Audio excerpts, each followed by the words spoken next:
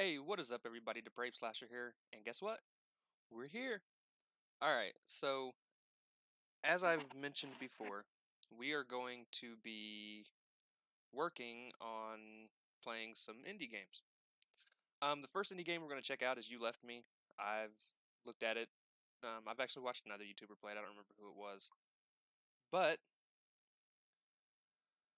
I'm super excited to try this out. As you can see, there are some things different going on. And please excuse me, I am setting up. There we go. No, I don't want to watch the Grammys. Get off my screen.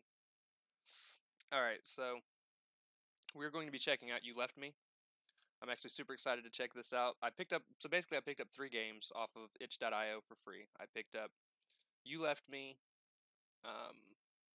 Midnight Scenes Episode 1, and the last one was... What was the last one? Oh, Raft. I don't know if Raft is the full version, because you can get it on Steam for like $20, but we are going to be checking it out. Hey, Chop, welcome to the stream. Hey, what's going on, Alex? That dude that you see is me. I know. You guys aren't used to like me having my cam up and things like that. I'm hoping it doesn't like if it starts to like buffer and slow things down, I'll remove the cam. I've also got the chat bot active. I do believe. Nick, someone's in your house. It's me. It's me. I promise.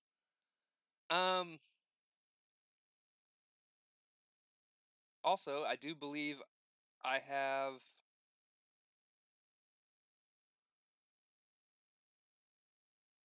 Hold on. Let's see if it's working.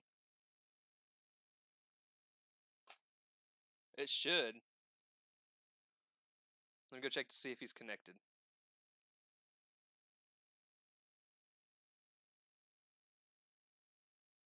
It should be connected.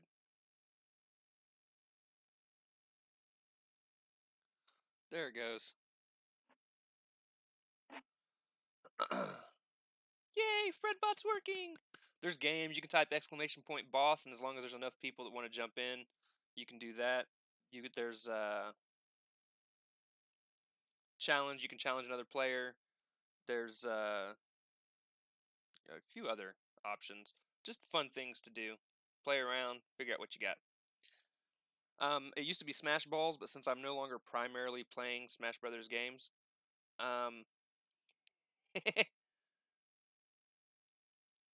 but since I'm no longer playing Smash Brothers games primarily until I get everything ready, I've changed it to be a more horror themed thing.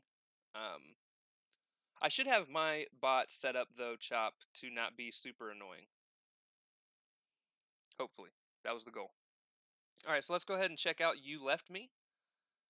This is the first indie game I wanted to check out. I know it's short because I've seen people play it. So, oh, the screen's all weird.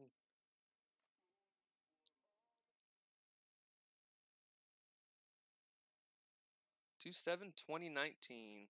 Oh, they actually have like today's date. That's cool. Wake up. 9:02 a.m. work. 10:02 p.m. sleep. Wake up.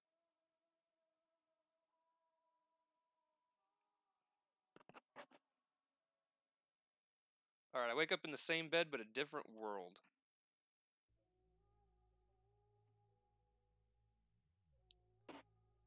Where am I? Why am I here? It's actually OBS's chatbot. Chop.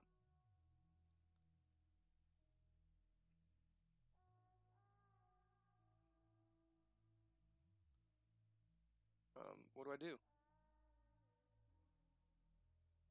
Oh. On the moon, clicks a 12-hour timer. What happens when night falls and time runs up? How do I get out of here before then? Pet the kitty? Oh, that is a weird looking cat. You gave me this cat. I love him like you had. Around him I feel comfortable, no need to pretend. Something doesn't seem right. But I can't remember how he looks up close. I have not, Alex. Can you guys not hear me at all?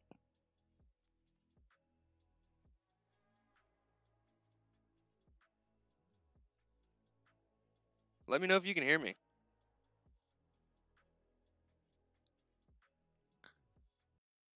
Um,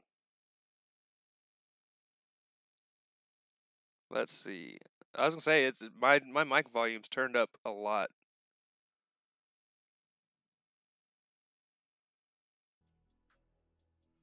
All right, talk pamper or leave him be. Let's pamper. Let's scritch scratch. Boof bird. I will marry you platonically. I love you. Thank you. Weird ass cat. All right, pat the cat. Bork, bork, bork, bork, borf. Ah! All right, I'll leave you to sleep now.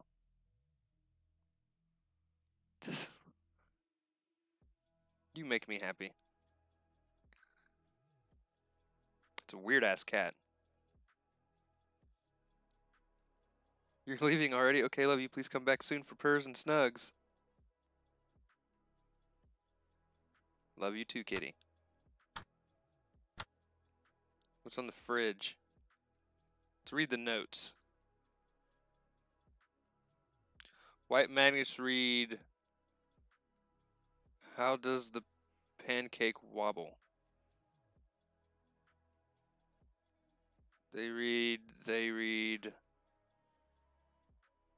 I'm trying but I can't read them. I see words but I don't understand what they mean. Death to all cats. I could see that. I could see that, Chop. I could definitely see that. I'm trying but I can't read them. Alright, try again, damn it. I don't know what's going on. I feel like my mind is working against me. I can't focus. It can't stop thinking about horrible things. I feel like I'm going crazy. I'm not scared of failure. Try again. After a few attempts, I get it. How does the pancake wobble? The magnets ask. First sticky note reads Daily Reminder Elu. From you know who, not the Harry Potter kind. Second note reads Remember Swain's Lane. Why? Third note reads Give this girl some milk. That's enough fridging for today. The moon rumbles. Alright, let's get out of bed. I made the laws. Why are we on a train? Where do I go? I need to escape this world before time runs out. Let's look outside. I hadn't noticed before now. Every day the bus passes the same flower field. You would have liked this. I wish I could show this to you. The flowers are gorgeous. I never learned to appreciate small things like these until you came along.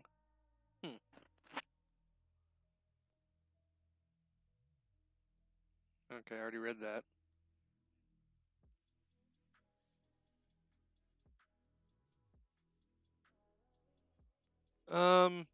Let's go to Swain's Lane. That's where they seem that they want me to go. You will respect my authority. Please don't sue me, South Park. Alright, I remember now. You died a while ago and I've been denying it since. But you wouldn't want that, would you? Me stuck in my head living a fantasy? When there's so much more of a reality to explore. The cat you left me, the flower fields that pass the metro.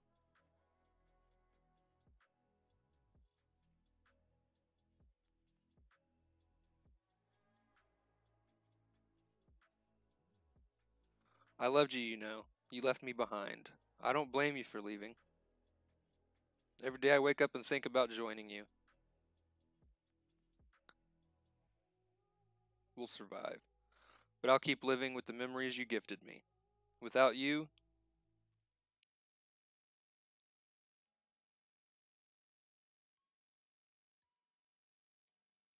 Hey, that's the end of the game, guys.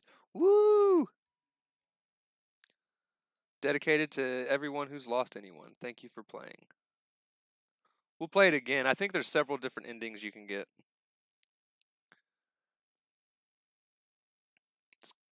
Like I said, most of these indie games, guys, are short games. For those of you that don't know what indie games are, they're typically made by developer teams of like 1 to 4 or 5.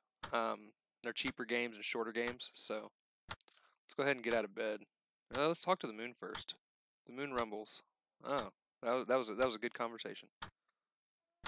Many hours pass. All right, let's get out of bed.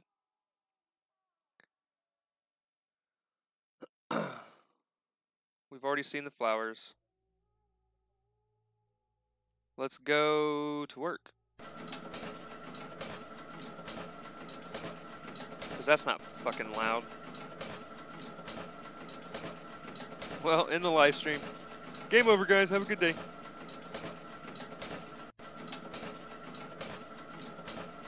Let's talk. Do I have to socialize like a full functioning human?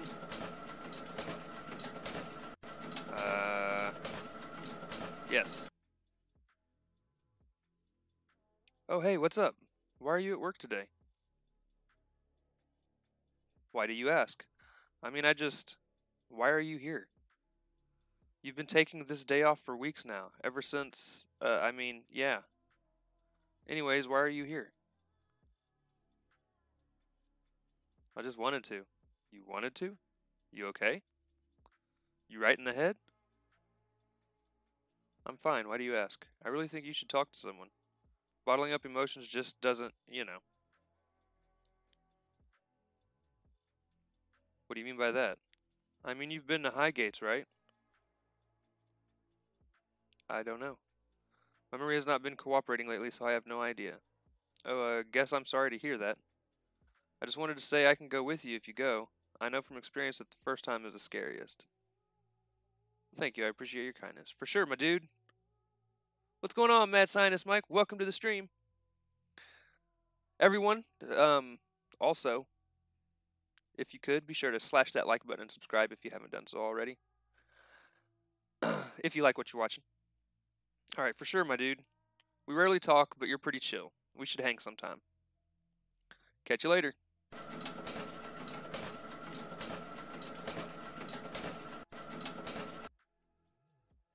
Oh, what the hell is that creepy looking fucking thing?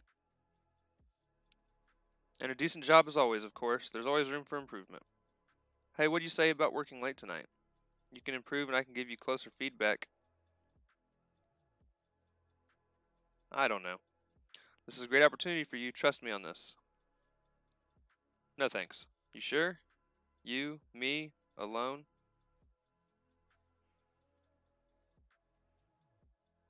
Is coercing legal? I don't know how I got him off my back, but I did. Right? That guy's all super creepy and shit. Just another long, long day.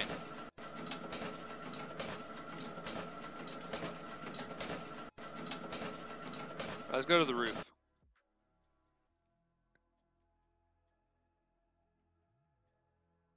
Should we go back to work or fly, guys? Let's fly. I have a feeling it's going to kill me, though.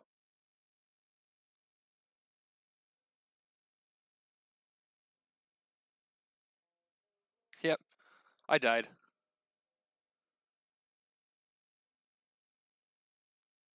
Woo! I like how you can play with the screen. That's fucked up. All right, we'll go through one more time before we jump to the next game. Like I said, I didn't think that this game would is a very long game. Let's go to the clinic.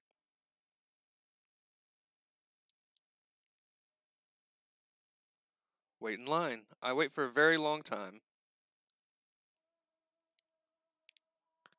Just as I was beginning to lose hope, they called my name.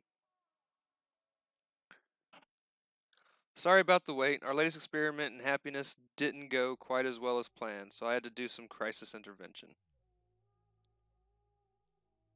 Enough about me. What can I do for you today? How do I get out of this world? Excuse me? Can you repeat that?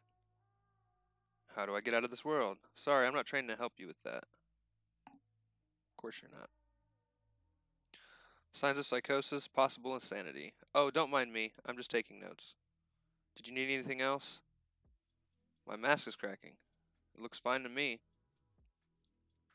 Can I try something else instead? Let me see. Would you like to try our new patented happy pills?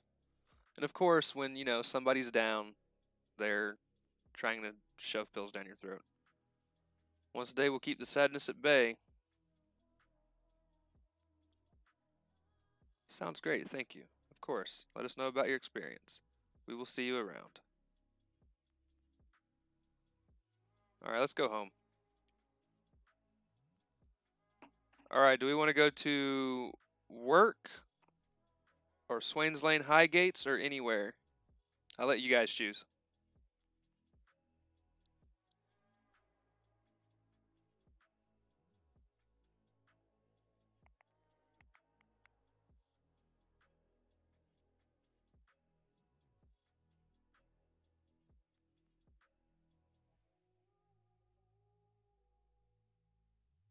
Dude, how long is a typical...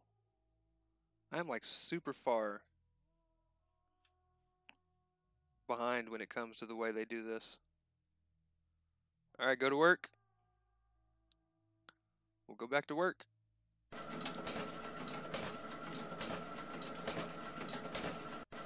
Alright, let's do this a little differently though. We're going to talk.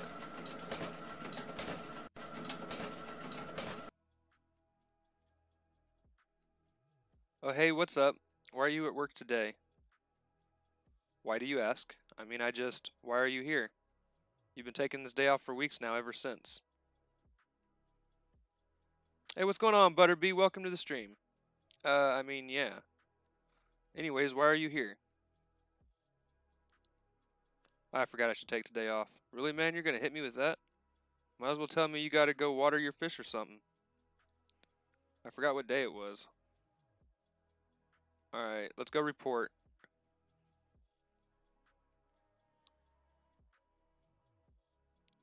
And a decent job as always. Of course, there's always room for improvement. Hey, what do you say about working late tonight?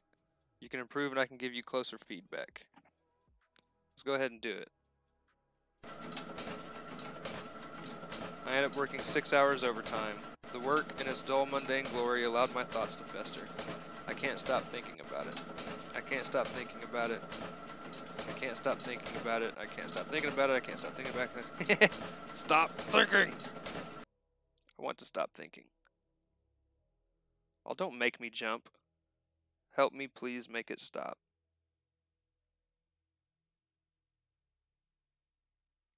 Let's go back to work.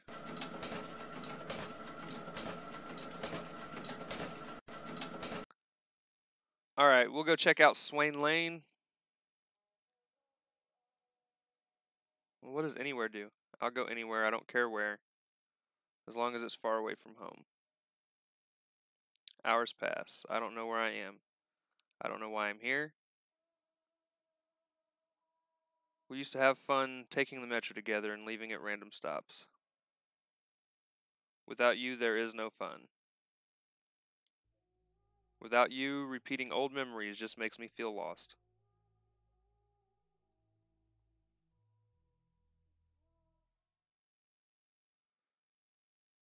Right, chap? It's actually a very good assessment. By the end of the adventure, I felt like I left a little of my soul to every place I visited. The park. Hold on, guys.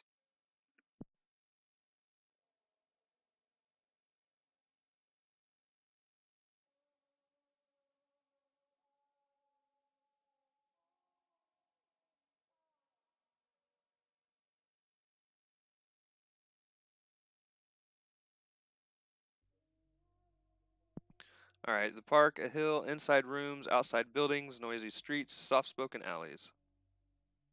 Night finally falls. When I get back on the bus to head home, no one is there. The loneliness is suffocating.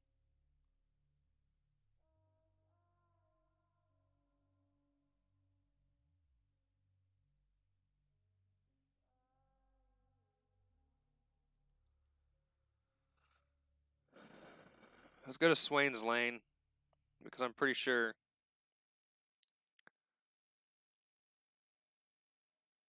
Alright, I remember now. I've been here before.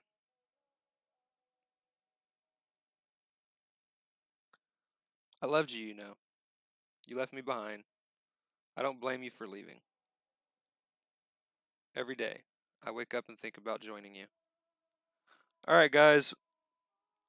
Do we want to give in to see what kind of animation they give us, or do we want to go ahead and survive?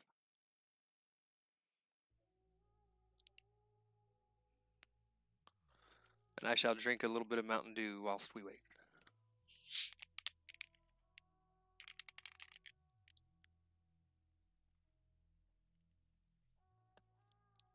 Love me some Mountain Dew.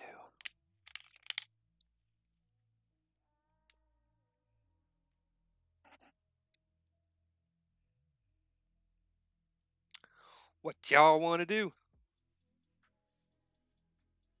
Survive? Alright, we'll survive. Just so this doesn't get too depressing. But I'll keep living with the memories you gifted me. Without you... And then she cuddles with her kitty. We live.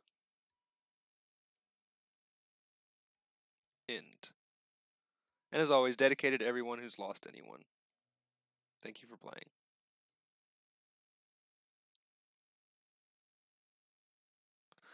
Like...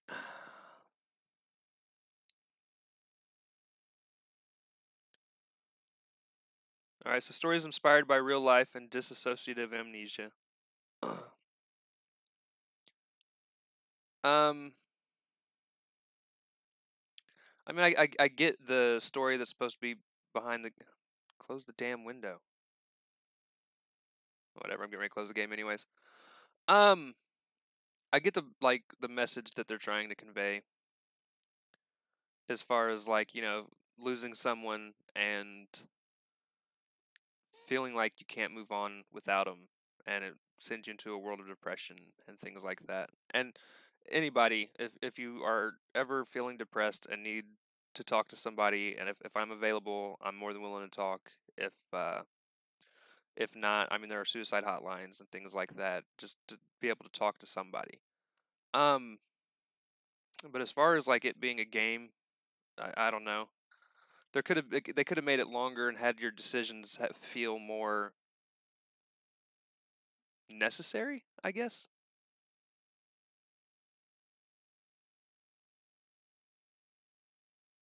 Oh, no problem, Vex. Thanks for stopping by. Hope you have fun with your video callback. Everyone, be sure to check out Vest Exists channel. She does videos and streams very occasionally. Amazing person, amazing person. But yes, I mean, this was this game was all right. I mean, for free, it's free. All these games, by the way, are free on itch.io. You can find the link in the description below. But it was okay. I'm actually, like, this was the one I was least excited for. That's why I started with it. We're going to play another horror game after this. Go ahead and close that. Give you guys a blank screen. I'm going to go ahead and take my camera off for a moment. And we are going to load up a game called Midnight Scenes.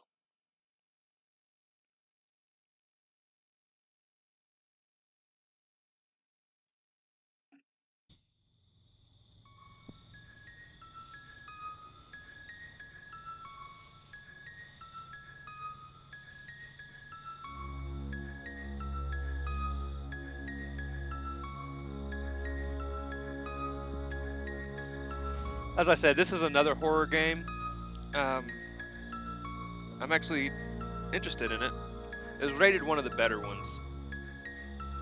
But of course, itch.io is kind of like a crapshoot. You never know what you're going to get when you get into it.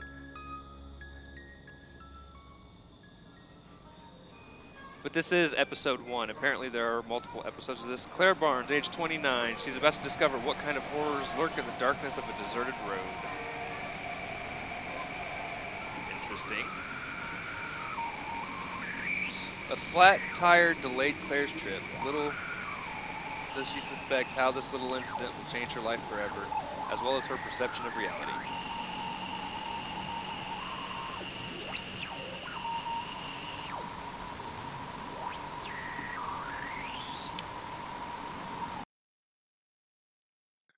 We're going to turn the sound effects volumes down just a smidge.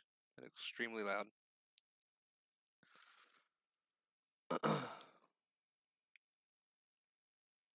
Resume.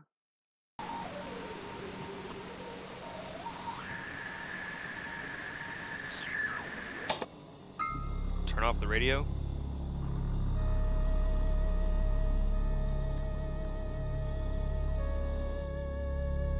Tonight's episode, The Highway.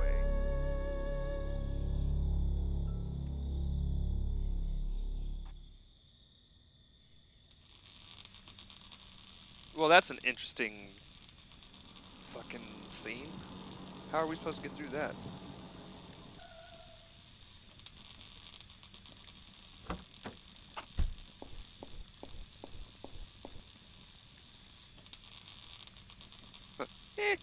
An unexpected obstacle, a new delay for Claire. She might need to find some help to resume her journey as soon as possible. Fortunately, she notices a signal pointing to a nearby emergency phone. Let's wish her luck.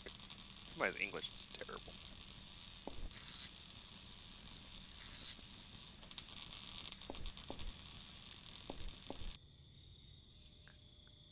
What the hell are you?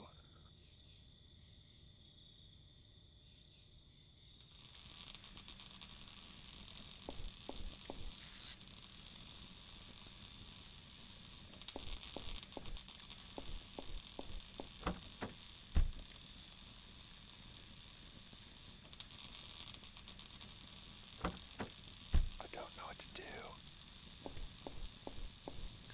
Hold on. Let's see if we can walk this way. See what happens.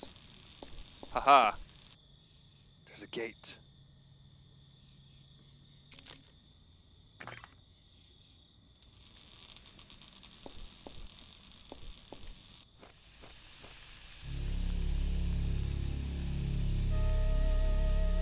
What the hell?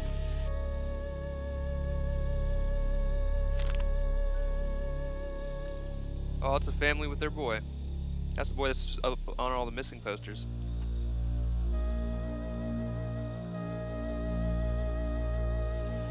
Huh. It's in the back.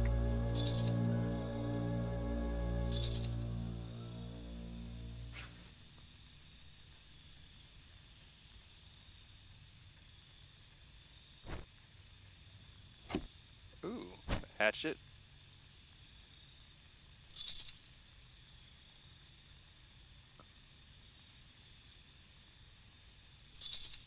So we need a key to get the bolt cutters.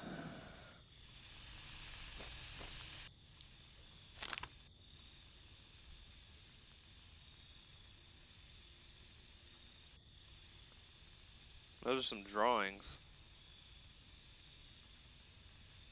Oh, I'll have the cam back up in a minute, Chop.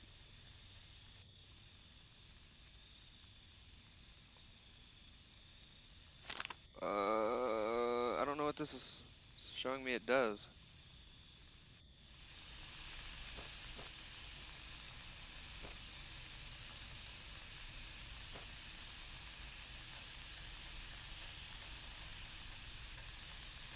What is that? Broken mop.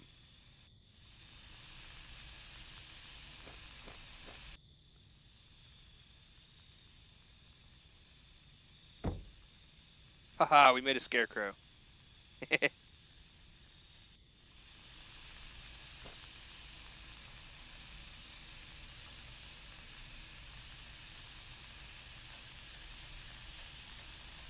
Alright.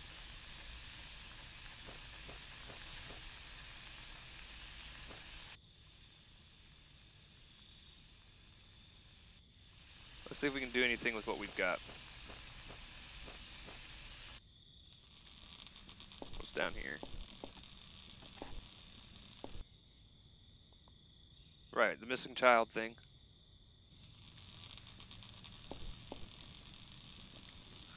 Alright, so we can't go down anymore.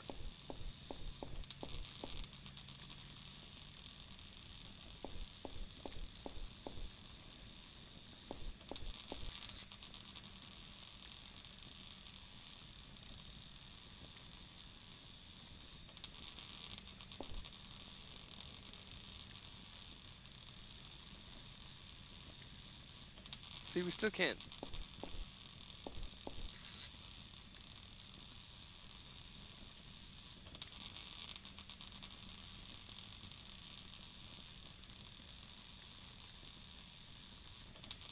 I don't know what to do.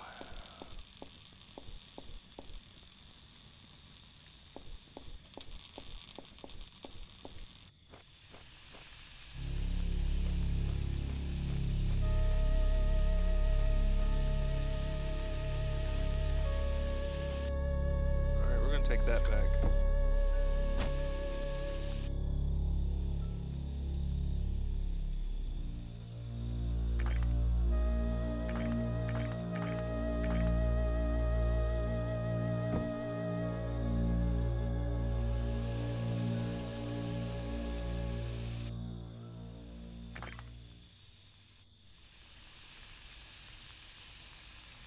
What the hell?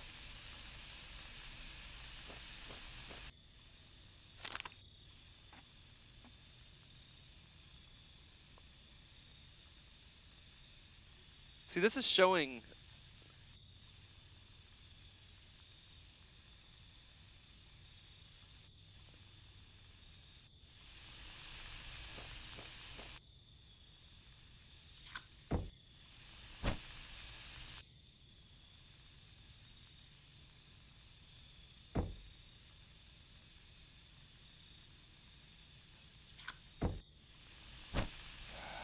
I don't know what to do.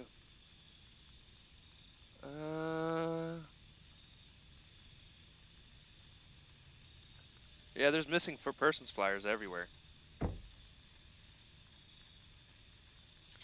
That just drops that off.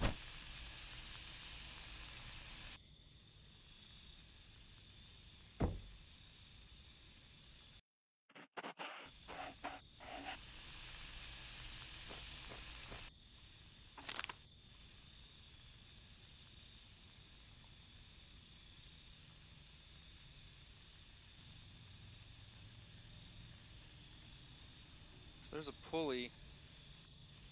Is there a way? Maybe. Let me go back in the truck.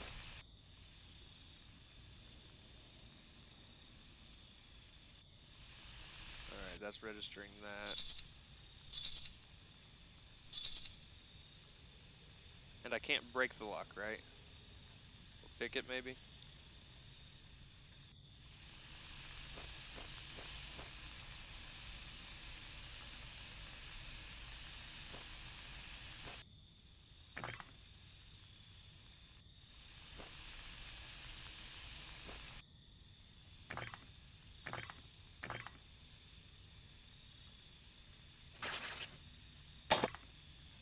There we go.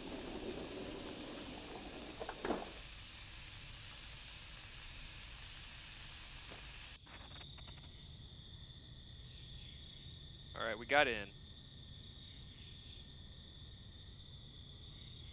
Alright.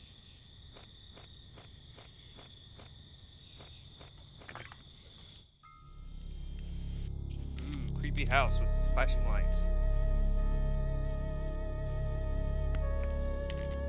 Alright, I'll bring back up the webcam now. I'm back.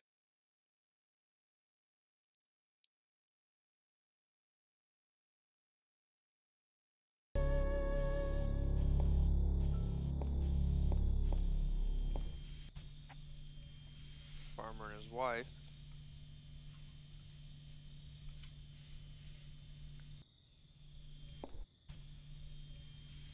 Them having a baby.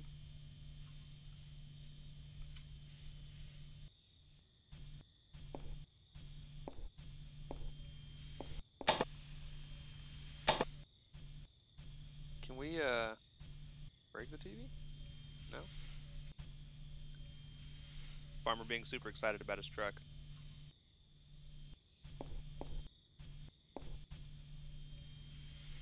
Then fixing the thing. It's in the bathroom.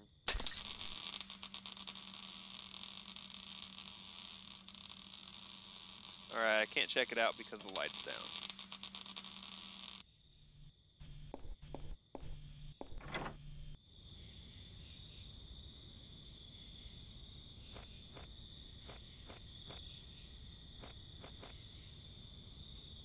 Of course you can't reach it.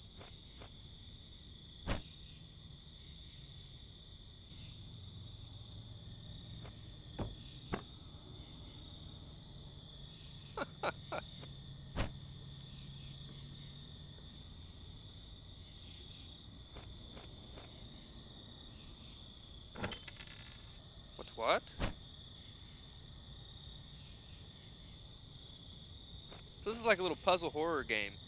Give me knives. You should have knives. I don't know how to reward people with knives. That's my only problem.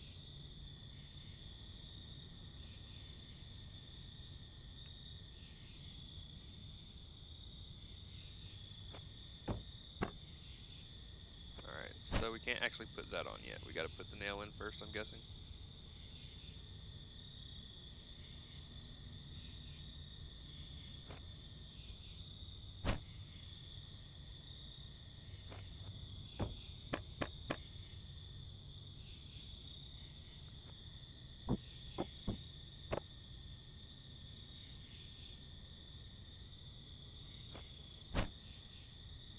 We got the lantern.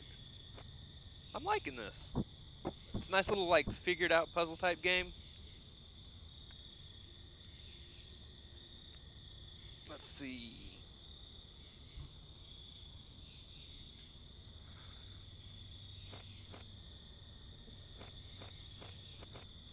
This should allow us to actually look in here again.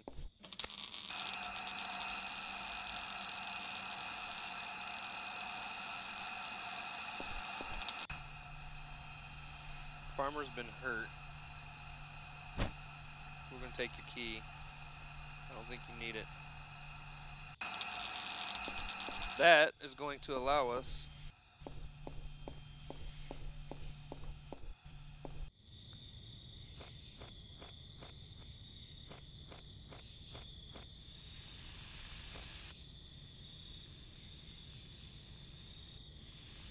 I was just gonna see if I can take that shit back.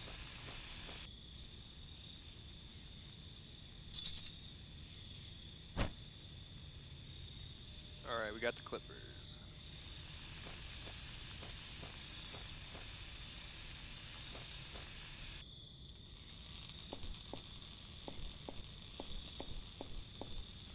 No, don't get in the car, damn it.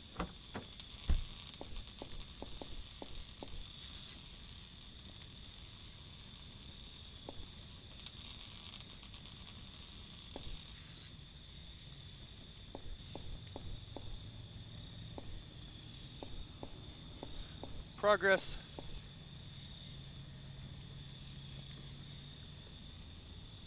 Yeah, I'm actually, this is, for a free game, not bad. I'm actually really liking this.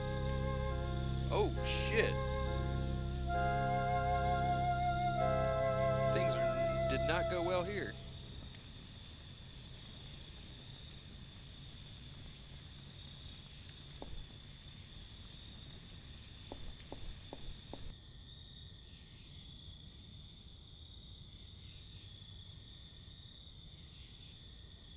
Alright, so I can't actually take anything. It's a map of the area, though.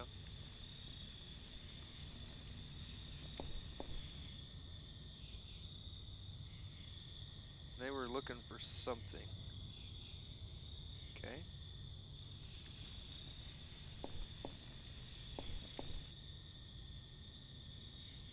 Oh, they were running experiments on somebody.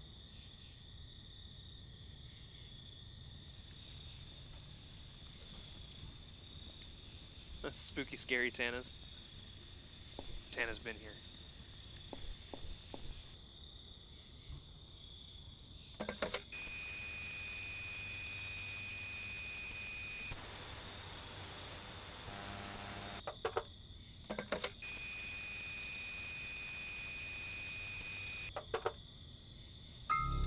Oh shit.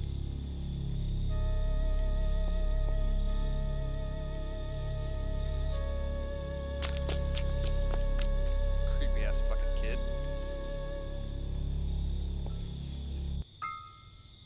Aw, he had a horse.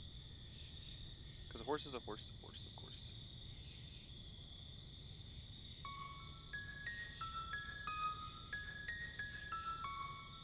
Claire Barnes, age 29. With great effort, she finally managed to push aside the fallen power pole and resume her journey.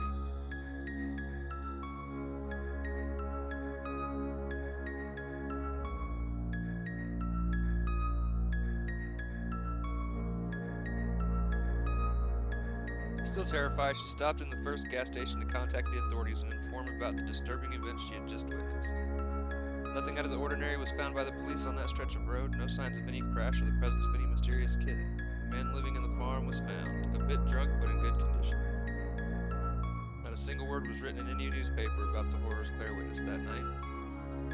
She went on with her life, trying to convince herself that she wasn't crazy after all, that she probably just saw something not meant to be seen.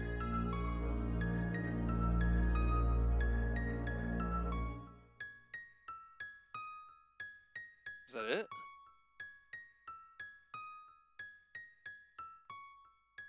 Huh. It could be me or Tana. What year is this? I don't know. I don't know when this was set. I'm a little sad that's all there was, though. But there is a part 2. I don't have part 2. I'll get it for the next indie game night to check it out, because that was pretty cool.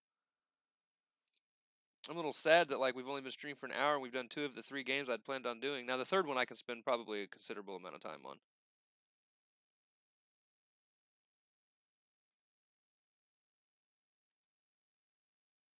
Is that it?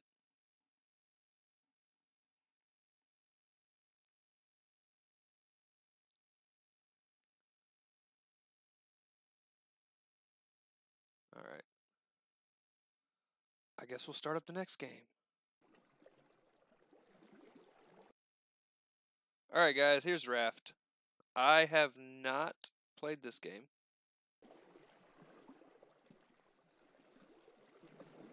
I'll go to options. Now this is a survival game.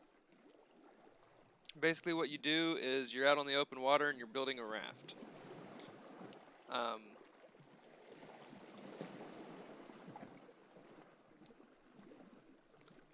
Yeah, we know all about that. What are the controls? Mouse sensitivity will turn up quite a bit. I don't want to invert the y-axis. Oh, okay, it wasn't checked. Audio, we'll turn the music down a little bit.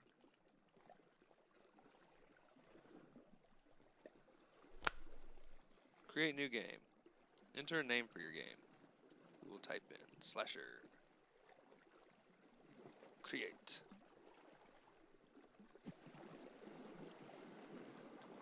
Found my parcel, took over a kid, killed many people, but one person.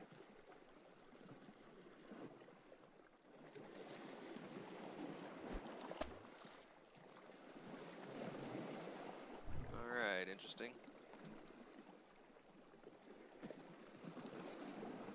Hold on 1 second, guys. Okay, Mom.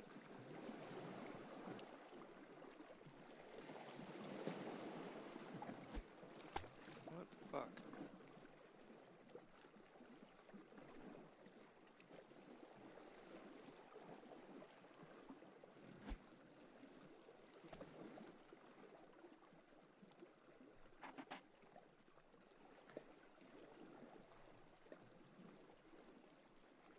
I want that stuff.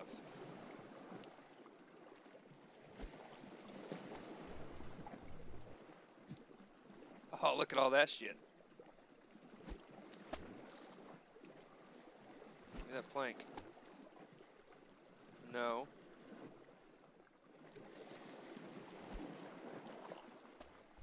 I want the plank.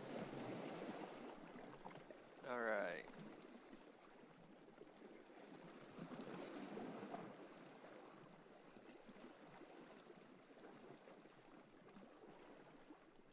How do we build?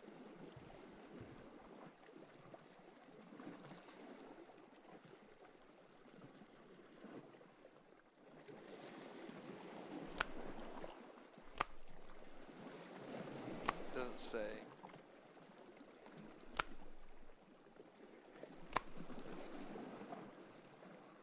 Guess we'll figure it out.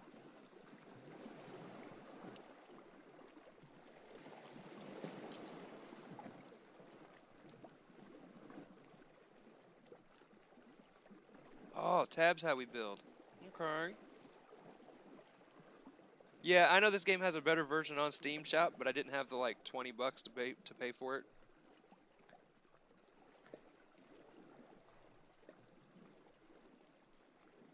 Alright, so I don't have any of that.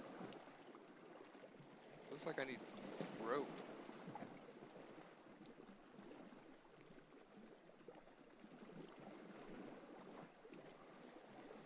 Alright, so I still need to collect some more things.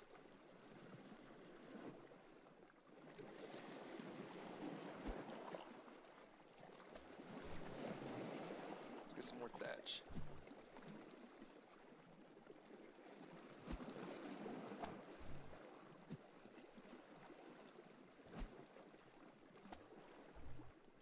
Some more wood.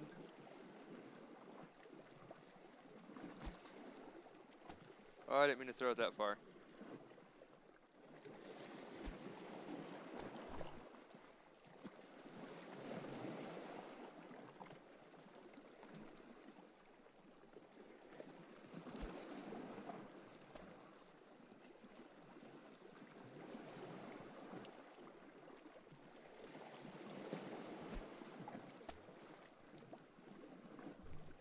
Got it. Alright, so we got some scrap.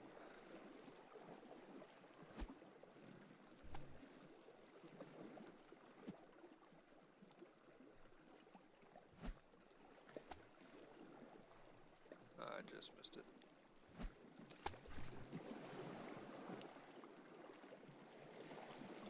We build with scrap. Can't build shit with scrap. I mean, we could build a chest. See, I need 10 pieces of scrap to build a chest, though.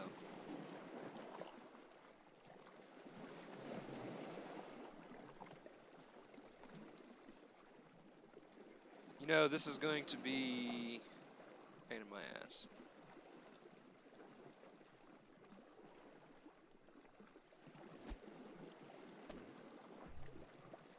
Oh, scrap.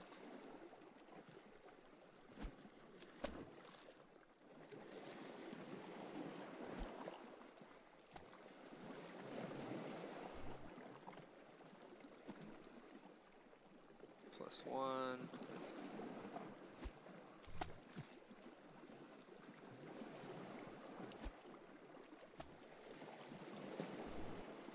Some more scrap.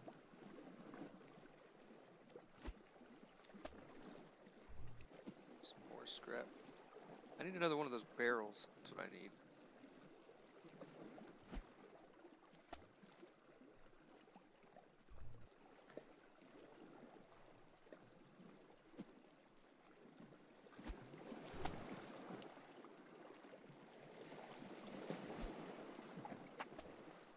They don't give enough scrap.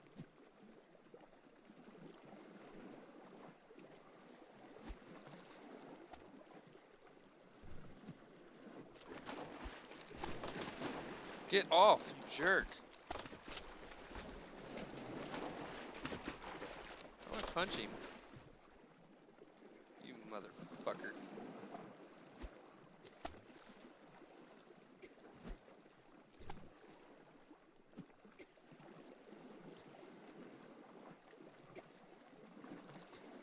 How do I get...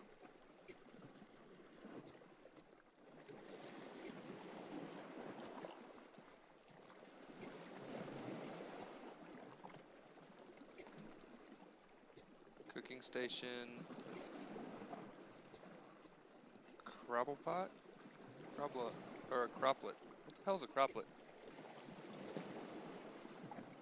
Yeah, Butterbee. I don't know how much longer I'm going to play this game. This game doesn't really... Okay, I can craft nails. Which is cool. I can craft rope.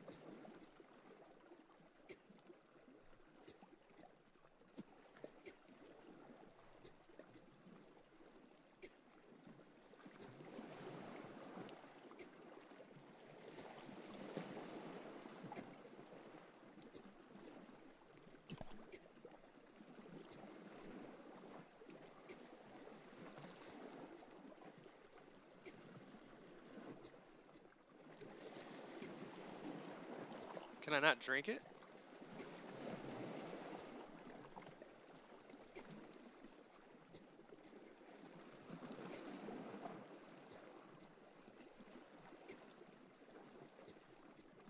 Purifies water, so I need to build rope. Okay.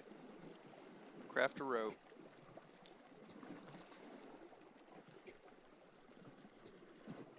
We'll craft a water purifier.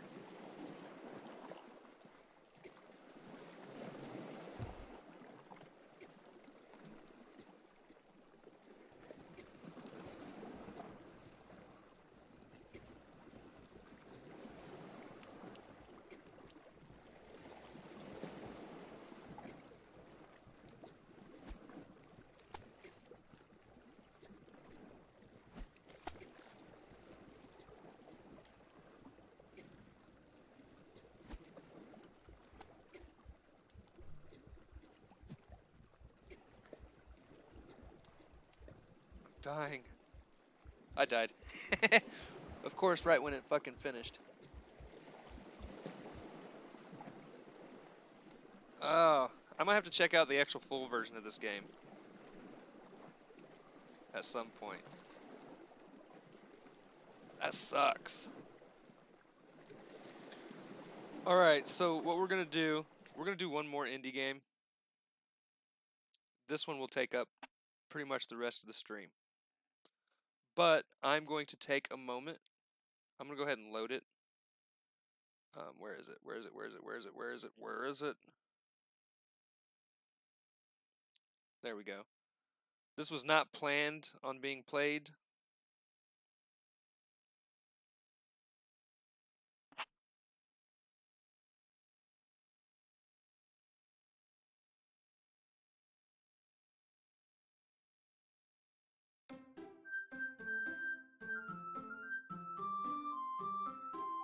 So what we are going to do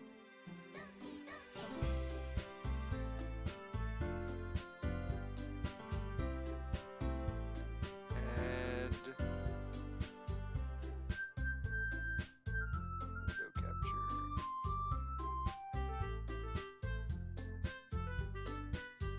There we go.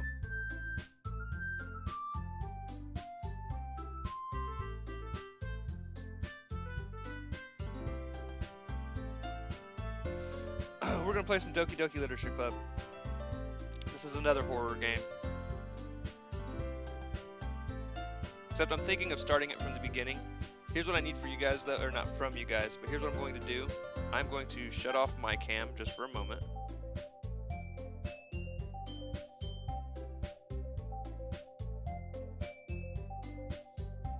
Because I'm going to take a quick trip into the kitchen to make my girlfriend's son something to eat real quick because he's hungry. And I will be right back, guys. Give me one moment.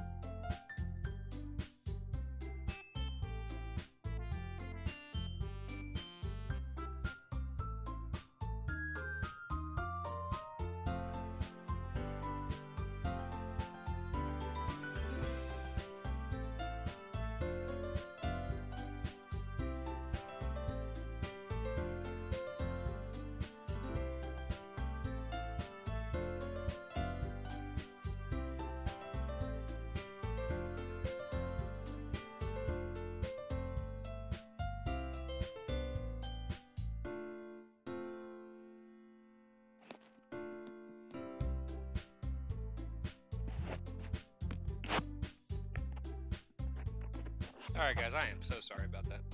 I'm back. For those of you that stuck around, I appreciate it.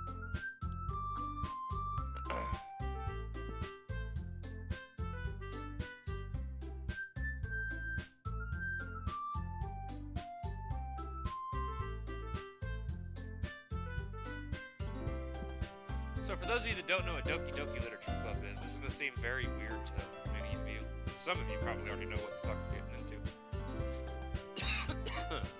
So, Doki Literature Club is a psychological horror game, but it takes a while to pick up as far as being a psychological horror game. So, basically you're a new kid, or you're not a new kid, you're a kid in school, and these 4 girls want you to join their literature club. And you do kind of flirt off and on with them. Something crazy happens at the end of the very first playthrough. Once you finish that,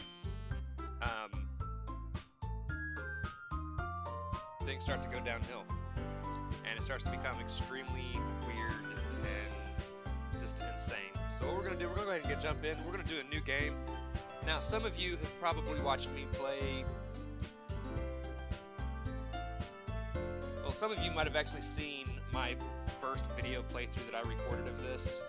I didn't play through the entire thing, then it was just a small section of it. We're still going to start over from the very beginning, and I'll turn this into a more, I'll actually stream it type of thing.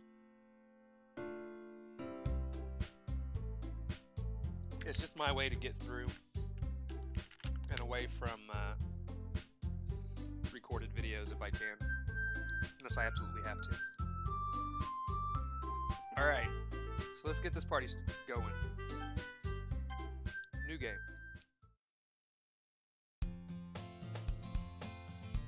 Hey! I see an annoying girl running toward me from the distance, waving her arms in the air like she's totally oblivious to any attention she might draw to herself. That girl is Sayori, my neighbor and good friend since we were children. You know, the kind of friend you'd never see yourself making today, but it just kind of works out because you've known each other for so long. We used to walk to school together on days like this, but starting around high school, she would oversleep more and more frequently, and I would get tired of waiting up. But if she's going to chase after me like this, I almost feel better off running away. However, I just sigh and idle in front of the crosswalk and let Sayori catch up to me. Ha ha! I overslept again. But I caught you this time. Maybe, but only because I decided to stop and wait for you.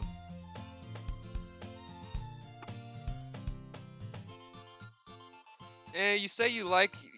hold on. You say that like you were thinking about ignoring me. That's mean, Slasher.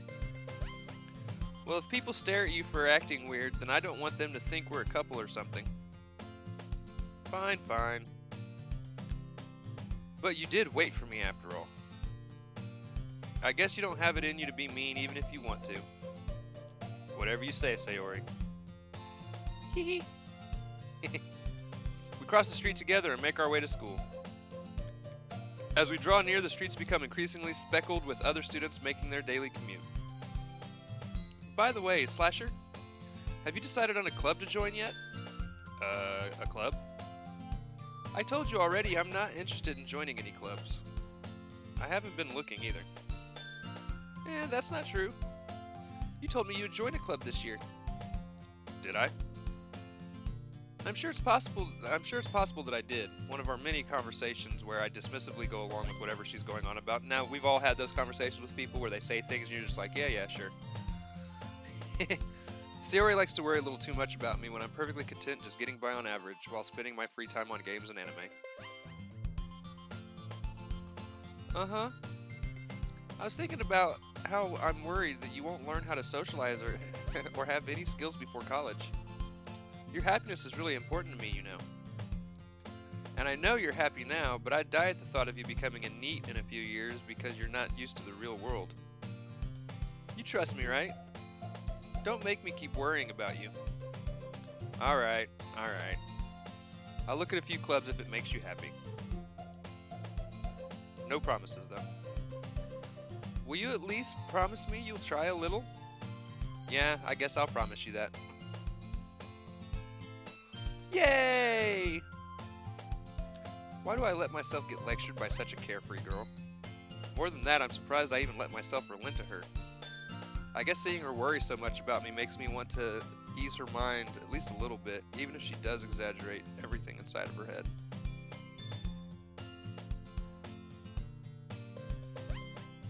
The school day is ordinary as ever, and it's over before I know it. After I pack up my things, I stare blankly at the wall looking for an ounce of motivation. Clubs. Sayori wants me to check out some clubs. I guess I have no choice but to start with the anime club. Hello? Sayori.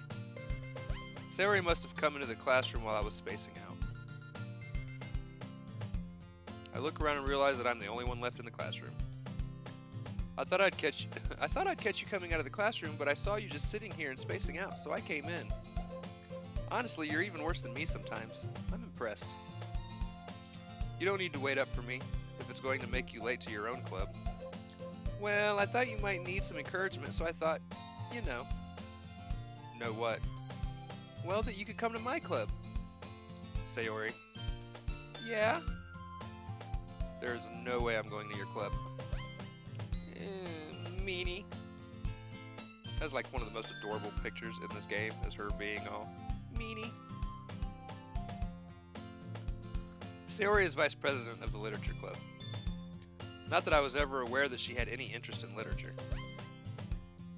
In fact, I'm 99% sure she only did it because she thought it would be fun to help start a new club. Since she was the first one to show interest after the one who proposed the club, she inherited the title vice president. That said, my interest in literature is guaranteed to be even less. Yeah, I'm going to the anime club. Come on, please. Why do you care so much anyway? Well, I kinda told the club yesterday I would bring in a new member. And Natsuki made cupcakes and everything. Don't make promises you can't keep. I can't tell if Sayori is really that much of an airhead or if she's so cunning as to have planned all of this out. I let out a long sigh. Fine, I'll stop by for a cupcake, okay? Yes, let's go!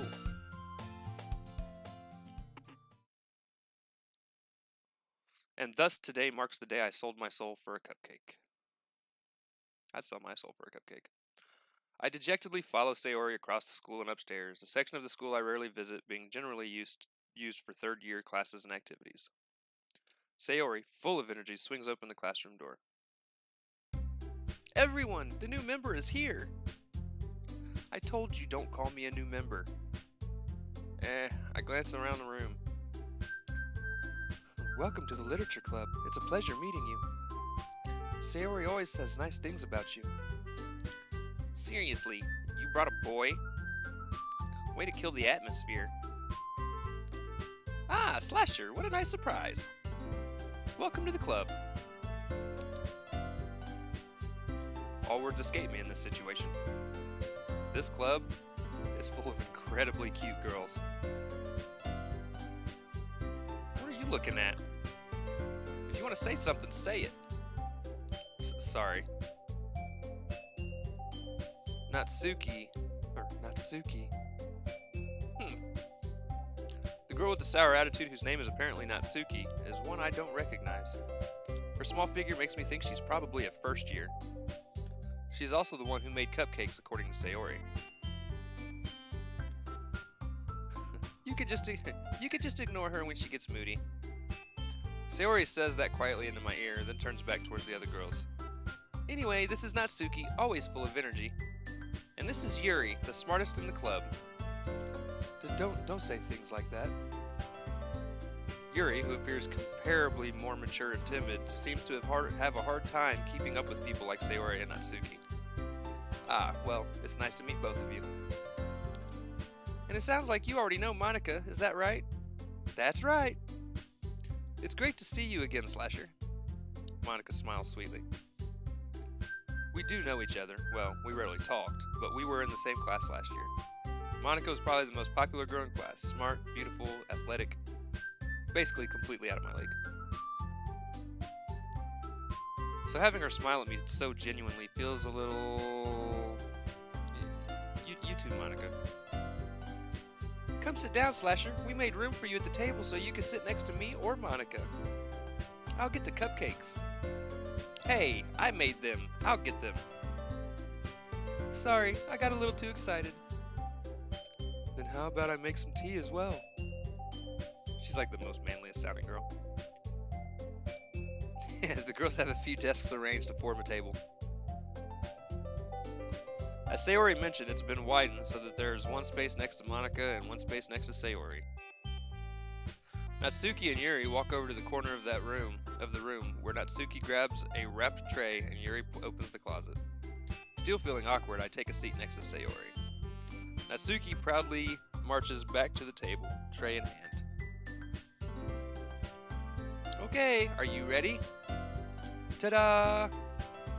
Whoa! Natsuki lifts the foil off the tray to reveal a dozen white fluffy cupcakes decorated to look like little cats. The whiskers are drawn with icing and little pieces of chocolate were used to make ears. So cute! I had no idea you were so good at baking, Natsuki. Well, you know. Just hurry and take one. Sayori grabs one first, then Monica. I follow. It's delicious! Sayori talks with her mouth full and has already managed to get icing on her face. I turn the cupcake around in my fingers, looking for the best angle to take a bite. Natsuki is quiet. I can't help but notice her sneaking glances in my direction. Is she waiting for me to take a bite? I finally bite down. The icing is sweet and full of flavor. I wonder if she made it herself. This is really good. Thank you, Natsuki. Well, why are you thanking me? It's not like I... Haven't I heard this somewhere before? I made them for you or anything. I thought you technically did. Sayori said... Well, maybe. But not for, you know, you, dummy. Alright. I give up on Natsuki's weird logic and dismiss the conversation. Yuri returns to the table carrying a tea set. She carefully places a teacup in front of each of us before setting down the teapot next to the cupcake tray. You keep a whole tea set in this classroom? Don't worry, the teachers gave us permission. After all, doesn't a hot cup of tea help you enjoy a good book? I guess. Don't let yourself get intimidated. Yuri's just trying to impress you. That's not... Insulted, Yuri looks away. I mean that, you know. I believe you. Well, tea and reading might not be a pastime for me, but at least I enjoy tea.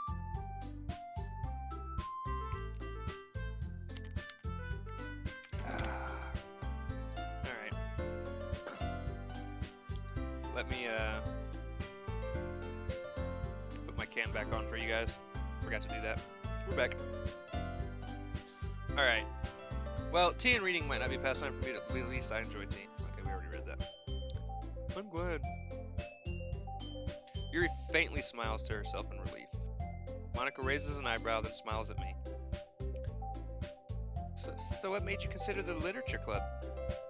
I was afraid of this question. Something tells me I shouldn't tell Monica that I was practically dragged here by Sayori. Well, I haven't joined any clubs yet, and Sayori seemed really happy here, so... That's okay. Don't be embarrassed. We'll make sure you feel right at home, okay? As president of the literature club, it's my duty to make the club fun and exciting for everyone. Monica, I'm surprised. How come you decided to start your own club? You could probably be a board member for any of the other major clubs. Weren't you a leader of the debate club last year? Well, you know. To be honest, I can't stand all of the politics around the major clubs. Feels like nothing but arguing about the budget and publicity and how to prepare for events. I'd much rather take something I personally enjoy and make something special out of it. And if it encourages others to get into literature, then I'm fulfilling that dream. Monica really is a great leader. Yuri also nods in agreement. then I'm surprised there aren't more people in the club yet. It must be hard to start a new club. You could put it that way.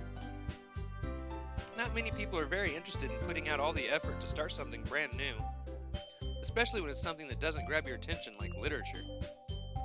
You have to work hard to convince people that you're both fun and worthwhile. But it makes school events like the festival that much more important. I'm confident that we can all really grow this club before we graduate. Right, everyone? Yeah!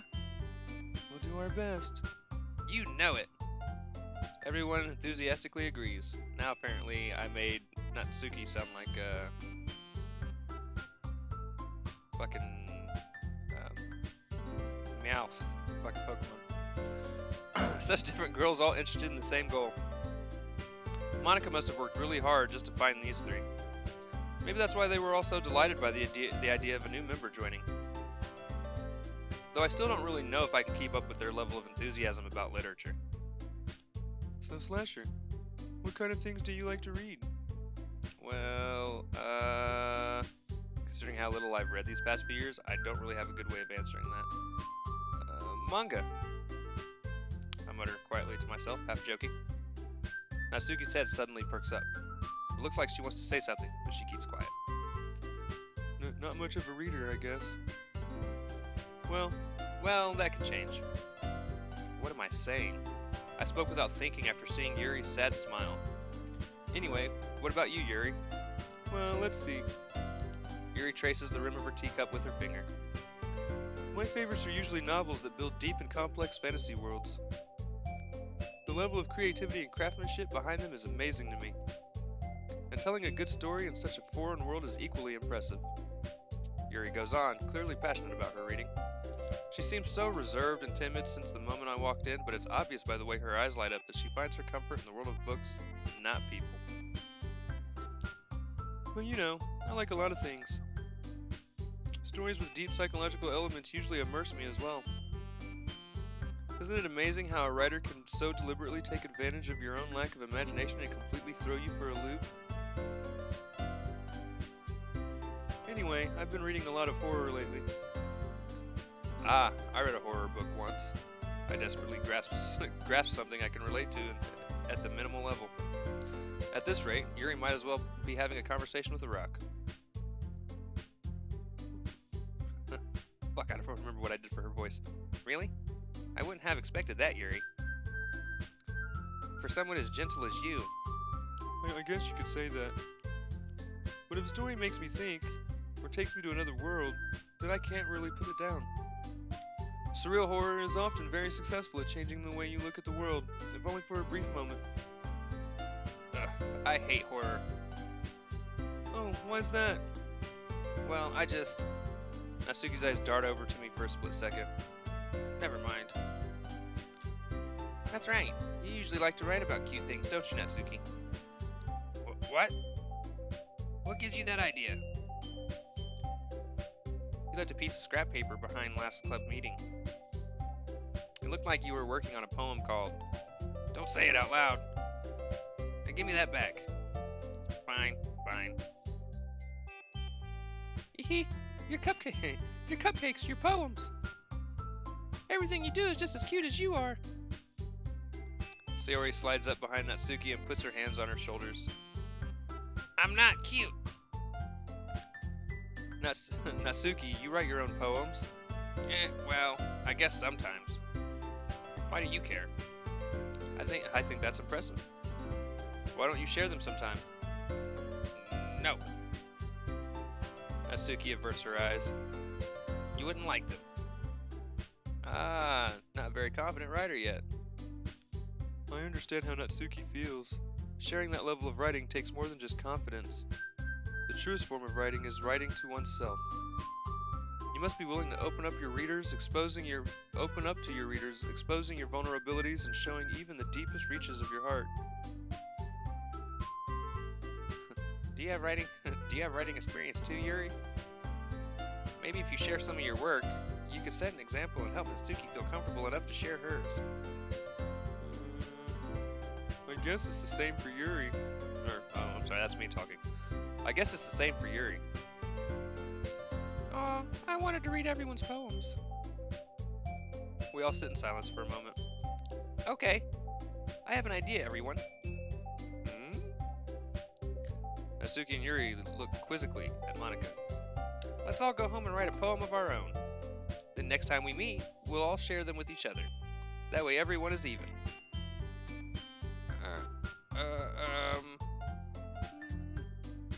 Yeah, let's do it. Plus, now that we have a new member, I think it will help us all get a little more comfortable with each other and strengthen the bond of the club. Isn't that right, Slasher? Monica smiles warmly at me once again. Hold on, there's still one problem. And what's that? Now that we're back to the original topic of me joining the club, I bluntly come forth with what's been on my mind the entire time. I never said I would join this club. Sayori may have convinced me to stop by, but I never made any decision. I still have other clubs to look at, and, I lose my train of thought. All four girls stare back at me with dejected eyes. But, I'm sorry, I thought...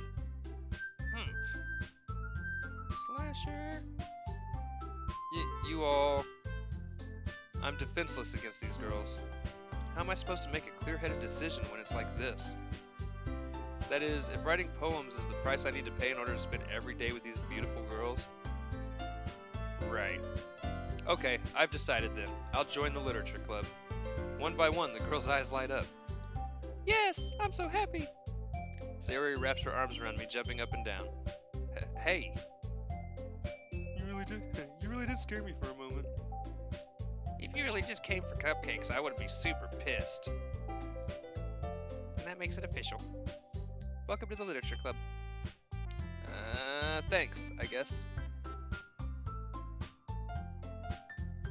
Oh yeah, Butterby.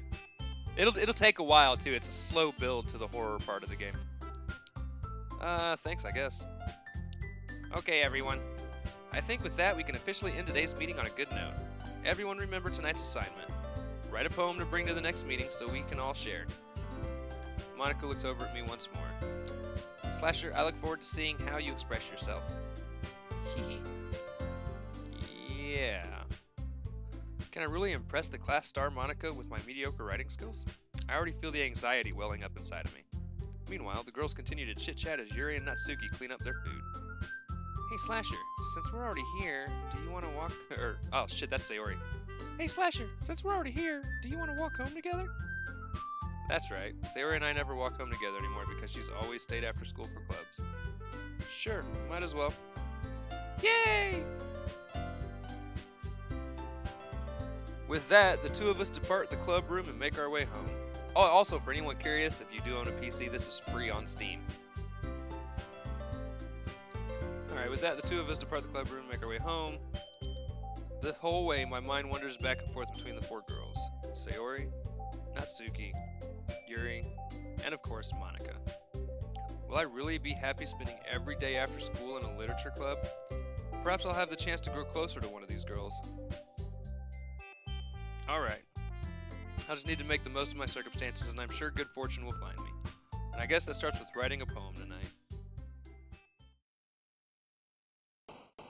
Alright, it's time to write a poem. Pick words you think your favorite club member will like. Something good might happen with whoever likes your poem the most. Alright, so I'm shooting for Sayori.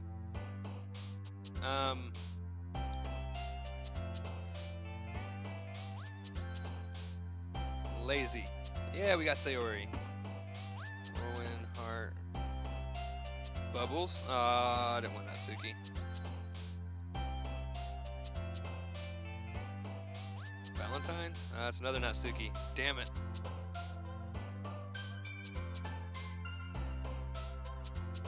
Blanket. Damn, we're killing the Natsuki. Sparkle, Determination. Jump. There's no way that's Natsuki.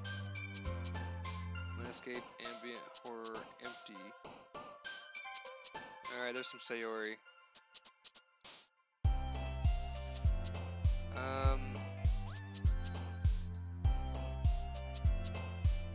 Playground.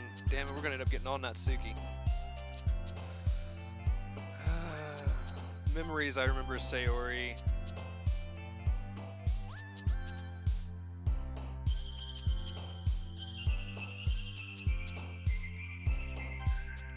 Miss Sayori.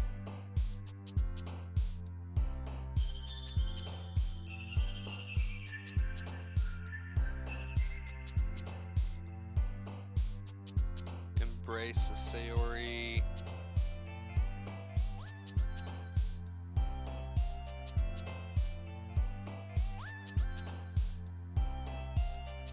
Misfortune. We're finally picking up on the Sayoris.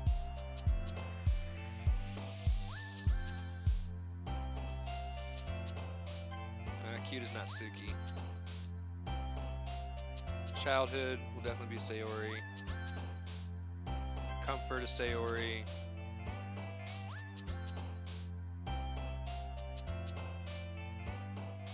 Imagination. Oh, we actually got one of Yuri's. Daydream is definitely Sayori.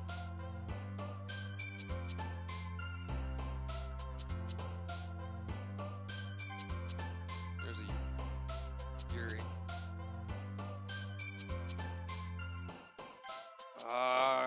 Not Natsuki. Tragedy. And go Pain. Looks like we got a bunch of Sayori there. So hopefully. Alright. Hi again, Slasher. Glad to see you didn't run away on us. Nah, don't worry. This might be a little strange for me, but I at least keep my word. Well, I'm back at the literature club. I was the last to come in, so everyone else is already hanging out. Thanks for keeping your promise, Slasher. I hope this isn't too overwhelming of a commitment for you. Making you dive headfirst into literature when you're not accustomed to it. Oh, come on, like he deserves any slack. Sayori told me you didn't even want to join any clubs this year. And last year, too. I don't know if you plan to just come here and hang out or what. But if you don't take us seriously, then you won't see the end of it. Natsuki, you certainly have a big mouth for someone who keeps her manga collection in the club room. Natsuki finds herself stuck between saying Monica and manga. Manga is literature. Swiftly defeated, Natsuki plops back into her seat. Don't worry, guys. Slasher always gives it his best as long as he's having fun. He helps me with busy work without me even asking. Like cooking, cleaning. Like cooking, cleaning my room. How dependable. Sayori, that's because your room is so messy it's distracting. And you almost set your house on fire once. Is that so? You two really are good friends, aren't you? I might be a little jealous. How come? You and Slasher can become good friends too. Sayori. As usual, Sayori seems oblivious to the weird situation she just put me into. Oh! Yuri even brought you something today, you know? Wait, Sayori? Me? Not really. Don't be shy. It's really nothing. What is it? Never mind. Sayori made... Hold on. Sayori made it sound like a big deal when it's really not. What do I do? I'm sorry, Yuri. I wasn't thinking. I guess that means it's up to me to rescue this situation. Hey, don't worry about it. First of all, I wasn't expecting anything in the first place. So any nice gesture from you is a pleasant surprise. It'll make me happy no matter what. Is that so? Yeah, I won't make it a big deal if you don't want it to be. Alright. Well, here. Yuri reaches into her bag and pulls out a book. I don't want you to feel left out, so I picked out a book that I thought you might enjoy. It's a short read, so it should keep your attention, even if you don't usually read. And we could, you know, discuss it if you wanted. This is... How is this girl accidentally being so cute? She even picked out a book she thinks I'll like, despite me not reading much. Yuri, thank you. I'll definitely read this.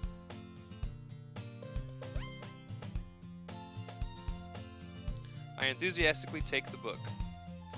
Whew. Well, you can read it at your own pace. I look forward to hearing what you think.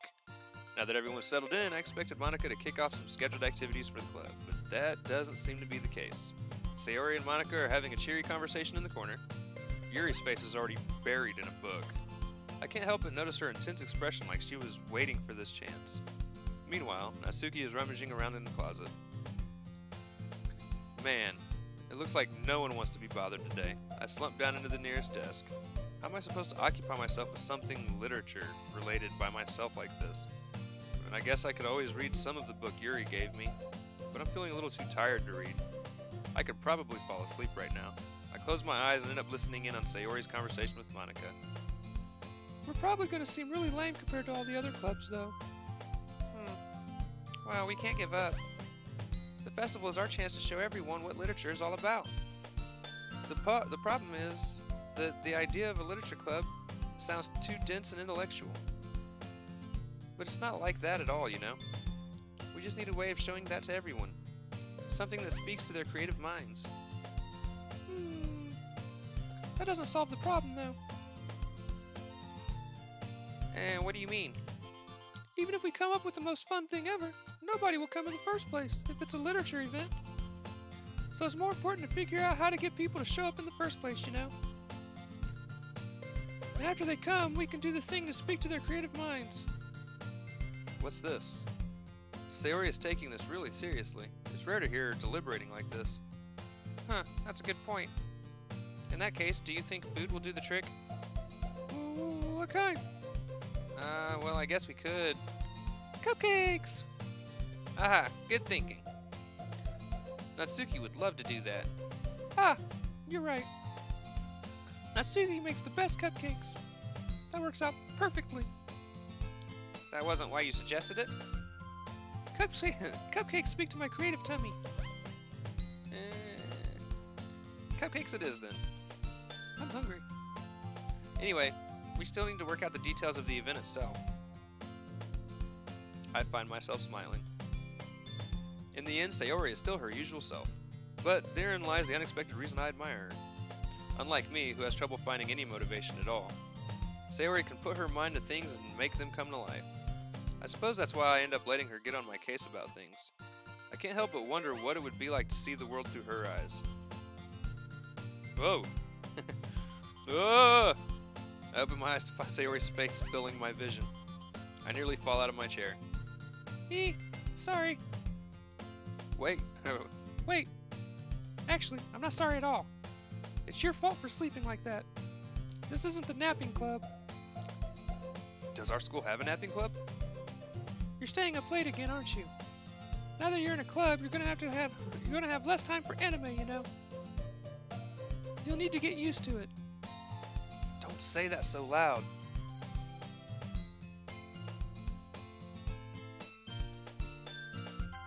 Oh, I didn't mean to click on settings. Return. Don't say that so loud. I glance over my shoulder to see if Monica overheard. It's true, though.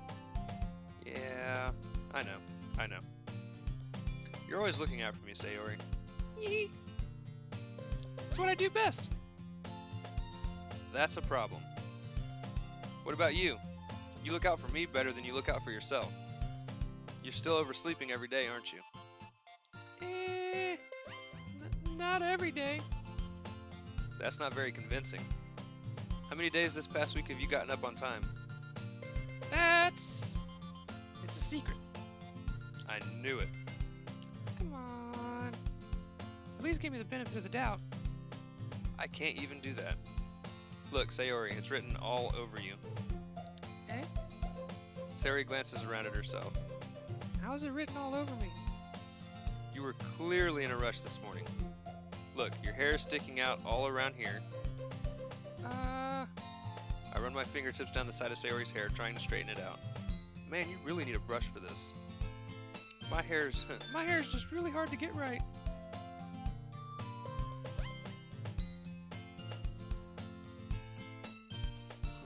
So you're the only one in that club? They sure eat a lot of cupcakes, and they are the special kind. They probably are the special kind. My hair is really hard to get right. I won't fall for that.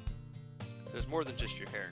Look, Your bow isn't straight either, and there's a toothpaste stain on your collar right here. I tried to wipe off the stain with my fingers. But nobody would ever notice that. Of course they would. Nobody's going to tell you about it because they don't want to embarrass you. Fortunately, I don't care about that. Hey, you meanie. You don't even keep your blazer buttoned up. Seriously, Sayori. Why do you think you don't have a boyfriend yet? Eh? That's super mean. Sorry, but you'll thank me later. I start to button her blazer from the bottom. Once you see how much better it looks, you'll change your mind. Yee. This is so funny. What is? Well, I was just thinking how weird it is to have a friend who does these kind of things. Eh? Don't say that. You'll make me feel weird about it, stupid. It's okay, though. I'm happy we're like this. Aren't you? I guess. Hey, be careful. The button might come off. Why is this one so hard to close? I struggle to fully close the button near her chest. Does this thing even fit you properly? Hee. It did when I bought it. If you ever buttoned it, you would have noticed sooner that it doesn't fit you anymore. What are you smiling about? It means my boots got bigger again. Don't say that out loud. Hee. Anyway, you look much better now. So, why does it feel strange to see Sayori's blazer buttoned up like that? What is so stuffy? It's not worth it at all. Sayori hastily unbuttons her blazer once more. Phew. That's so much better. Sayori puts her arms out and twirls around. So if I keep it unbuttoned, then I won't get a boyfriend, right? What kind of logic is that? And why are you saying that like it's a good thing? Because if I had a boyfriend, then he wouldn't even let you do things like this. And you take care of me better than anyone else would anyway. So that's why I'm keeping it unbuttoned. Stop saying all these embarrassing things. Eh? I didn't say anything embarrassing. Jeez. Well, anyways, just focus on trying to wake up a little earlier. Only if you focus on going to bed earlier. Fine. It's a deal. Hee. I guess we really are better taking care of each other than we are taking care of ourselves. Yeah, I guess so, huh?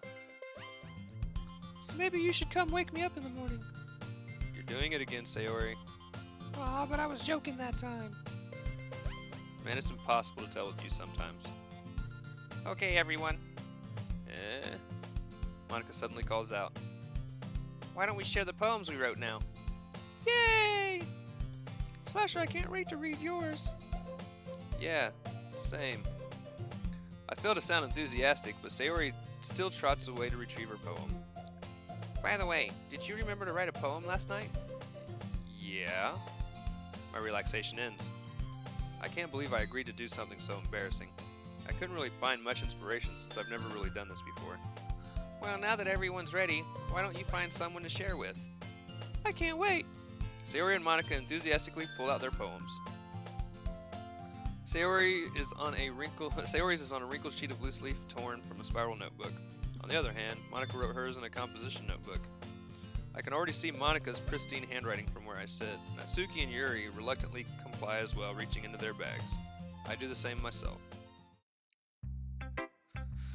Alright guys, who do we want to show our poem to first? Sayori, Natsuki, Yuri, or Monica? I will let you choose.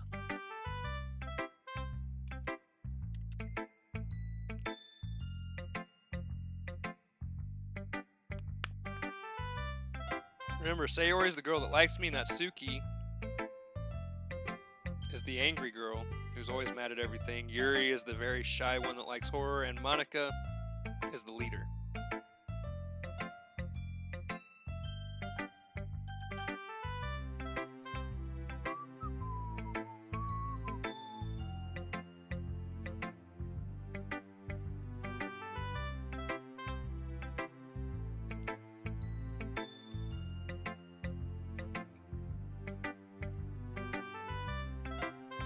Alright, I'm about to give 10 more seconds before I just go in order. Butterbee says Natsuki. We will go Natsuki.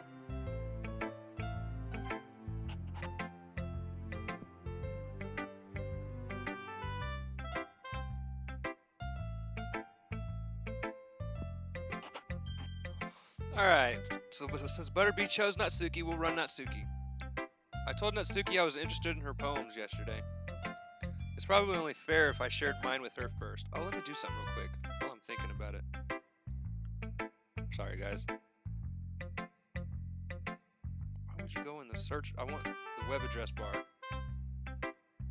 I'm gonna go ahead and change the,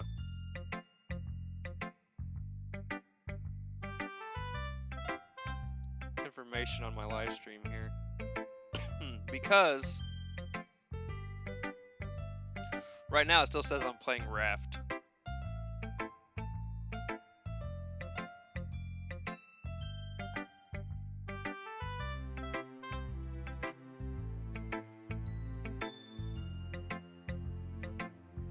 Alright, live streaming.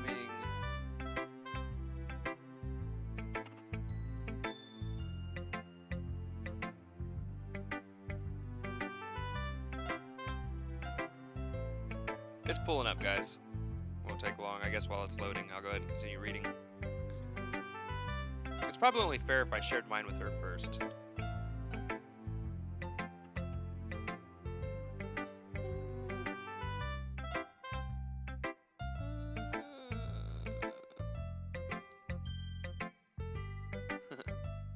Well, it's about time. It's about what I expected from someone like you. It's a little blunt. Well, excuse me. Or, well, excuse me. It's not like I said it was bad. I just didn't invoke any emotions.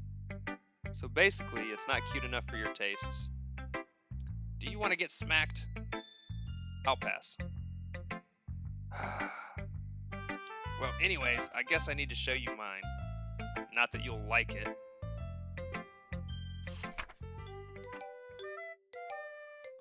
Eagles can fly.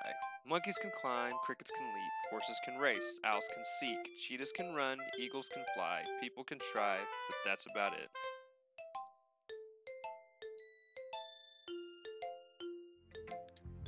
Yeah. I told you weren't gonna like it. I like it. What? Just be honest. I am. Why are you so convinced I wouldn't like it? Well, because everyone in high school thinks that writing has to be all sophisticated and stuff. So people don't even take my writing seriously. But isn't the point of poems for people to express themselves? Your writing style wouldn't make your message any less valid. Yes, exactly. I like when it's easy to read, but it hits you hard. Like in this poem. Seeing everyone around you doing great things can be really disheartening, so I decided to write about it. Yeah, I understand. But the other nice thing about simple writing is that it puts more weight on the wordplay. Like I set up for a rhyme at the end, but then made it fall flat on purpose. It helps bring out the feeling in the last line. So you did. I guess more went into it than I realized. That's what it means to be a pro. I'm glad you learned something. Didn't expect that from the youngest one here, did you? I guess not. I decided to humor her with that last comment. I don't really care how old everyone is, but if Natsuki is feeling proud, then I won't take that away from her. Alright, let's see if this damn thing loaded.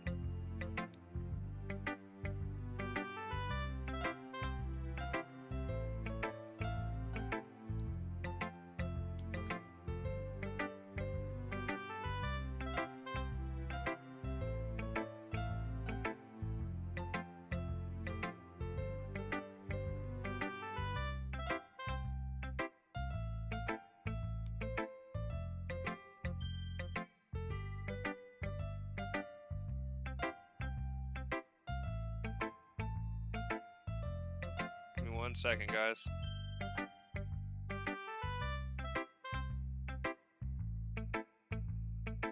Changing my description.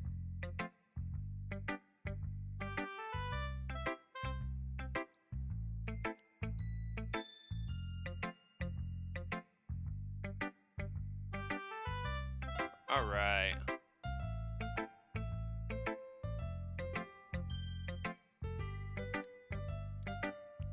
So that's done.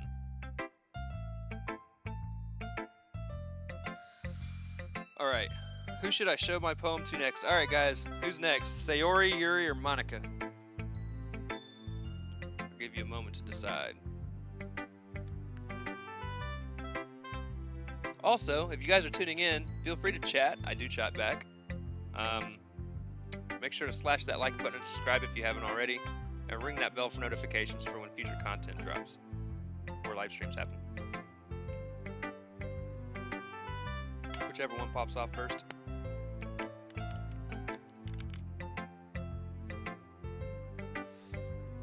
Alright, Butterbee. Who you want next? Sayori, Yuri, or Monica? Monica. Monica's sounds good. Hi, Slasher. Having a good time so far? Yeah. Good. Glad to hear it. By the way, since you're new and everything, if you ever have any suggestions for the club, like new activities or things we can do better, I'm always listening. Don't be afraid to bring things up, okay? Alright, I'll keep that in mind. Of course I'll be afraid to bring things up. I'm much better off just going with the flow until I'm more settled in. Anyway, want to share your poem with me? It's kind of embarrassing, but I guess I have to. Haha. Don't worry, Slasher. We're all a little embarrassed today, you know. But it's that sort of barrier that we all learn to get past soon.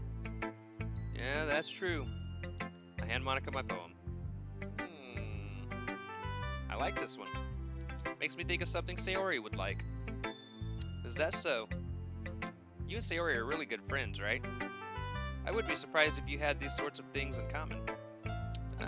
Well, we may be good friends, but Sayori and I are actually really different. Well, that may be the case. But maybe there are also some similarities that you wouldn't expect. The way she talks about you, sounds like the two of you really care about each other's well-being. Even if you show it in different ways, it ends up being more similar than you'd think. So I think that's the kind of vibe I get when reading your poem. You sure you're not reading into it too much? I could be. Oh gosh, I sound like Yuri. But in any case, Sayori's writing has kind of a gentle feel to it. I can tell that she likes exploring with emotions like happiness and sadness. Who knew that someone so happy would enjoy sad things too?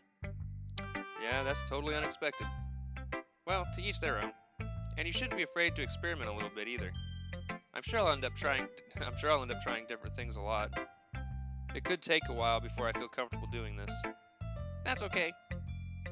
I'd love to see you try new things. That's the best way to find the kind of style that suits you. Everyone else might be a little biased towards their own kinds of styles, but I'll always help you find what suits you the most. So don't force yourself to write the way everyone else wants you to write. It's not like you have to worry about impressing them or anything.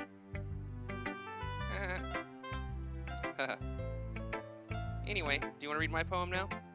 Don't worry, I'm not very good. You sound pretty confident for someone who claims to not be very good. Well, that's because I have to sound confident. That doesn't mean I always feel that way, you know. I see. Well, let's read it then. Hole in the wall. It couldn't have been me. See the direction the sparkle protrudes. A noisy neighbor, an angry boyfriend, I'll never know. I wasn't home. I peer inside for a clue. No, I can't see. I reel, blind, like a film left out in the sun. But it's too late. My retinas. Already scorched with permanent copy of the meaningless image. It's just a little hole. It wasn't too bright. It was too deep. Stretching forever into everything, a hole of infinite choices. I realize now that I wasn't looking in, I was looking out, and he, on the other side, was looking in. So what do you think? It's very freeform, if that's what you call it. Sorry, I'm not really the right person to ask for feedback. That's okay. Yeah, that kind of style has gotten pretty popular nowadays. That is, a lot of poems have been putting emphasis on the timing between words and lines. When performed out loud, it could be really powerful. What was the inspiration behind this one? Well, I'm not sure if I know how to put it. I guess you could say that I had some kind of epiphany recently. It's been influencing my poems a bit. An epiphany? Yeah, something like that. I'm kind of nervous to talk about deep stuff like that because it's kind of coming on strongly. Maybe after everyone is better friends with each other.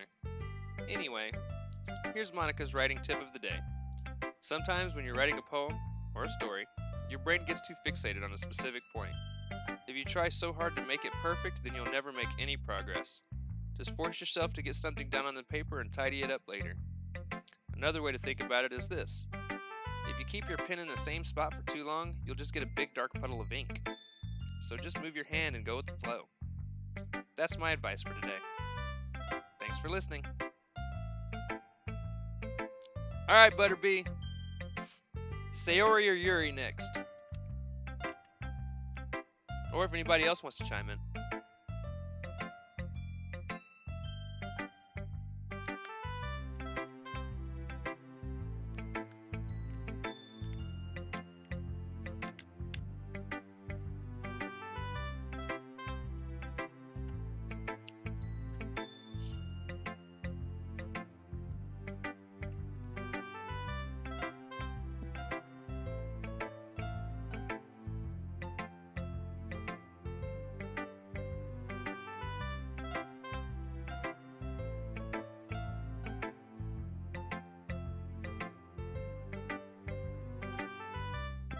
Yuri it is.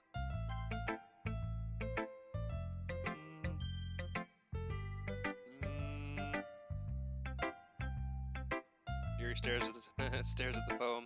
A minute passes, more than enough time for her to finish reading. Oh, sorry. I forgot to start speaking.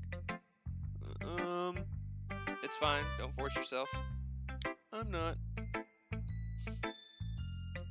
I just need to put my thoughts into words. Hold on. Okay. This is your first time writing a poem, right?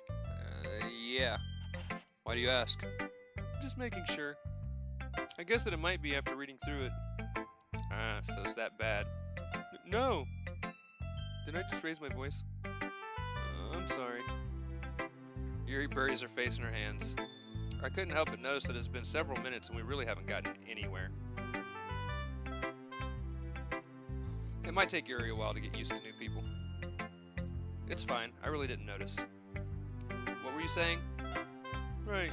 I said that there's a specific writing habits that are usually typical of new writers. And having been through that myself, I kind of learned to pick up on them. I think the most noticeable thing I recognize in new writers is that they try to make their style very deliberate. In other words, they tend to pick a writing style separate from the topic matter, and they form-fit the two together. The end result is both the style and the expressiveness are weakened. Once Yuri finds her train of thought, it's as if her demeanor totally changes. Her stammering is completely gone and she sounds like an expert. Of course, that's not something you can be blamed for. There are so many different skills and techniques that go into writing even a simple poem. Not just finding them and building them, but getting them to work together is probably the most challenging part. It might take you some time, but it all comes with practice and learning by example and trying new things.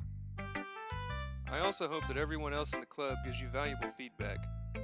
Natsuki can be a little bit biased, though. Biased? How? Well, never mind. I shouldn't be talking about people like that. Sorry. It's fine. I'm not sure if Yuri's apologizing to herself, to me, or to Natsuki. Do you mind if I read your poem now? Please do. I'd love to share my thought process behind it. Yuri smiles dreamily, as if that's a rare opportunity for her, which itself is kind of funny. After all, isn't this supposed to be a literature club? Ghosts under the light. The tendrils of my hair illuminate beneath the amber glow. Bathing. It must be this one. The last remaining street light to have withstood the test of time. The last yet to be replaced by the sickening blue-green hue of the future. I bathe. Calms breathing air of the present, but living in the past. The light flickers. I flicken back. Woman, your handwriting is a pain in the ass to read. I'm sorry, I have such terrible handwriting. What? I wasn't thinking that at all. But it took you a long time to read. Ah. Well, I just don't read script very often. I actually think your handwriting is pretty. That's a relief. Also, I liked the poem. Even though it's short, it was really descriptive. It wasn't too short? I usually write longer poems. Not at all. I'm really glad you like it. I'll be honest, since it's our first time sharing, I wanted to write something a little more mild. Something's easy to digest, I suppose. Are you into ghosts, Yuri? Actually, the story isn't about a ghost at all, Slasher. Really? I must have totally missed the point. Well, I suppose you did only glance over it after all. But remember that poets often express their own thoughts, feelings, and experiences in their work. They usually do more than tell a simple story or paint a picture. In this case, perhaps the subject of the poem is only being symbolically compared to a ghost. Lingering in her last remaining place of comfort, unable to let go of the past, and soon to be left with nothing. That's a lot more solemn, putting it that way. I hadn't even thought of that. That's impressive. It's nothing, really. Well, it makes me happy that you think that. Just remember that it won't be long before you pick up on these things, too. Yeah, maybe you're right. Guess I'll have to keep trying. I'm counting on you. Alright, that just leaves Sayori. Oh my goodness. This is so good, Slasher. I love it. I had no idea you were such a good writer. Sayori, you must be seriously overreacting. I'm not a good writer at all. I honestly have no idea what I'm doing. Well, maybe that's why. Because I have no idea what I like either.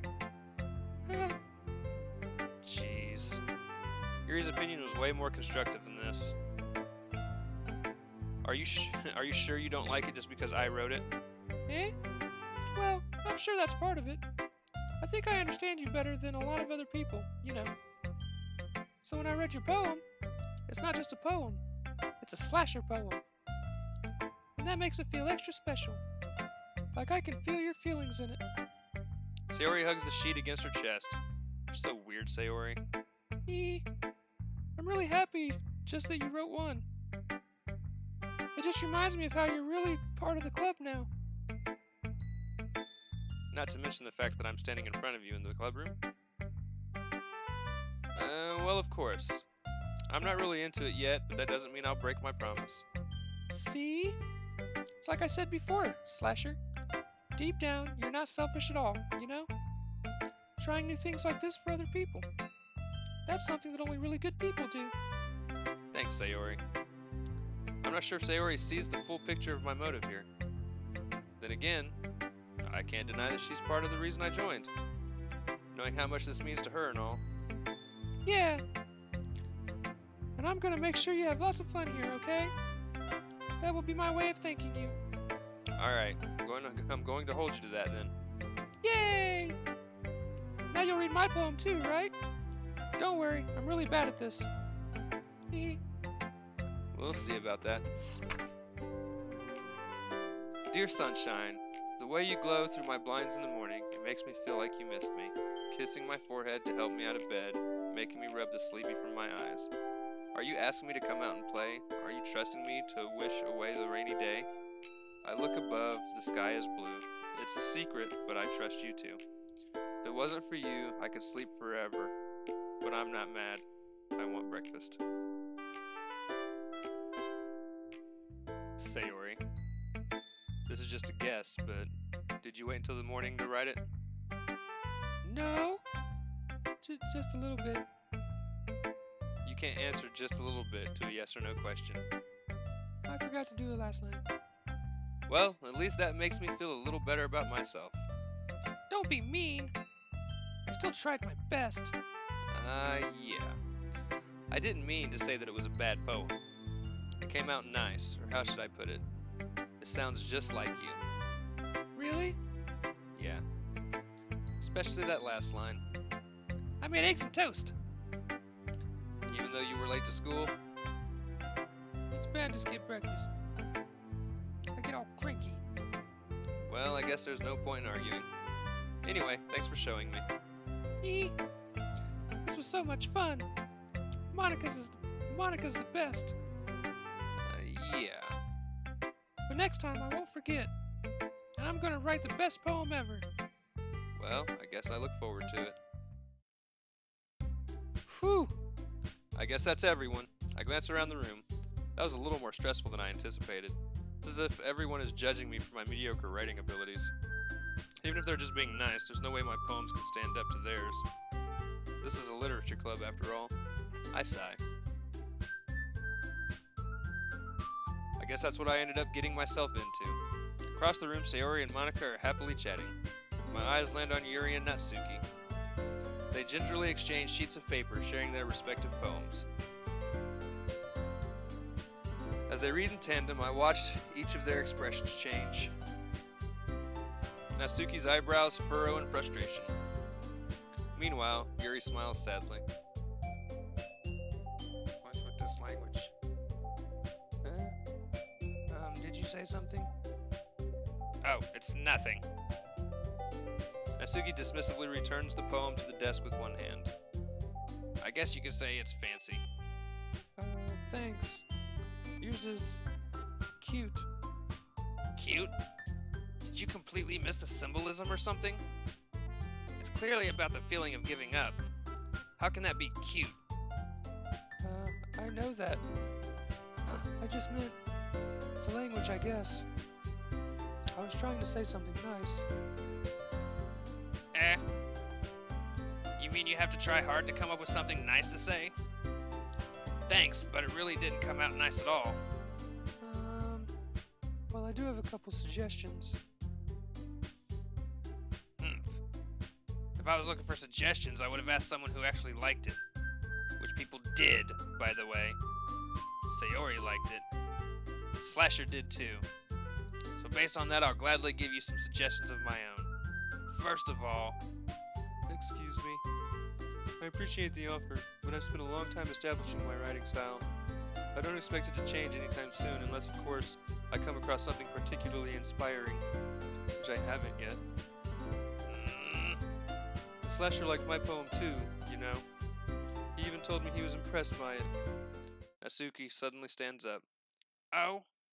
I didn't realize you were so invested in trying to impress our new member, Yuri. That's not what I... You're just... Yuri stands up as well. Maybe you're just jealous that Slasher appreciates my advice more than he appreciates yours. Huh? And how do you know he didn't appreciate my advice more? Are you that full of yourself? No. If I was full of myself, I would deliberately go out of my way to make everything I do overtly cutesy. Is everyone okay? Well, you know what? I wasn't the one whose boobs magically grew a size bigger as soon as Slasher started showing up. Natsuki. Natsuki, that's a little... This doesn't involve you. I don't like fighting, guys. Suddenly, both girls turned towards me as if they just noticed I was standing there. Slasher. She's just trying to make me look bad. That's not true. She started it. If she could get over herself and learn to appreciate that simple writing is more effective, then this wouldn't have happened in the first place. What's the point in making your poems all convoluted for no reason? The meaning should jump out at the reader, not force them to have to figure it out. Help me explain that to her, Slasher. Wait. There's a reason we have so many deep and expressive words in our language. It's the only way to convey complex feelings and meaning the most effectively. Avoiding them is not only unnecessarily limiting yourself, it's also a waste. You understand that, right, Slasher? Well... How did I get dragged into this in the first place? It's not like I knew anything about writing. But whomever I agree with, they'll probably think more highly of me. Of course, that's going to be... Help me, Sayori! Natsuki. Natsuki glares at me, drying up any words I had in my mouth. So instead, I turn to Yuri. Yuri. But Yuri's expression is so defenseless that I can't bring myself to say anything to her. Fucking catfight. Sayori. Eh? Yeah. Everyone's fighting is making Sayori uncomfortable. How can the two of you keep fighting when you know you're making your friend feel like this? Slasher. Well, that's her problem. This isn't about her. I agree. It's unfair for others to interject their own feelings into our conflict. Yeah, unless Sayori wants to tell Yuri what a suck-up jerk she's being. She would never. It's your immaturity that's made her upset in the first place. Excuse me? Are you listening to yourself? I didn't read that. Whoops. This is exactly why. Or this is exactly why nobody likes... Stop! Natsuki, Yuri, you guys are my friends. I just want everyone to get along and be happy. My friends are wonderful people, and I love them because of their differences. Natsuki's poems, they're amazing because they give you so many feelings with just a few words.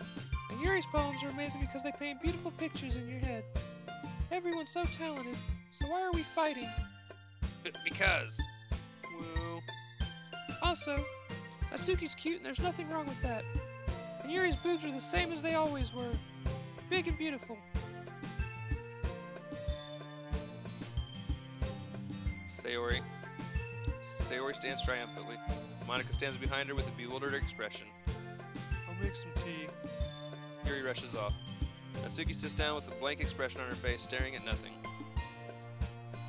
So this is why Sayori is vice president, I whisper to Monica. She nods in return.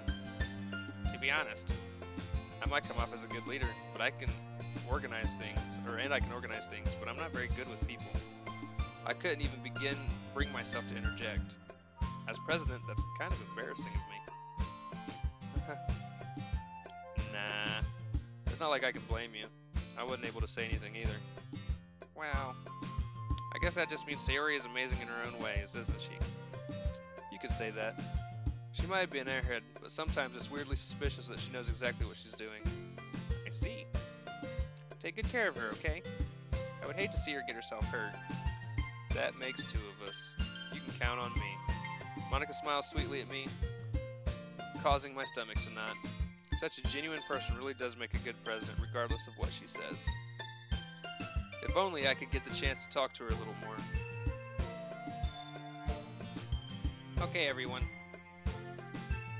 It's just about time for us to leave. How did you all feel about sharing poems? It was a lot of fun. Well, I'd say it was worth it. It was alright. Well, mostly. Slasher, how about you? Yeah, I'd say the same. It was a neat thing to talk about with everyone. Awesome. Awesome. In that case, we'll do the same thing tomorrow. And maybe you learn something from your friends too. So your poems will turn out even better. I think to myself, I did learn a little more about the kinds of poem everyone likes. With any luck, that means I can at least do a better job of impressing those I want to impress. I nod to myself with newfound determination. Slasher, ready to walk home? Sure, let's go. Sayori beams at me. It truly has been a while since Sayori and I have spent this much time together. I can't really say I'm not enjoying it either. Sayori, about what happened earlier. What do you mean?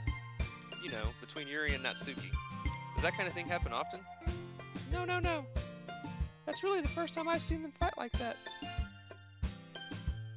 I promise they're both wonderful people. You don't hate them, do you? No, I don't hate them. I just wanted your opinion, that's all. I can see why they'd make good friends with you. Phew. You know, Slasher, it's nice that I get to spend time with you in the club. But I think seeing you get along with everyone is what makes me the happiest. And I think everyone really likes you too. That's... Every day is going to be so much fun. Looks like Sayori still hasn't caught on to the kind of situation I'm in. Sure, being friends with everyone is nice, but does it really need to stop there? Well, we'll just have to see what the future holds, Sayori. I pat Sayori on the shoulder. I said that more to myself than to her, but it's easy to use Sayori as an internal monologue sometimes. Okay. Yeah, let's do this. Alright, day 2 is done. Let's see. I'm still wanting to impress Sayori, though. Just because I know what her path inevitably leads to. So I can get it out of the way and everything can be new to me. Let's see. We'll do... Sensation, damn it. That's a Yuri. Philosophy, loud, misery, calm, grief, death. We'll go pink. Cry? Yay!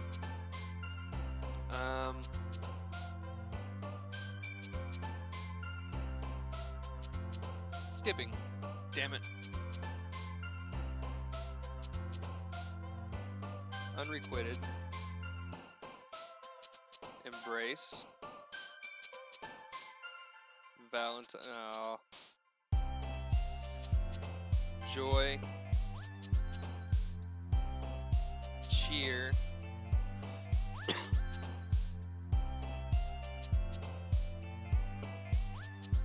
Smile. Hope.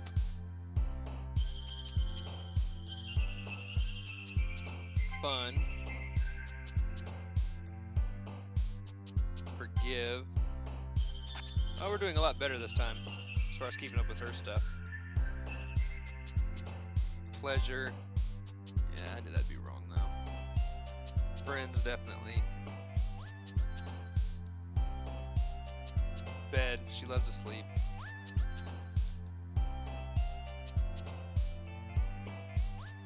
Pout.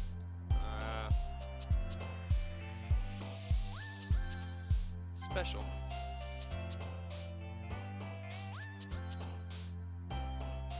Depression.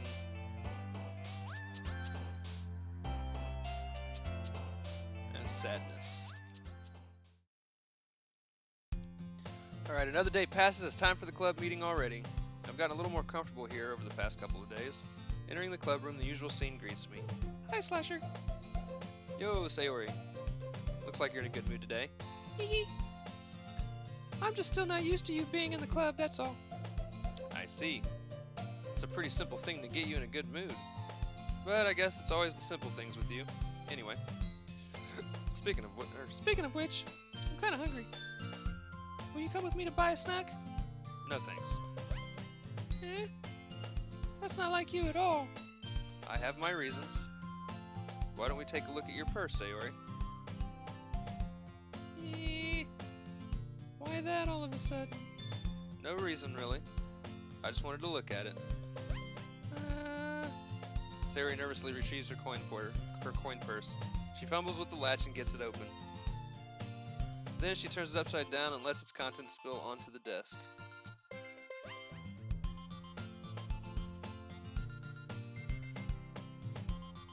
Only 2 small coins fall out. I knew it. I can see right through you, Sayori. That's not fair. How did you even know? It's simple. If you had enough money in the first place, you would have bought a snack before coming into the club room. So either you were not hungry and wanted an excuse to take a walk, or you plan to conveniently forget that you spent all your money so that I would lend you some. But there's one more thing. You're always hungry. And so, that only leaves the one option. I give up. Don't make me feel guilty. If you feel guilty, that means you deserve to feel guilty. Yuri suddenly giggles. Eh? Huh? I didn't notice that she was listening in. Her face is in her book, as always. I wasn't listening or anything. That was just something in my book. Yuri! Tell Slash to let me borrow some money. Don't get me involved like that, Sayori. Besides, you should only buy what you can responsibly afford. And frankly, after pulling a mischievous little stunt like that, your suffering is fair enough retribution. Did I just... I didn't mean that. I got too absorbed into my book. I really like when you speak your mind, Yuri. It doesn't happen much, but it's a fun side of you. There's no way you could think that. You were right, though. I did something bad, and now I have to accept revolution. Retribution? That! Still, coming from you, Sayori, I guess there's a little devil inside all of us, isn't there? Eee. Don't let her fool you. Sayori knows exactly what she's doing. After all, she told you guys she was bringing me to the club before she even told me. But, you wouldn't have come if I weren't for the cupcakes. So I had to trick Natsuki into making them. Come on, give me more credit than that, Sayori. Whack! Yeah! Out of nowhere, something smacks Sayori in the face and tumbles onto the desk. Ow! What was that? Eh? A cookie? Sure enough, it's a giant cookie wrapped in plastic. Somebody just cookie slapped the shit out of her. Sayori glances around. Is this a miracle? Because I paid my restitution. Retribution. Actually, that one almost worked. Ah! I was just gonna give it to you, but then I heard you blab about the cupcakes. It's totally worth seeing your reaction, though. Haha. Natsuki! That's nice of you. I'm so happy. Sayori hugs the cookie. Jeez, just eat it. Sayori rapidly tears open the wrapper and takes a big bite. So good. Mm. Sayori suddenly clasps her hands over her mouth. I bit my tongue.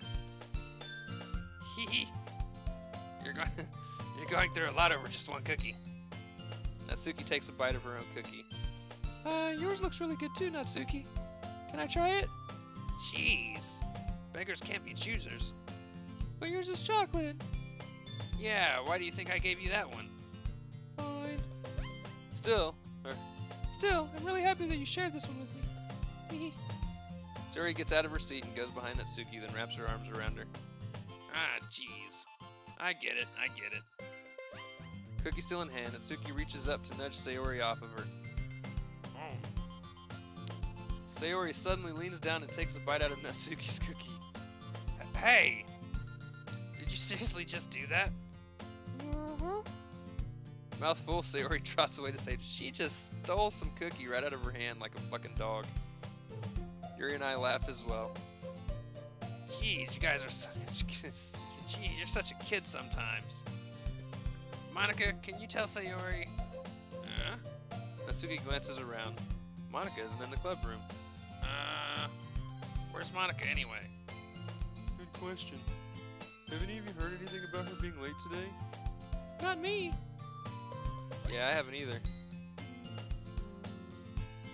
That's a bit unusual. I hope she's okay. Of course she's okay. She probably just had something to do today. She's pretty popular after all. You don't think she has a... I wouldn't be surprised. She's probably more desirable than all of us combined. That's That's true. Fuck, I'm mixing up their voices now. Excuse me? Suddenly, the door swings open. Sorry, I'm super sorry. There you are. There you are. I didn't mean to be late. I hope you guys weren't worried or anything. Eh? Monica chose the club over her boyfriend after all. You're so strong-willed. Boyfriend? What on earth are you talking about? Monica quizzically glances at me. Never mind that. What held you up anyway? Well, my last period today was study hall. To be honest, I kind of just lost track of time. That makes no sense, though. You would have heard the bell ring at least. I must not have heard it since I was practicing piano. Piano? I wasn't aware you played music as well, Monica. Don't really. Kind of just started recently. I've always wanted to learn piano. That's so cool. You should play something for us, Monica. Monica looks at me. Maybe once I get a little bit better, I will. Yay! That sounds cool. I'd also look forward to it. Is that so? In that case, I won't let you down, Slasher. Monica smiles sweetly. I didn't mean any pressure or anything like that. Don't worry. I've been practicing a whole lot recently, and I'd really love the chance to share once I'm ready.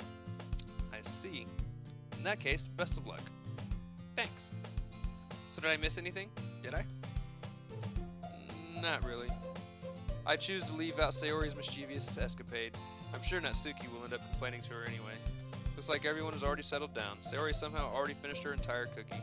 Yuri is back to her book, and Natsuki disappeared into the closet. Slasher! Slasher! Sayori suddenly comes up to me. I'm gonna get some supplies from another classroom. Wanna come with me? Supplies? What for? Well, you know how the festival's coming up. Me and Monica were gonna make some posters and stuff, so I need to go find some crayons and markers and glue sticks. Ah, I see. Sure, I'll go with you. Yay! Okay, Monica, we'll be back soon. Are you going with Slasher to get the supplies? There's no need to trouble yourself. I'd be happy to go with him. Oh, but I wanted to go. So much fun exploring empty classrooms and stuff. Okay. It was just a suggestion. See if you can find poster paper too, okay? Okay. Ready, Slasher? Yep, let's go. Sayori and I exit the club room. I follow behind as Sayori hums and skips around the hallway. Honestly, it feels like I'm taking a kid to the mall or something. Sayori finds pleasure in the simplest things sometimes. Hey Sayori, what exactly are we doing for the festival anyway? I'm not sure how you would make an event out of literature. Me and Monica have it all planned out. Don't you worry. Is that so? Yep. We're gonna do a poetry performance. A performance? Of what kind? Well, everyone is gonna take turns on stage and recite their favorite poems. Ah, that sounds kinda dull. Slasher, you're not thinking about it the right way at all. It's not just about reading poems, it's about performing them. Like you say the lines of the poem like, "Between my feet, the last remaining flower beckons to me. I twist the stem, freeing it from its clinging roots. Caress the final joyous moment between my fingers. But to what end have I summoned this joy? For now, when I look in every direction, the once prosperous field before me is but a barren wasteland." Like that. Sayori, how do I put this? I'm sure it's just me, but it's impossible for me to take you seriously when you talk like that. Meanie. You're working super hard on this, you know. I know. I just meant that it's pretty ordinary contrast to your cute self. Don't say that, it's embarrassing. But I guess that means I'm doing a good job. Yeah, I guess so. I'm so excited. Festival's going to be so much fun. Sayori spins herself around in the hallway again. Hey Slasher, this classroom over here is empty. Let's begin the mission. The mission, eh? It's been a long time since I've spent time with Sayori like this, but in the end, she hasn't changed one bit. She's nothing but a ball of sunshine, drawing happy vibes from the world around her. It's a pretty nostalgic feeling for me. As the years went by, I began to hole myself up in my room more and more. So going adventuring with Sayori brings about a special sort of feeling that I forgot I had in me. Two of us enter the classroom. Sayori heads straight to the closet, and I follow. Let's see what we have in here. Crayons! Sayori pulls a box of crayons off the shelf. They're the best brand, too. They're kind of dirty, though. Sayori starts pulling various crayons out of the box, reading the color names. Alright, that's one down. Don't get distracted. We still need to find... Wait, I'm looking for my favorite color. Fine. Then at least move aside so I can look for the poster paper. I dropped one by accident. Smack. Yeah! Sayori bends over and smacks her forehead right into the shelf. She falls to the floor and the crayons spill over her lap. This is getting silly. Hold on, guys. Getting comfortable here. Alright. She falls to the floor and the crayons spill all over her lap. Ow, ow, ow, ow, ow, ow, ow, ow. You okay? My forehead! Sayori clutches her forehead. Jeez, Sayori. That's just like you, isn't it? Come on, let me see. Since Sayori is sitting on the floor, I grab her by her waist and pull her out of the closet. You have to move your hands, Sayori. But it hurts. Just do it for a second. Sayori slowly releases her hands from her forehead. I gently brush her bangs to the side. Ow! Sorry. The huge red mark on the center of her forehead. A bump is starting to form as well. Man, that's gonna swell up. I should find you some ice. Slasher? Where would I even find ice around this time? I guess a cold drink would do. You don't have to. I'm fine with... I'm fine with looking like a unicorn. Even wincing from the pain, Sayori makes a silly joke. What are you saying? I'll be right back, okay? Okay. I pat Sayori on the shoulder and run out into the hallway. I locate the nearest vending machine. What should I get? Doesn't really matter since it'll be used as an ice pack rather than a drink, but I know Sayori likes apple juice, so I purchased that one. In just a moment, I'm already returning to the classroom where I left Sayori.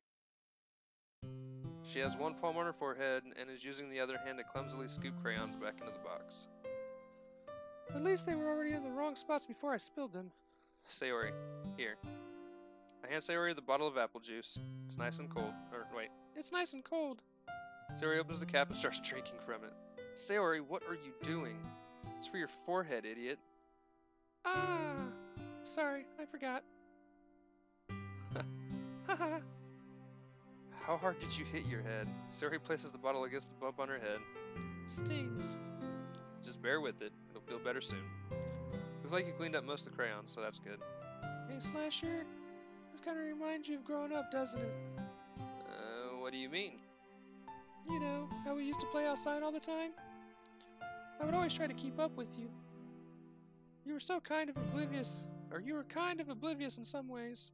Like I usually fell behind or had trouble climbing on the things you did. But sometimes when I tried to do things I couldn't, I would get myself hurt. I'd fall and scrape myself or get a bump. And I would start crying really hard. And you would rush over as quick as you could. You would try really hard to get me to stop crying. It was almost like you blamed yourself and were afraid of getting in trouble if someone found out. Even though it really wasn't your fault at all, you know. Did I really do that? Yeah, you don't remember? Come to think of it, maybe I do remember a bit. I guess I was always so focused on my games that I didn't pay enough attention to you. So in a way, it was my fault. Kinda like this time too. If I wasn't rushing you out of the closet, you probably wouldn't have hit your head. Slasher, I don't think you realize it, but you're always thinking about other people. Even after all these years. You're rushing to help me, even though I'm just being clumsy. You're really a sweetheart. Don't call me that. And I don't really do this kind of thing all the time. I guess when it comes to you, it just feels natural. Before I even know it, I'm treating you like that. I guess that's what happens when you've been friends for so long. Really? Maybe you're right, Slasher.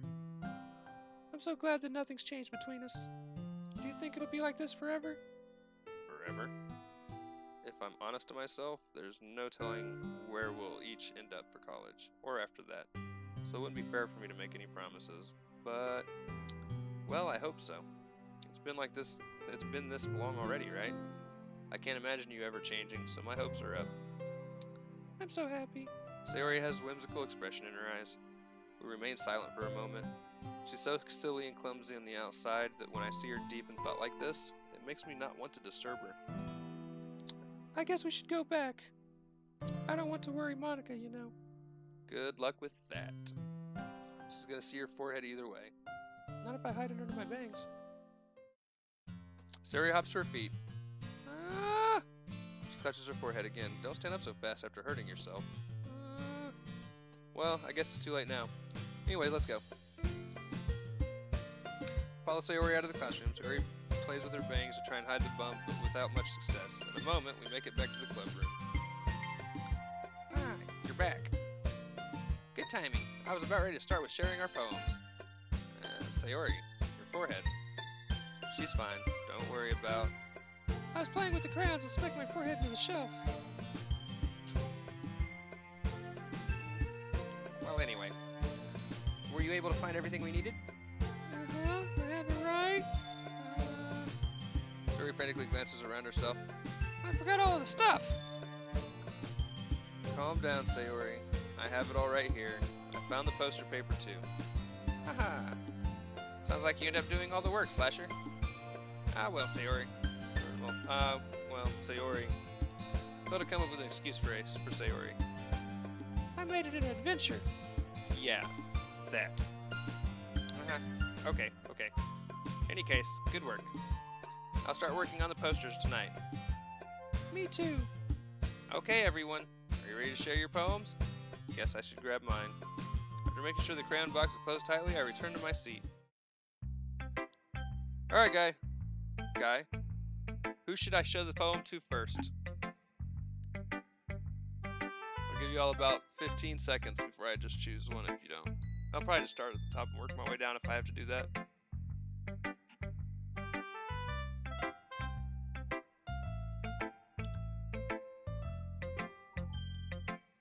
Music in this is kind of catchy. No lie.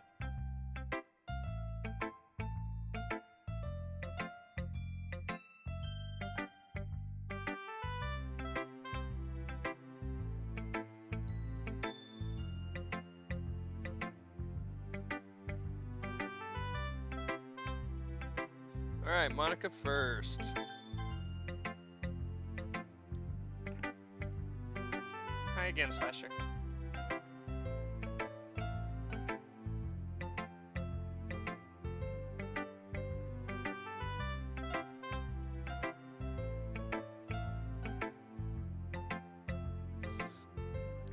Alright, hi again, Slasher. How's the writing going? Alright, I guess. I'll take that. As long as it's not going bad. I'm happy that you're applying yourself. Maybe soon you'll come up with a masterpiece. I wouldn't count on that. You never know. Want to share what you wrote for the day? Sure, here you go. I give my poem to Monica. Alright, it's pretty good. Makes me think of Sayori, like the other one that you wrote. You two are like the dynamic duo. That's kind of exaggerating it. Yeah, probably. But you do spend a lot of time with her even in this club, don't you? Then again, I don't blame you for being a little shy. I'm not shy, it's just... I'm just teasing. I know it takes a bit of time to make friends with everyone. But Yuri and Natsuki are super interesting people, so don't be afraid to give them their share of time. And you can talk to me every now and then, too. I'm not, like, unapproachable or anything, am I? No, it's nothing like that. I'm just still getting used to being here, that's all. Yeah, I'm sorry if I was putting pressure on you or something. I really didn't mean it like that. No, don't worry. I get what you're saying. Well, alright. But anyway, you want to read my poem now? I like the way this one turned out, so I hope you do too. Alright, let's take a look. Save me. The colors, they won't stop. Bright, beautiful colors. Flashing, expanding, piercing. Red, green, blue, an endless cacophony of meaningless noise. The noise, it won't stop. Violent, grating, waveforms, squeaking, screeching, piercing. Sine, cosine, tangent. Like playing a chalkboard on a turntable. Like playing a vinyl on a pizza crust. An endless poem of meaningless. Load me.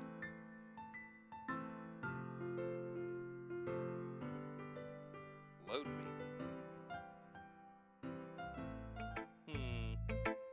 It's even more abstract than your last one, huh? I guess it's just the way I write. I'm sorry if you didn't like it. No, I never said that. It's just kind of thing I've never really seen before, I guess. I kind of like playing with my space on the paper. Choosing where and how to space your words can totally change the mood of the poem. It's almost like magic. The way I wrote the lines really short makes it feel like they're trying to speak over the noise. I see. Still hard for me to tell what it's about, though. Sometimes asking what a poem is about isn't the right question. A poem can be as abstract as a physical expression of a feeling, or a conversation with the reader. So putting it that way, not every poem is about something. Anyway, here's Monica's writing tip of the day. Sometimes you'll find yourself facing a difficult decision. When that happens, don't forget to save your game. You never know when you might change your mind, or when something unexpected may happen. Wait, is this tip even about writing? What am I even talking about? That's my advice for today.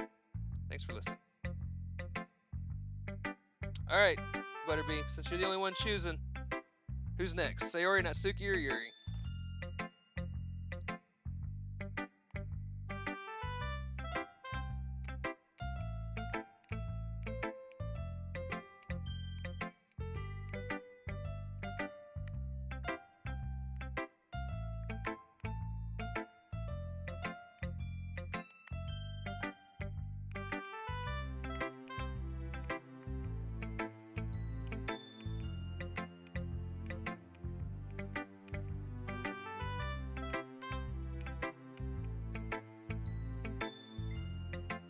Yuri.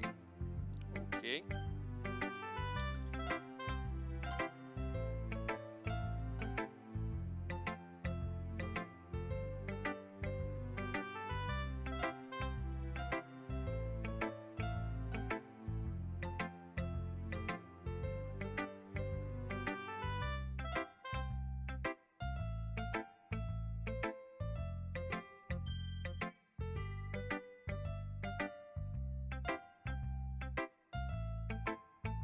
Give me 1 second, guys.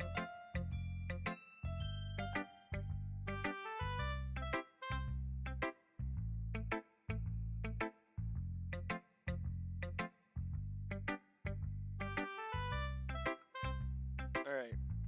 Well, let's see what you've written for today.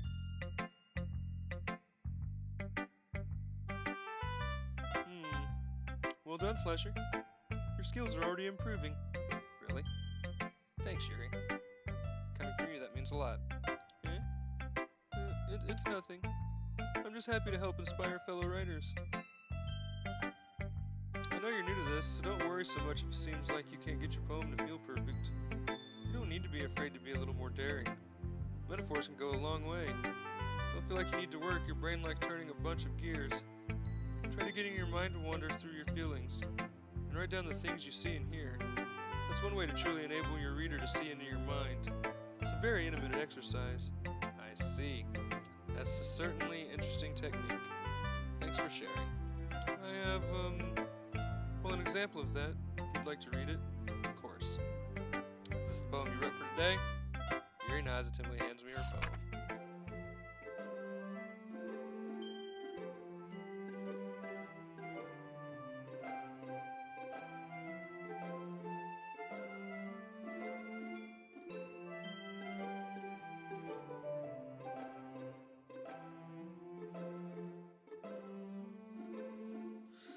Alright. The raccoon. It happens in the dead of night while I was slicing bread for a guilty snack. My attention was caught by the scuttering of a raccoon outside my window. That was, I believe, for the first time I noticed my strange tendencies as an unordinary human. I gave the raccoon a piece of bread, my subconscious well aware of the consequences, well aware that a raccoon that is fed will always come back for more. The enticing beauty of my cutting knife was the symptom. The bread, my hungry curiosity, the raccoon, an urge. The moon increments its phase and reflects that much more light off of my cutting knife. The very same light that glistens in the eyes of my raccoon friend. I slice the bread, fresh and soft. The raccoon becomes excited, or perhaps I'm merely projecting my emotions onto the newly satisfied animal. The raccoon has taken to following me. You could say that we've gotten quite used to each other. The raccoon becomes hungry, and was more frequently, so my bread is always handy. Every time I brandish my cutting knife, the raccoon shows me its excitement. A rush of blood, classic Pavlovian conditioning. I slice the bread, and I feed myself again.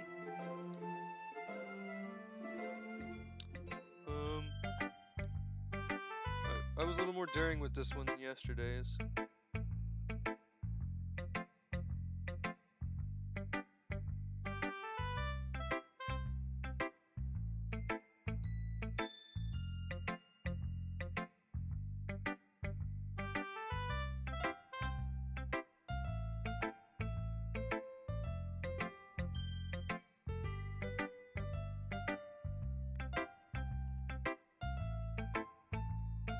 I can see that.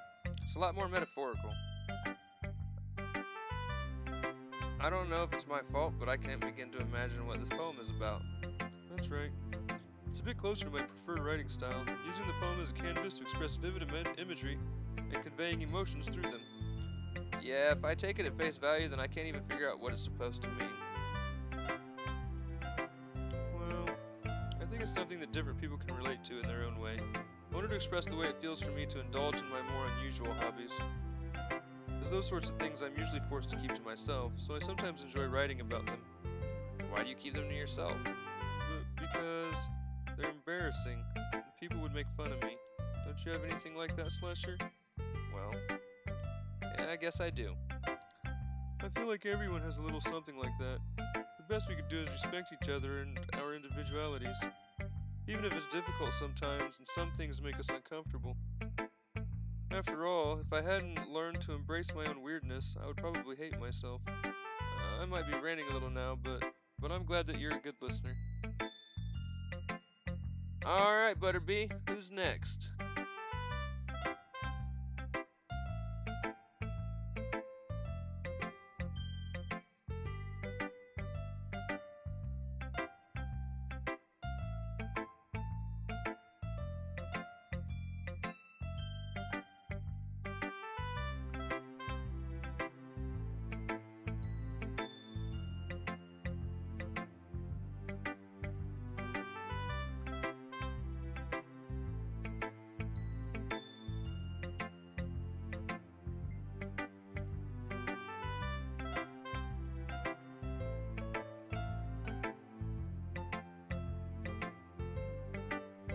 Natsuki.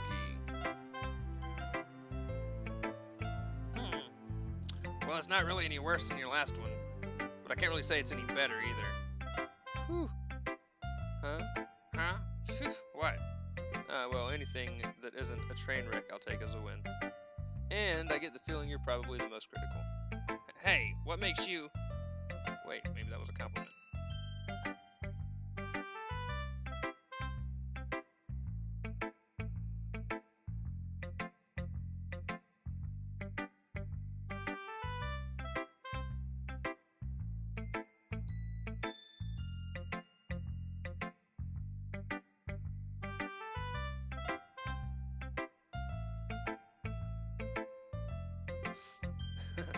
Glad to see someone recognizes my experience. Well, then keep practicing and maybe you'll be as good as me someday. That's, something tells me Natsuki completely missed the point. Come to think of it, this kind of reminds me of Sayori's poem from yesterday. Oh, wait. Come to think of it, this kind of reminds me of Sayori's poem from yesterday. Yeah, you think so? Yeah, well, I guess if you've been friends with her for so long, you might be on the same wavelength. But you never really struck me as her type. Sayori has a type all of a sudden? Well, I don't know. But honestly, how could someone so fluffy spend so much time with someone like you? It's like she's dragging around dead weight. That was a little unnecessary. But think of it this way. If it weren't for me, she would probably just fly away like letting go of a balloon. You could say we each take care of each other in our own way. Whatever it is, I don't get it. Oh yeah, I guess I'm supposed to show you my poem. Here.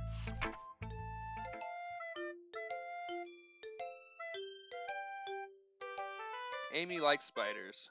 You know what I heard about Amy? Amy likes spiders. Icky, wriggly, hairy, ugly spiders. That's why I'm not friends with her. Amy has a cute singing voice. I heard her singing my favorite love song. Every time she sang the chorus, my heart would pound to the rhythm of the words. But she likes spiders. That's why I'm not friends with her.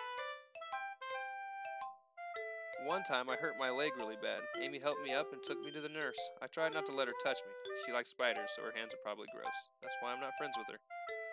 Amy has a lot of friends. I always see her talking to people. She probably talks about spiders. What if her friends start to like spiders too? That's why I'm not friends with her. Doesn't matter if she has other hobbies. It doesn't matter if she keeps it private. Doesn't matter if it doesn't hurt anyone. It's gross. She's gross. The world is better off without spider lovers. And I'm gonna tell everyone. What a twat. Alright, give me 1 second, guys.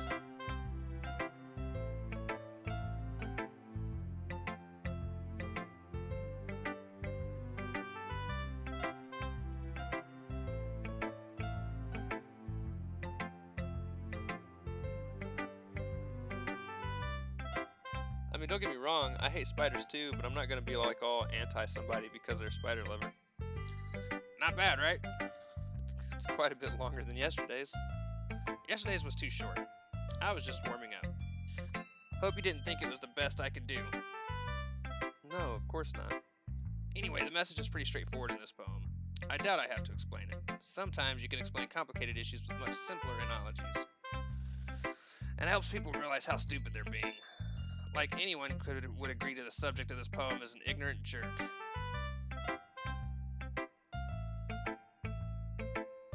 Do you know people like that? Of course, it's about how everyone thinks That doesn't matter. It can be about anything. I wrote it to be easy to relate to. Everyone has some kind of weird hobby or guilty pleasure. Something that you're afraid if people find out, they'd make fun of you or think less of you. But that just makes people stupid. Who cares what someone likes as long as they're not hurting anyone and it makes them happy?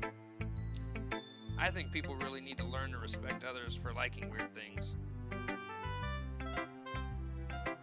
Huh, that's funny. You wrote about something similar today. Huh? Did you say Yuri? Yeah. She said her poem was about an unusual hobby of hers. I didn't really get it, but she said something similar to you. That people shouldn't make each other feel insecure about these things. Really? Wow. I mean, Yuri's pretty weird, so I wouldn't doubt that she has some weird hobbies. Not that there's anything wrong with that. It's not like I would judge her or anything. Natsuki has trouble finding words. I guess I should just try to not be so mean to her. If she feels insecure about her weird behaviors and stuff, I mean, I always hate people who make me feel insecure, and Yuri made me feel insecure yesterday. But the way you put it, it sounds like she's learned her lesson. Well, I would say so. Even if her writing style is really different, I'm sure she'll appreciate the message in your poem. It's what I do best, after all. I don't like writing unless there's a good message to take away from it. Like, conveying emotions is important, but I want to make people think, not just feel. Remember that. I'm going to write a good one for tomorrow, too, so look forward to it. Yeah. I guess we're going to Sayori. Slasher, I really love your poems. I can't believe you've been hiding these from me. I'm not hiding anything. But your poems are so good. Yesterday's and this one too. You can't tell me you haven't done this before. I mean, you're really the only one who feels that way, so... Huh? No way. Not even Natsuki? Well, I guess Natsuki is the least likely to admit how much she likes something. But I don't think it's that. What do you mean? Well, I guess I'll be honest about it. It's a lot easier to write poems when I'm thinking about you. What? Stop thinking weird things, idiot. I just mean that you're a really expressive person, I guess. How am I supposed to write poems about my own stupid life? But you somehow make everything in your life an adventure, even the little things. Like cooking. Well, let's not talk about that. So yeah, I guess what I'm saying is that I can feel more feelings through you than I can through myself. We have that kind of weird connection. It's your fault for getting in my business all the time. I don't know if I understand. You never understand when I try to explain things to you, do you, Sayori? I pat Sayori's head. Hey, I'm not a kid, you know. Are you sure about that? Maybe. Sayori starts fiddling with her pencil between her hands. Hey, Slasher, can you give me your poem? I kind of want to keep it. Huh? Why? Because, well, it's the first time you've written something for me. Sayori, you completely misunderstood. I didn't write this for you. Are you even listening anymore? Well, whatever. I'll give it to you when we go home. Really? Snap. I broke my pencil. Sayori hastily bends down to pick up the pieces she dropped, but being inattentive of her surroundings, she bumps right into me. Sorry. It's fine. It's fine. I'll get it for you. I bend down and pick up the broken pencil. Sayori clutches the desk beside her to support herself, knees shaking. I'm a little clumsy today. Let's sit down, Sayori. Yeah. I grab Sayori's arm and help her sit at the desk. Anyway, I still haven't read your poem. Oh, sorry, I forgot about that. But it's not as good as yours. Jeez, don't worry. I'm I'm sure I'll like it. Bottles. I pop off my scalp like the lid of a cookie jar. It's the secret place where I keep all my dreams. Little balls of sunshine, all rubbing together like a bundle of kittens. I reach aside with my thumb and forefinger and pluck one out. It's warm and tingly. But there's no time to waste. I put it in a bottle to keep it safe, and I put the bottle on the shelf with all of the other bottles. Happy thoughts, happy thoughts, happy thoughts in bottles, and in a row. My collection makes me lots of friends, each bottle a starlight to make amends. Sometimes my friend feels a certain way. Down comes a bottle to save the day. Night after night, more dreams. Friend after friend, more bottles. Deeper and deeper my fingers go, like exploring a dark cave, discovering the secrets hiding in the nooks and crannies. Digging and digging, scraping and scraping. I blow dust off my bottle caps. It doesn't feel like time elapsed. My empty self could use some more. My friends look through my locked front door. Finally all done, I open up and in come my friends. In they come in such a hurry. Do they want my bottles that much? I frantically pull them from the shelf, one after the other, holding them out to each and every friend, each and every bottle. But every time I let one go, it shatters against the tile between my feet. Happy thoughts, happy thoughts, happy thoughts in shards all over the floor. They were supposed to be for my friends who aren't smiling. They're all shouting, pleading, something, but all I hear is echo, echo, echo, echo, echo inside my head. Holy crap. Sayori, did you really write this? Of course I did. Didn't I tell you yesterday I was going to write the best poem ever? Yeah, but I mean, I didn't expect something like this coming from you. Monica taught me a whole lot. And I've been really in touch with my feelings recently. I can see that.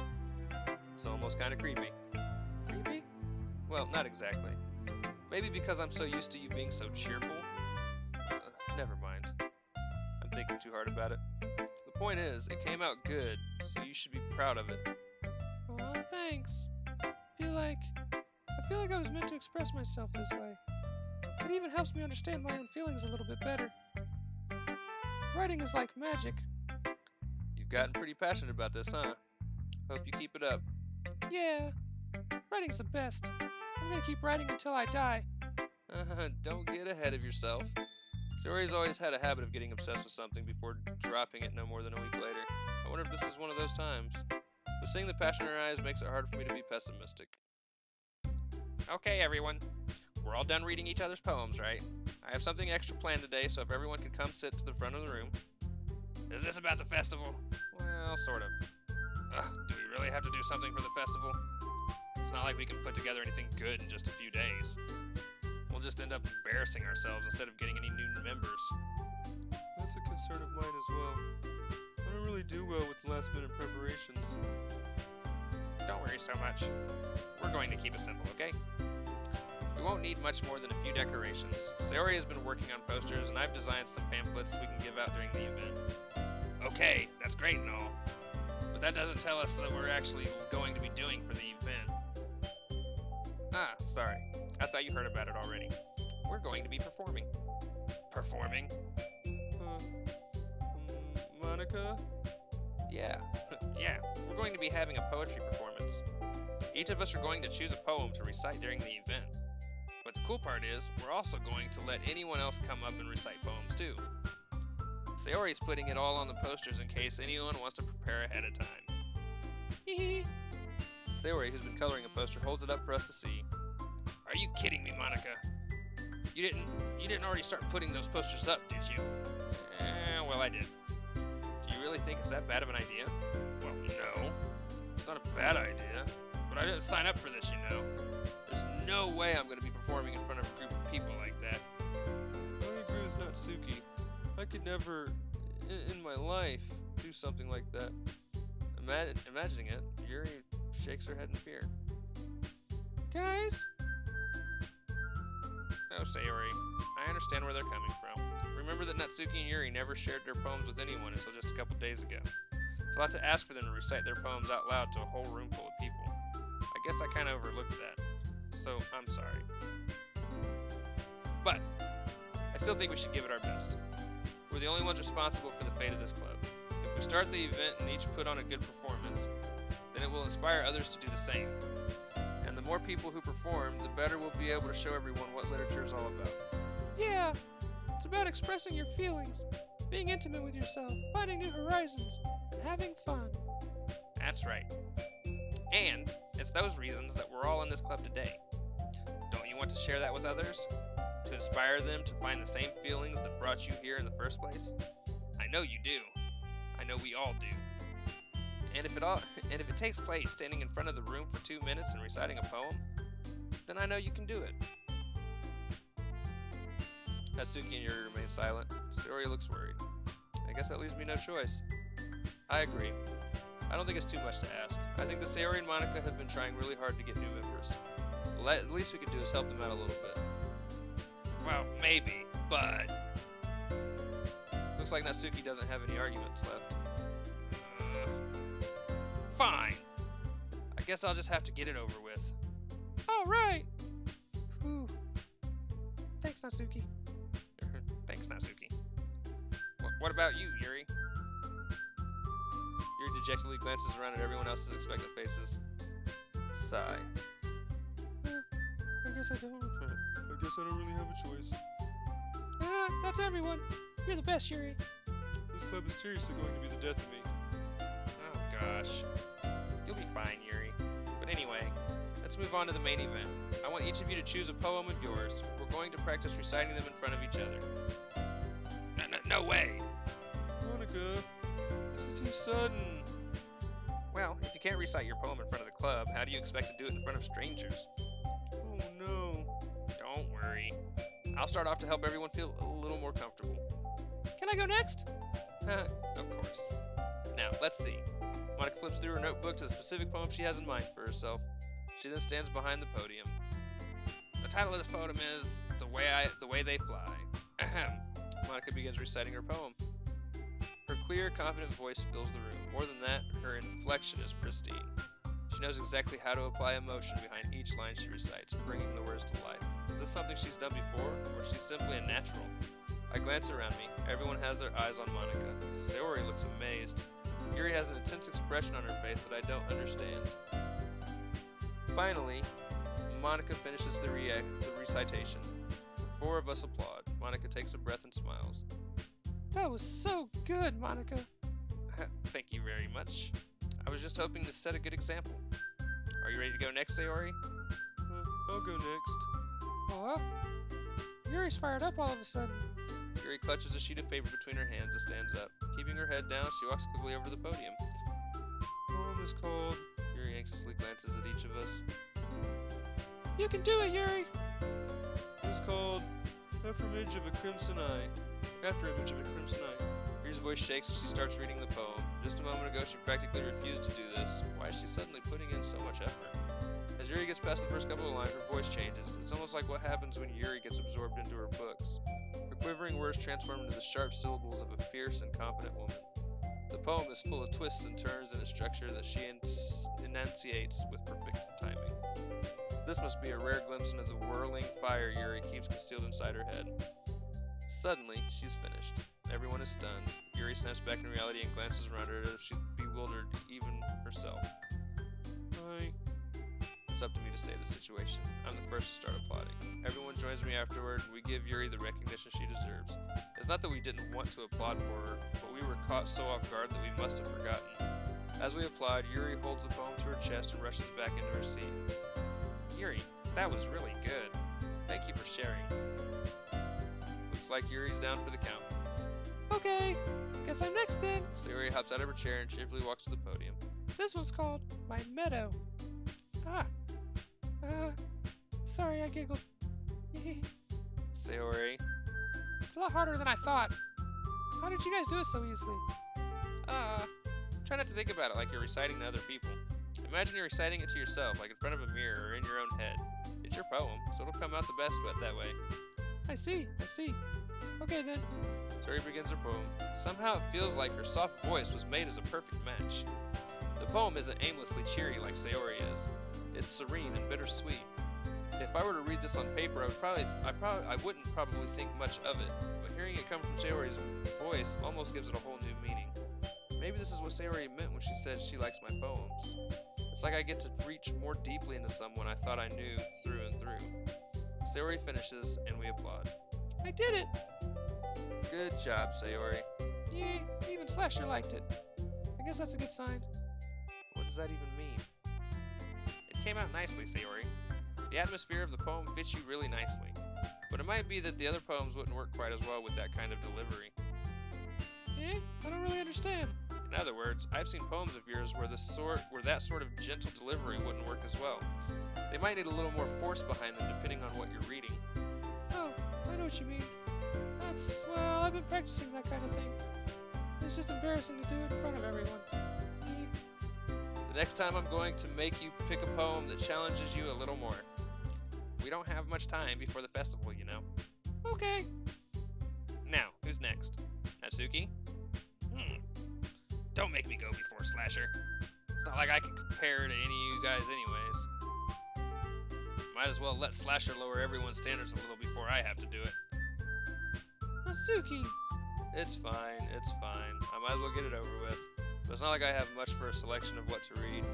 I just have to go with what I wrote for today. I stand up and step in front of the podium. Everyone has their eyes on me, making me feel terribly awkward. I recite my poem. Since I'm not exactly confident in my own writing, it's hard to put energy into it. Despite that, once I finish, I receive applause anyways. Sorry, I'm not really as good as everyone else. Don't worry about it so much. I think it's less about your abilities and more about your lack of confidence in your writing. That's something that'll improve over time, though. Yeah, maybe. Alright then, that just leaves you, Natsuki. Yeah, I'm going. Natsuki begrudgingly gets out of her seat and makes her way to the podium. The poem is called... Why are you all looking at me? Because you're God damn it. Because you're presenting. Anyway, the poem is called Jump. Natsuki takes a breath. Once she starts reciting the poem, her sour attitude disappears a little. While she's still a little unenthused, her poem has a rhythm and rhyme to it. It's Natsuki's trademark style, and it works surprisingly well when spoken aloud. The words feel like they bounce up and down, as if giving life to the poem. Natsuki finishes and everyone applauds. She huffs back to her seat. That wasn't so bad, now was it? Easy for you to say. You'd better not make me do that again. Well, do you at least feel prepared enough to recite a poem in front of other people?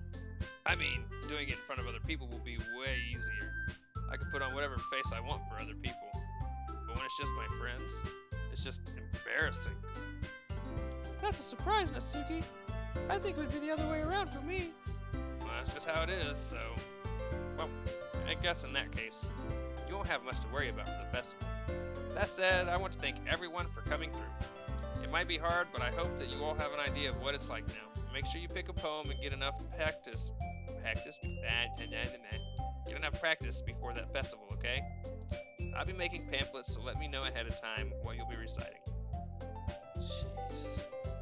I should probably find some other poem to recite instead. That's fine too. It doesn't have to be your own.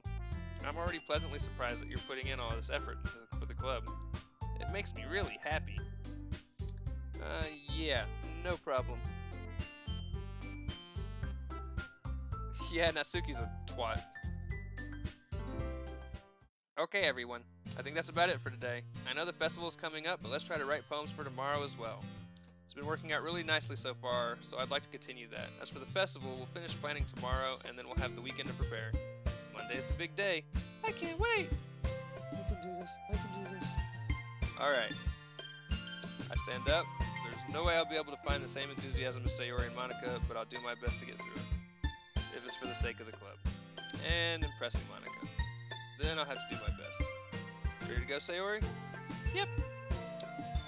Look at you two, always going home together like that. It's kind of adorable, isn't it? Jeez, guys. Don't make such a big deal out of it. It must be a little nice, though. Well... how am I supposed to respond to that? It's okay, Slasher. You don't have to say it. Whatever. Let's go already. I walk home with Sayori once more. Even though it's only been a few days, a lot of things have already changed. But today, Sayori is being a little quieter than usual on the way home.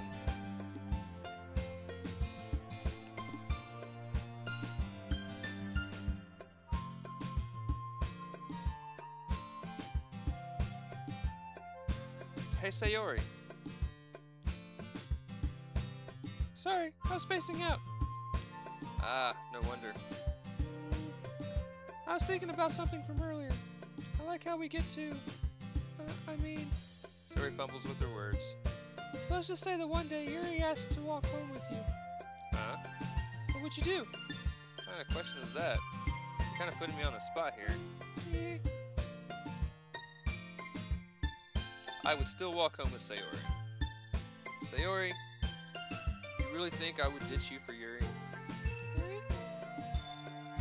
But she's so beautiful and smart.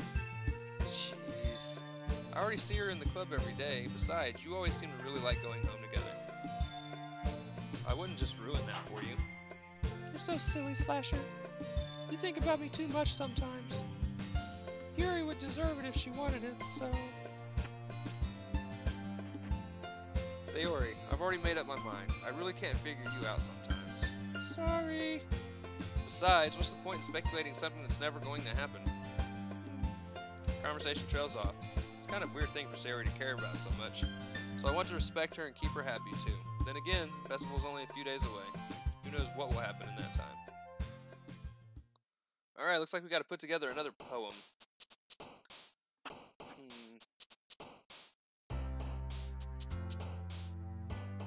Promise. Clumsy, definitely. Grief.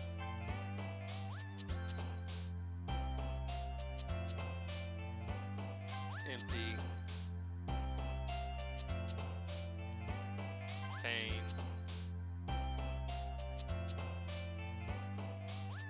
Memories.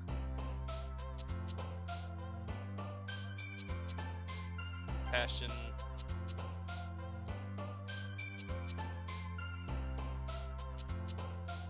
Daydream.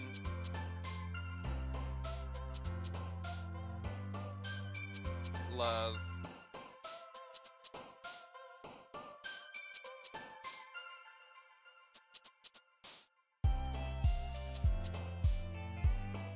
Childhood.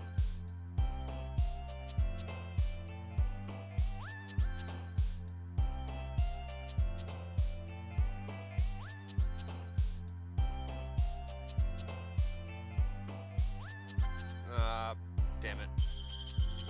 I was going for a full one for her there.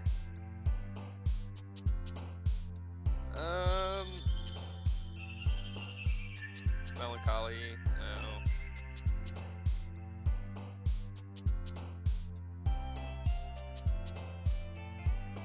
Dream, damn it.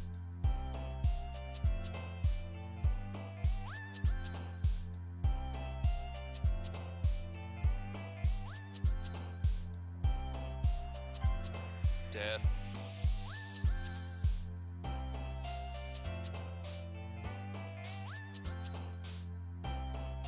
Laugh.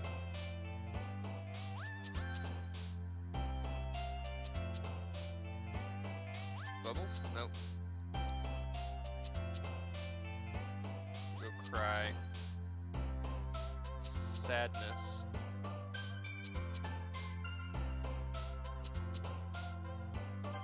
Kiss.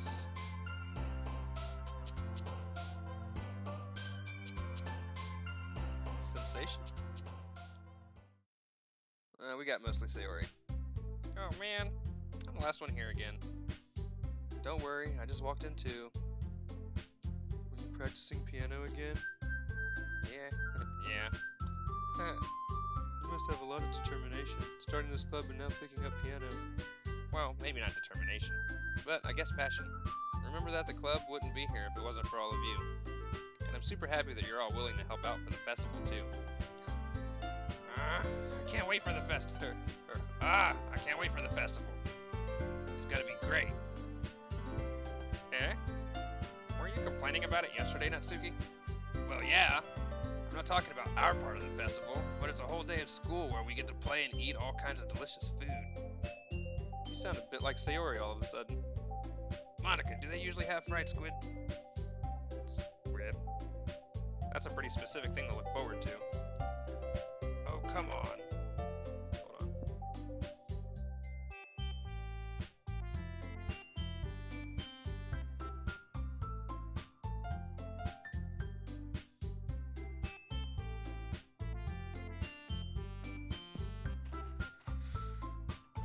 Where was I? Oh, come on. Are you saying you don't like squid? You, of all people? I didn't say I don't like it. Besides, what do you mean by all you of all people? Because it's right in your name. Monica. That's not how you say my name at all. Also, that joke makes no sense in translation. Never mind. Let's just focus on our own event for now, okay? Fine. Your reactions aren't as fun as Yuri's or Sayori's anyways. Excuse me? Where is Sayori, anyways? Oh, there you are. Sayori's sitting at a desk in the corner of the room, looking down at nothing. I walk over to her. Hey, Sayori. I wave my hand in front of her face. You're spacing out again. Sorry. Don't mind me. You can go talk to everyone else. Huh? Is everything alright? Of course. Why wouldn't it be? Just feels like you're a little off. Sorry. Sorry for assuming things.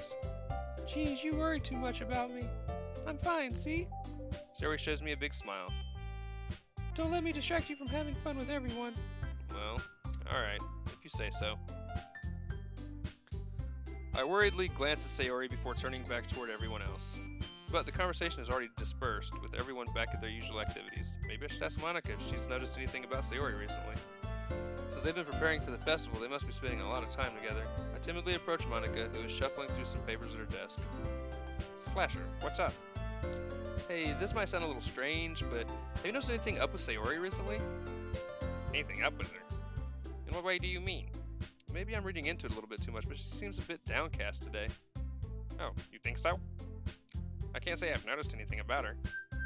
Monica peers across the room at Sayori, who is idly dragging a rubber eraser up and down her desk. Maybe there's something on her mind. But I'm surprised I'm not the only one asking you, Slasher. Or I'm not the one asking you. You certainly know her a lot better than I do.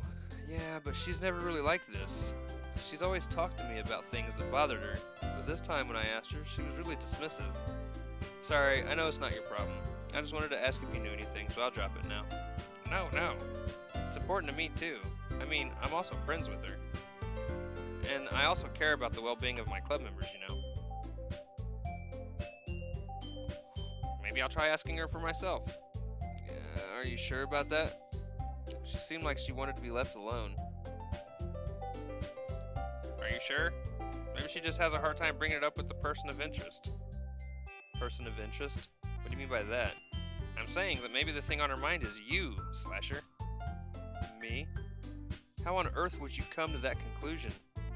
Well, I probably shouldn't say too much, but Sayori talks about you more than anything else, you know. She's been so much happier ever since you've joined the club. It's like an extra light was turned on inside of her. What? No way. Sayori is always like that. She's always been full of sunshine. It's not any different now than it always has been. You're so funny, Slasher. Have you thought that maybe you've always seen her as so cheerful? Because that's just how she is when she's around you? I said too much. I'm sorry. What do I know anyway? I didn't mean to jump to conclusions, so you should just forget about what I said. I'll try to talk to her, so try not to think about it for now. Alright. Monica smiles meaningfully. I know she said to forget about it, but I already know that I won't be able to get her words out of my head. Monica stands up from her desk and walks across the room to where Sayori is sitting. I watch her kneel down next to Sayori and gently talk to her, but she's keeping her voice so quiet that I can't hear her from here. I sigh and sit myself down. I know Sayori told me not to worry about her and to have fun with everyone else. That's impossible to do when she's behaving like this.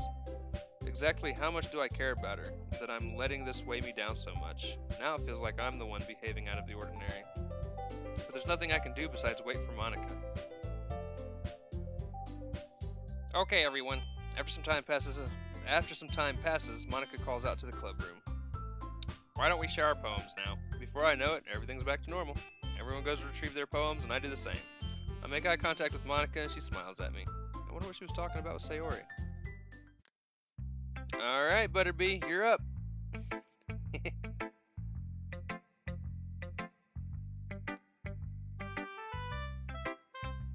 Alright, while you choose, Butterbee, and actually, if you just want to give me the full order of what you think I should do this in, we'll run with that. And I'm actually going to go potty real quick while you decide. So, give me one moment. I will be right back.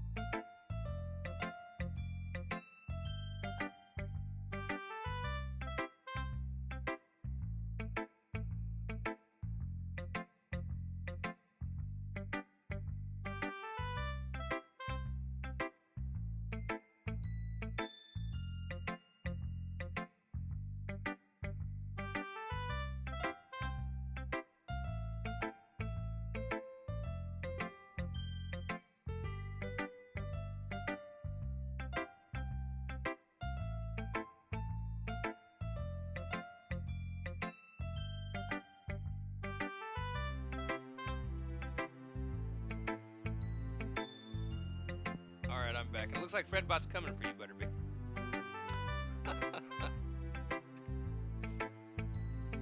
Alright. So you say Yuri, Monica, Sayori, then Natsuki. Okay.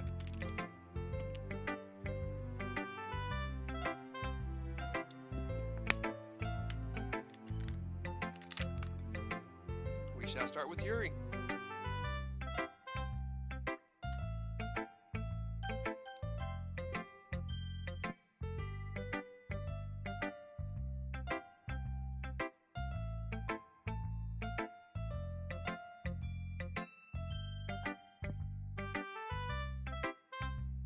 Well done, Slasher.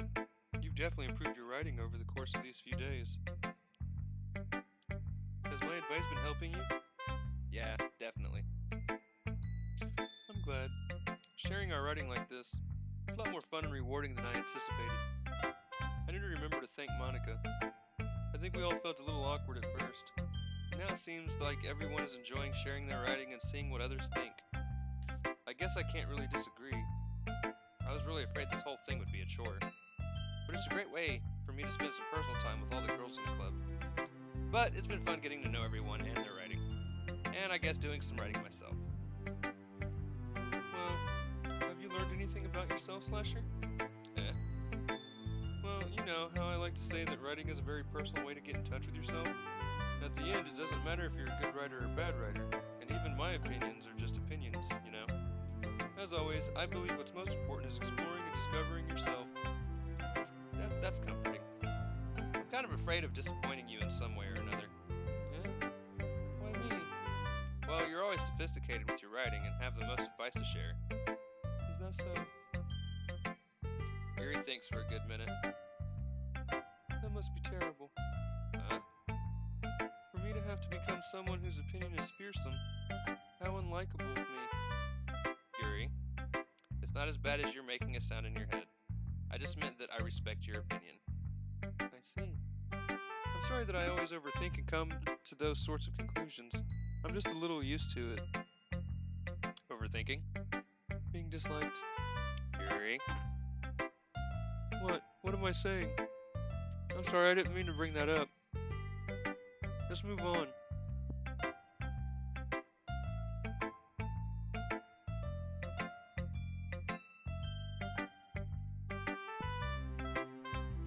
Alright. Do you want to share your poem now? Okay. Here. Beach.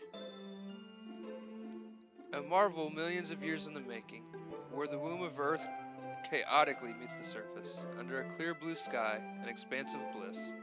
But beneath gray, rolling clouds, an endless enigma. The easiest world to get lost in is one where everything can be found. One can only build a sandcastle where the sand is wet, but where the sand is wet, the tide comes. Will it gently lick at your foundations until you give in, or will a sudden wave send you crashing down in the blink of an eye? Either way, the outcome is the same, yet we still build sandcastles. I stand where the foam wraps around my ankles, where my toes squish into the sand.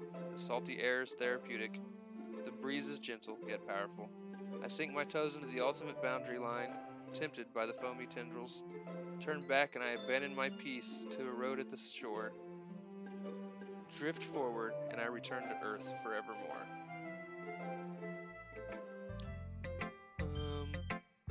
I'm aware that the beach is kind of an inane thing to write about, but I did my best to take a metaphorical approach to it. You say that like you didn't even want to write about it. You haven't heard? After yesterday, Natsuki and I, well, it was amusing that we wrote about something similar in such different ways. So Natsuki wanted us to write about the same topic as each other again. I suppose to better compare the differences in our writing styles or thought processes. Anyway, it was her idea. Knowing her, it's no surprise that she'd want to do something like that. She probably just wants to show off. It's not like I have a particular interest in her writing style. I just went with her request. But, well, I suppose it's not so bad to write about something simple on occasion. It can be refreshing, you know. It's good for me to calm my thoughts once in a while. Yeah, I think I agree. Thanks for sharing. Alright, Monica is next. Hi, Slasher. Have you thought about what you want to submit to perform at the festival? Well, being in this club is one thing, but performing in front of a bunch of people? I'll have to give it some more thought. Okay, no pressure. But whatever you do, I'm sure it'll turn out great. It would also make me happy to see. Anyway, let's take a look at today's poem. Sure. I let Monica take the poem I'm holding in my hands. It's kind of funny. How so? No, not the poem. I mean, it's funny how your poems and Sayori's poems have been getting more and more similar to each other every day. I'm surprised you're so in sync with her. Then again, you've been spending a lot of time together lately, haven't you? I guess you could say that. Although we kind of grew up as best friends, I haven't been seeing as much of her this past year. But since I joined the club, we've been spending a lot of time together again. I see. That reminds me about how Sayori's been a little bit off today. Yeah? Did she tell you something? Well, Slasher, you haven't been flirting with her, have you? Of course not. I've been treating her like I always do. Alright, just making sure. I know how much you care about her. It would be terrible if something bad happened to her, so keep an eye on her. Sayori's been acting so much happier ever since you joined the club. What could have happened all of a sudden? Well, never mind. This really isn't the time to be talking about this. Anyway, I'll share my poem with you now, alright? Alright. The Lady Who Knows Everything. An old tale tells of a lady who wanders Earth. The lady who knows everything. A beautiful lady who has found every answer, all meaning, all purpose, and all that was ever sought. And here I am, a feather. Lost adrift the sky, victim of the currents of the wind. Day after day I search with little hope, knowing legends don't exist. But when all else failed me, when all others have turned away, the legend is all that remains, the last dim star glimmering in the twilight sky. Until one day, the wind ceases to blow. I fall, and I fall, and I fall, and fall even more, gentle as a feather, a dry quill expressionless. But a hand catches me between the thumb and forefinger, the hand of a beautiful lady. I look at her eyes and find no end to her gaze. The lady who knows everything knows what I am thinking. Before I can speak, she responds in a hollow voice. I have found every answer, all of which amount to nothing. There is no meaning, there is no purpose, and we seek only the impossible. I am not your legend does not exist. And with a breath, she blows me back afloat, and I pick up a gust of wind. You know, I feel like learning and looking for answers are the sorts of things that give life meaning. Not to get too philosophical or anything, but it was kind of on my mind, so that's what I wrote about. I see. I never really put much thought into it. In a way, it's almost paradoxical. Because if we had all the answers, wouldn't the world start to lose its meaning? You know, there's one thing I noticed. Seems like everyone in the club prefers writing about things that are more sad than happy. Are you surprised? I mean, if everything was okay, we wouldn't really have anything to write about, would we? Humans aren't two-dimensional creatures. I think you'd know that better than anyone. You mean one-dimensional? Yeah, that. Anyway, here's Monica's writing tip of the day. Are you ever too shy to share your writing because you're afraid it's not that good? It can be really disheartening to get a lukewarm response to something you put so much into. But if you find other people who enjoy writing, then sharing becomes a lot easier. Because instead of just telling you that your writing is good, or okay, or bad, they'll want to focus more on everything that went into it, and things you can work on. It's much more encouraging that way, and it will make you want to continue improving. It's almost like having your own little literature club, don't you think? That's my advice for today. Thanks for listening. Alright, next is Sayori. Hold on.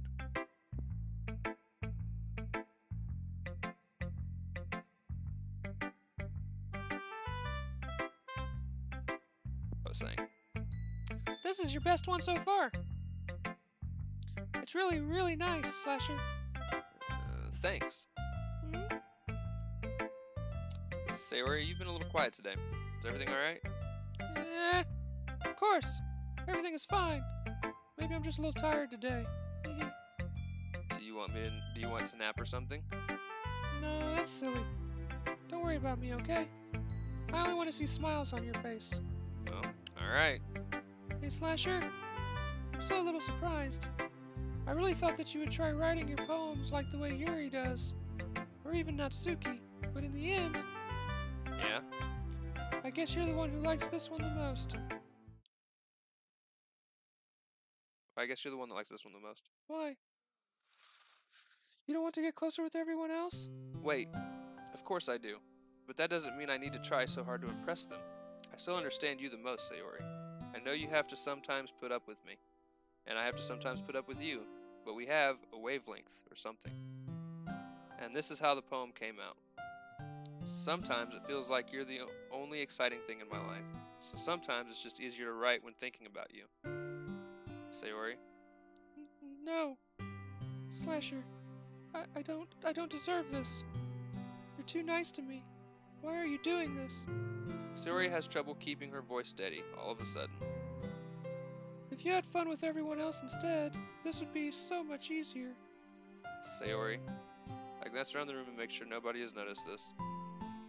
Sayori, I've probably never said this before, but I don't understand what you're feeling right now. Tell me what will cheer you up. Sayori shakes her head. She sniffles and keeps shaking her head. Finally, she gathers herself and puts on a smile. It's nothing, Slasher. I'm just a little rain cloud. I'm sorry you had to see that.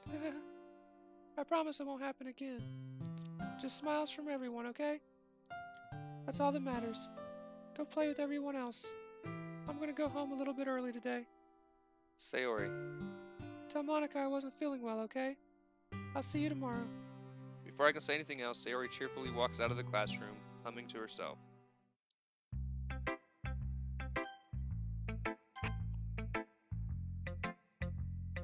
Hey, how's it going, Vex? Welcome back. It's going well. Playing some Doki Doki Literature Club. This one's alright. Alright. Well, yeah. About as good as yesterday's, anyway.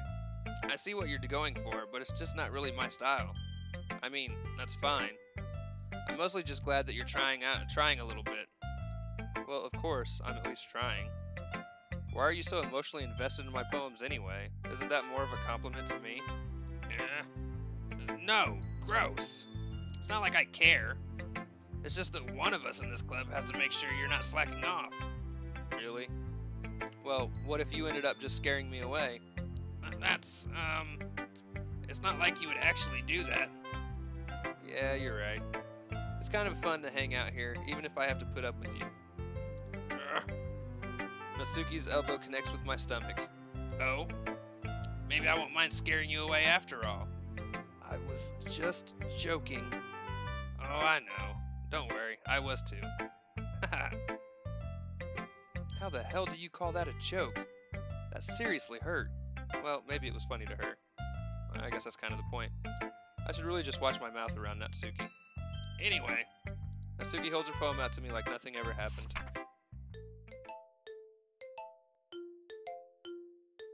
Oh, it eventually does get really dark, but it's like a very slow build. I've been playing this for, what, almost 2.5 hours now, and it's still all kind of, I mean, it's starting to get darker progressively, but not a whole lot. But I know of some of the things that happen in this game.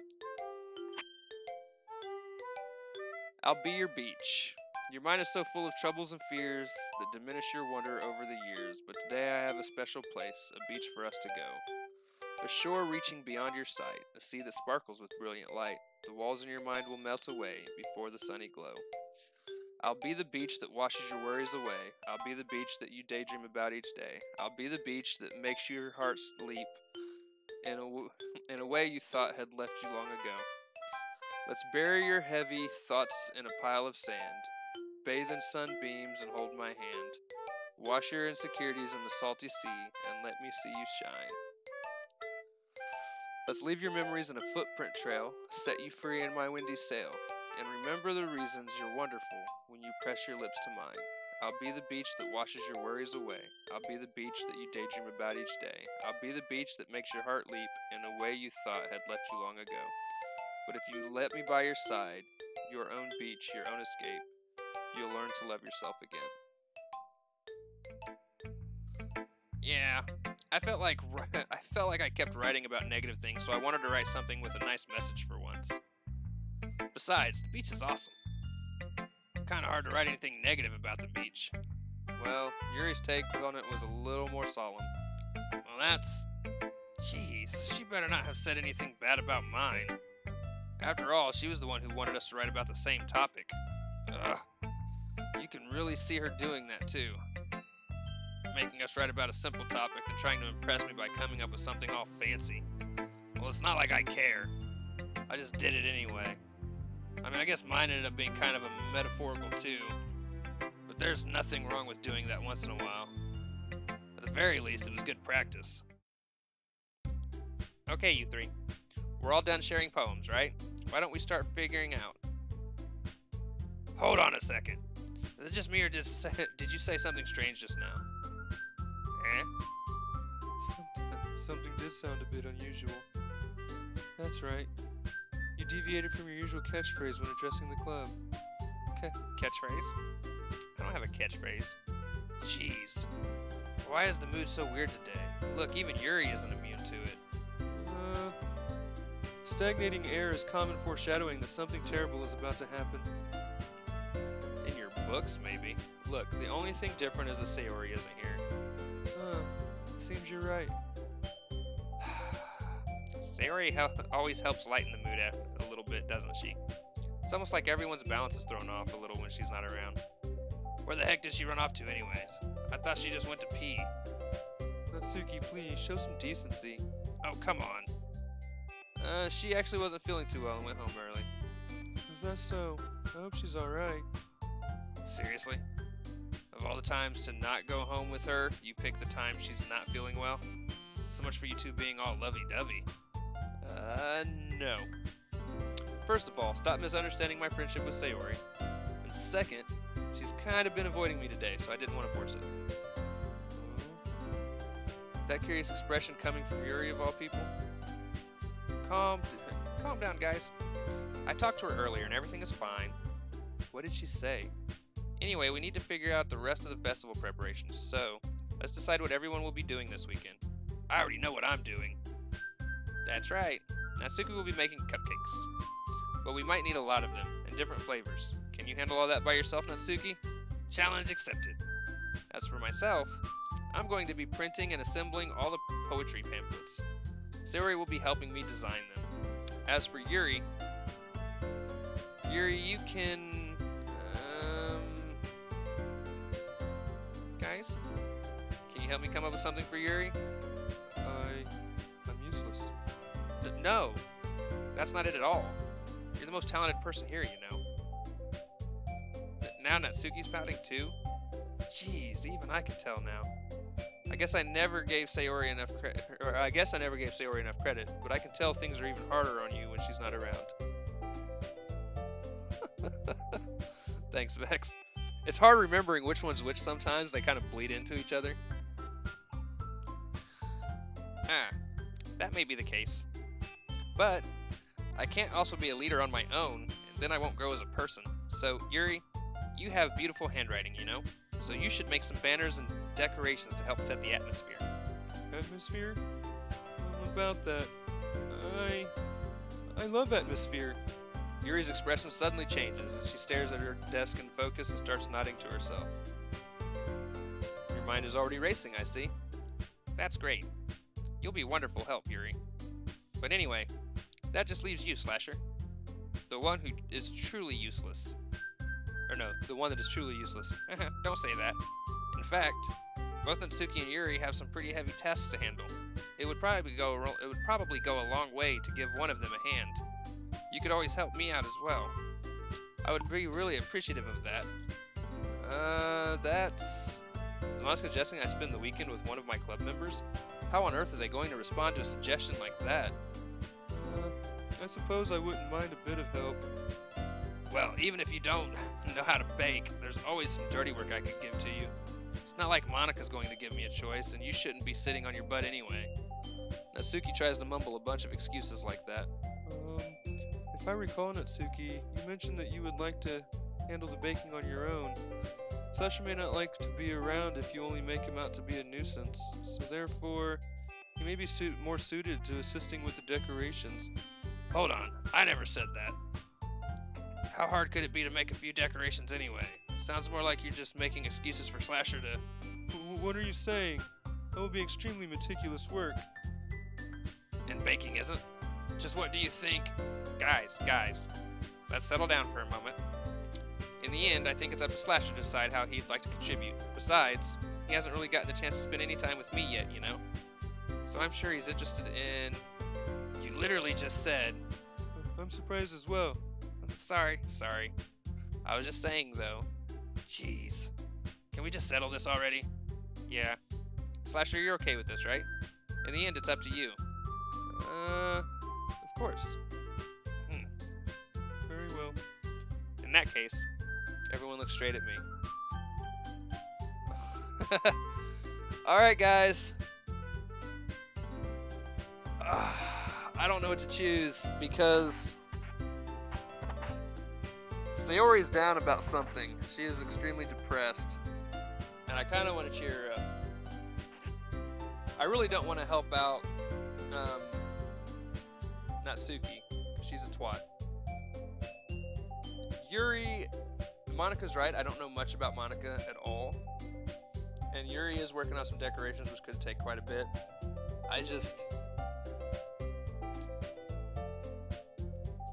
Alright, I'm gonna go Sayori. I'm gonna see... Because I really want to help Sayori get over whatever the fuck it is she's going through.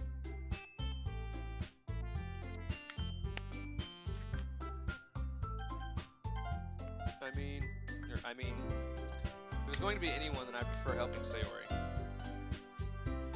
mean, we're already neighbors, and Monica said that Sayori was helping her.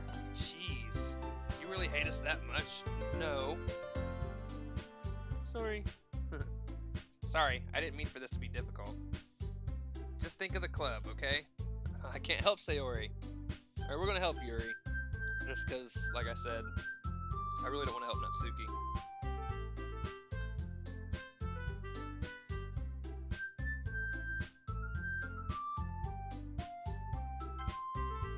Well, I'll probably be most useful helping out Yuri. Me? Are you serious? Why would you? Natsuki, I can already tell you're about to say something mean. No, I was just saying... So you'll be helping Yuri then, Slasher? Yeah. That's what I'm going to do. I'm glad. bad habit of overthinking these sorts of things, so I think your assistance will be very useful. That's great to hear. Now, Suki, will you be able to handle the baking yourself? I mean, yeah. I already said that I would be fine. Okay. Everyone can tell that Natsuki is feeling a little sour. So is that everything we need to go over? Yeah, that should be it. Are you guys excited? Well, excited may not be the right word, but I suppose I'm looking forward to it a little bit. Do you feel the same way, Slasher? Me? I guess you could say I'm interested to see how it'll all turn out. That's good enough for me. What about you, Natsuki? Suki, What? Why is everyone yelling at me? I didn't even do anything. no, that's not what I mean at all. Yuri anxiously glances between everyone in the room. I'm sorry for this. I don't really know why Slasher picked me, and also, your cupcakes are the best cupcakes I've ever had. They go really well with my tea, and nothing that I do for the event will compare to that, so... I get it. I'm kind of surprised, though. Why? Well, I'm the one acting immature. I already know that. But you're trying to cheer me up all of a sudden. I know, I'm not very good at it. I'm sorry if I said something bad. Natsuki isn't the only one surprised. Monica and I are also taken aback by Yuri's words. When she already has trouble with words, trying to cheer someone up must be far out of her own comfort zone. But I begin to understand. Yuri was trying to sound like Sayori. Even if it didn't work perfectly, I can tell that she tried to say something Sayori would say at a time like this. Because Sayori always helps everyone smile and feel good about themselves. No, I kind of appreciated it. Sorry for making a big deal out of nothing. But I'm going to say this. You better bet that my cupcakes are going to be the best part of the whole event. I believe you. Yeah. I hope to see everyone do their best. But with that, there's nothing more for today. So I guess it's time for us to head out. Alright, let's get out of here then. Everyone packs up their things. I start to follow Monica and Natsuki out the door as they chat between each other. I turn around. Sorry. I realize that I don't have any way of contacting you this weekend. Oh, you're right. I can't believe that slipped my mind. Should I give you my phone number? I think that would be the best way, yes. Alright then. Yuri and I exchange phone numbers. Okay. And I'll be stopping by your house on Sunday. My house? Is that a problem? No, not at all. I just thought that I would be the one going to your house since I'm the one helping you. I suppose that makes sense. But if you don't mind, I think I would prefer going to your house. Alright. In that case, it won't be a problem. I decided not to press Yuri for a reason. It's not like it should matter much either way, so I'll just need to make sure that my room is clean. I hope I managed to make myself useful in some way. I'm not really as creative as you are. Don't underestimate yourself, Slasher. I think that we'll make a very productive team, even if you only chose me because you felt bad or something. Wait. You don't actually think that, do you? I don't know. It's difficult to come up with any other reason you may have chosen me. You're forgetting the one reason with the most common sense. Oh, that's me talking. God damn it. See, I did it again. I chose to help you because that's what I want to do. But... Yuri thinks to herself with extremely tense expression. Yuri, you're overthinking this. You wanted me to point out when you're overthinking, right? I didn't realize. I'm telling you, I want to. That's all there is to it. Do you believe me? Yuri thinks really hard again. She looks straight into my eyes for a long while. I believe you. As if it took her a tremendous effort, Yuri finally says that and relaxes her expression. And I'm really looking forward to Sunday. Yeah, I am too. After that exchange, I make my way out the door and Yuri follows.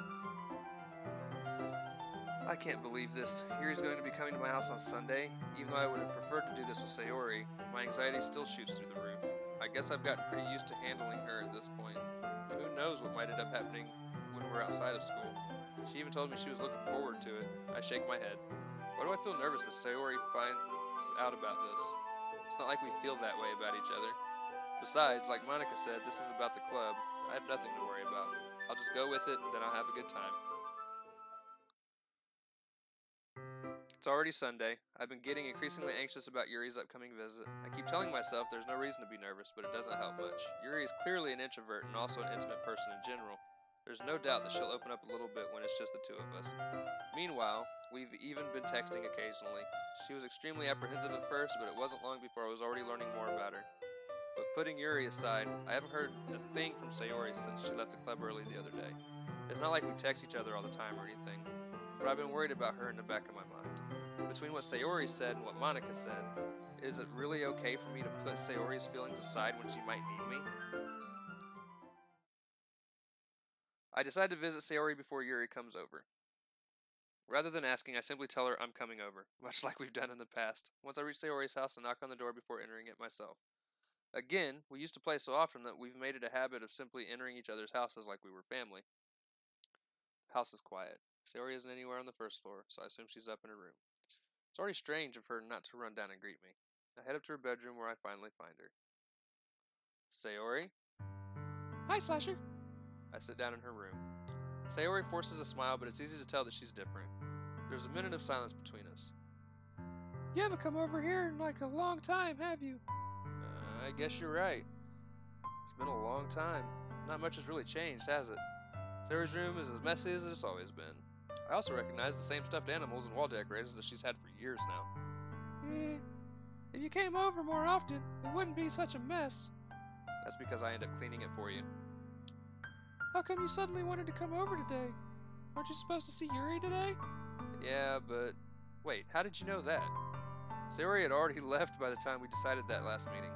Monica told me. It's only natural for her to keep me informed about the festival preparations, right? That's true. What about you? Aren't you going to be helping Monica today? Of course.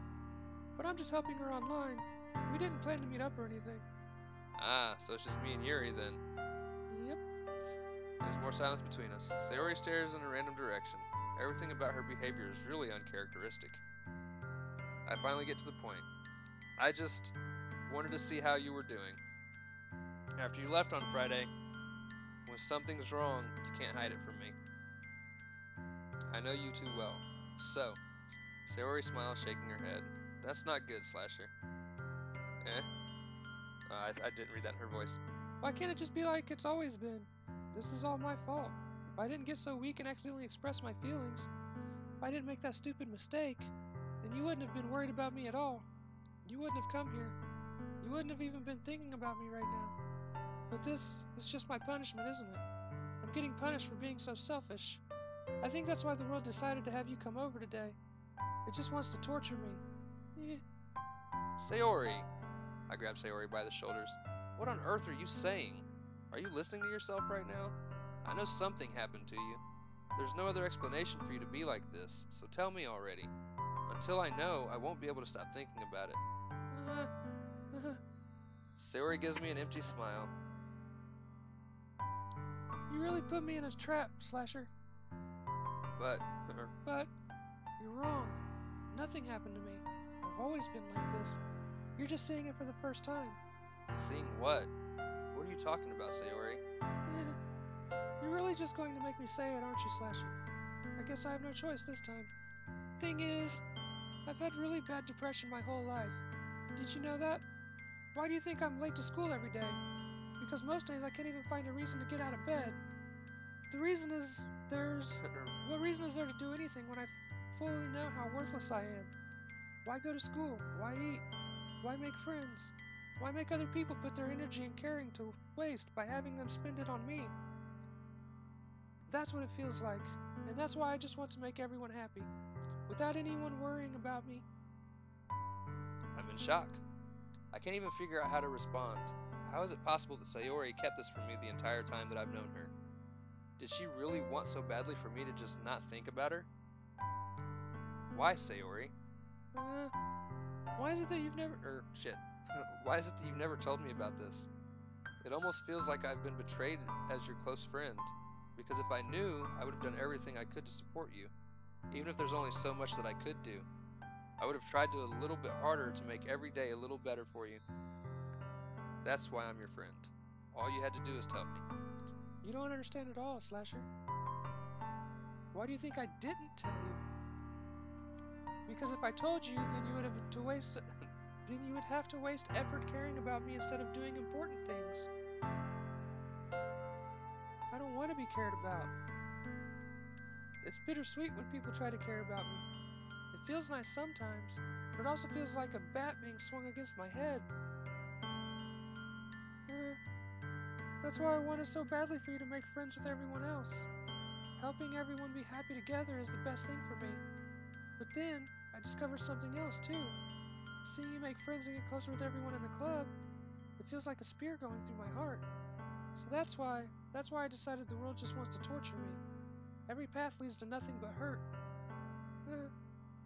You're right, I don't understand. I don't understand your feelings at all, Sayori, but I do need to understand. Whatever it takes for me to help you stop hurting, that's what I'll do. No, Slasher. There's nothing. Nothing at all. The only thing that could have helped is if everything could be like it was. But I was selfish.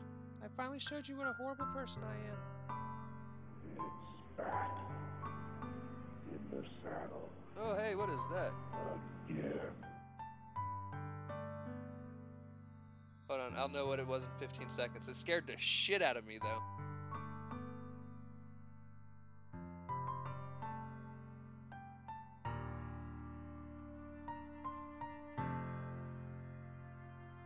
Oh, yeah! Thank you so much, Vex. Oh, you did scare the hell out of me, though. I appreciate the $1. You are amazing. Amazing! Can I get a hashtag Vex exists in the chat, please?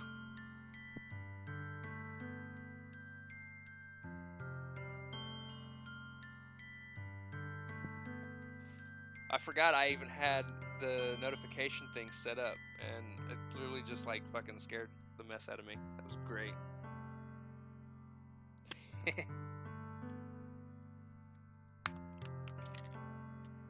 Oh, it's good timing too. The story's getting depressing.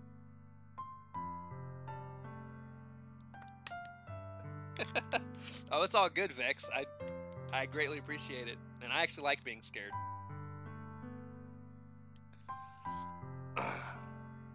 But yes, again, thank you so much, Vex. That is amazing of you. Alright. Tears streak down Sayori's face. I made you join the literature club because I was selfish.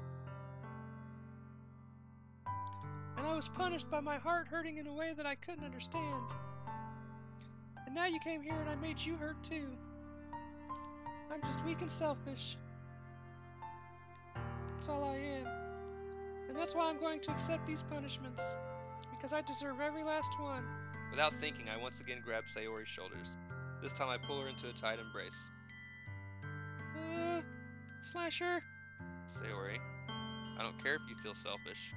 I'm really happy that you convinced me to join the club.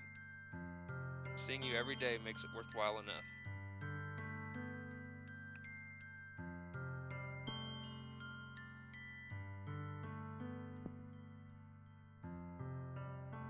If I make friends with everyone else, then that's just a bonus. But please, never underestimate how much I care about you. I wouldn't have it any other way. Slasher. Sayori isn't hugging me back. Despite my arms being wrapped around her, Sayori's arms remain at her sides. She starts sobbing next to my ear. No, don't do this to me. Please don't do this. Slasher, Sayori barely manages to speak between her sobs. I don't know if I'm doing the right thing, but all I want is for her to know that I care. If you have it in you to call yourself selfish, then you have to let me be selfish too. No matter what it takes, I'll figure out what needs to change. I'll make these feelings go away. And if there's anything that you need me to do, then you'd better tell me. I'll get mad if you don't. I don't know. I don't know. I don't know. Gently, Sayori finally puts her arms around me in return. I don't know anything. It's all really scary. I don't understand any of my feelings, Slasher. The only time I'm not feeling nothing is when I'm feeling pain. But your hugs are so warm, and that's really scary too. Sayori lets me go. As she does so, I let her go as well. The festival's tomorrow. Yeah, It's going to be fun, right? yeah. How would you like for me to spend it all with you?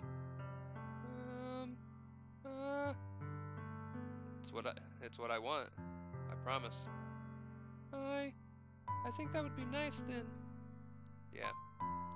Sayori wipes her eyes. If I could spend the whole day here, I would. Of all days, this has to be the one where I have other plans. Maybe I should cancel. No, don't. Please don't. If you did that, then I really wouldn't forgive you. But it's almost time for Yuri to meet me at my house. At the very least, do you want to come along and help out? It would be fun. To my surprise, Sayori shakes her head. I'm sorry. I don't know if that would be very good for me today. You understand, right? It's kind of hard for me to fully understand, but I'm trying my hardest. It's okay. Don't worry too much about it. I'll see you tomorrow, okay? Alright. I look forward to it. I say goodbye to Sayori, then exit her house. On the way home, I find myself still feeling uneasy, but it's hard for me to keep thinking about it when Yuri is about to come over too. I think Sayori is right. I shouldn't be worrying too much, and we're definitely going to have a great time tomorrow. I should just focus on what's ahead of me. As I approach my house, I see something that makes me feel a moment of panic. Yuri? Thank goodness. You're a little early. I'm sorry I wasn't home yet. Were you waiting for me a long time? No, I just got here. But I started to get really nervous when nobody answered the doorbell. You always could have texted me. If I had known, I would have reassured you and hurried more on my way home. I suppose that's true. I didn't think of that for some reason. It should be common sense to do that, but I decided to ignore it. Anyway, let's go inside. I see you brought a lot of stuff with you. That's right. And did you manage to find everything I asked you to buy as well? Yeah, pretty much. At least I hope I got everything right. I'm sure it'll be fine. I take Yuri into my room. The first thing she does is glance around curiously, which makes me feel anxious. It's so clean. I cleaned it before you came over, so... It's very considerate of you to do. No. I would be really embarrassed for my room to be a mess while you were here. Well, I do enjoy cleaning. I would have gladly helped you clean. That would be even more embarrassing. Wait, don't look in there. I snatch Yuri's wrist, which was in the process of opening a desk drawer of mine. I'm sorry. I wasn't looking for some reason. I wasn't thinking for some reason. I was just spacing out. It's fine. I let go of Yuri's wrist. She puts both of her hands firmly in her lap as if making sure she's keeping track of them. So, should we get started? Yes. I have a few things planned that you can help with. Decorations and other atmospheric enhancements. Atmospheric enhancements? You know, mood lighting, aromatherapy candles. Oh, wow. I didn't know you planned on taking it that far. Of course.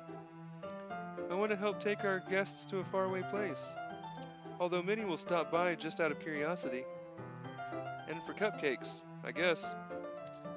I'm determined to provide an experience that will leave them wanting more. That is great. It's easy to forget that you're a pretty intense person.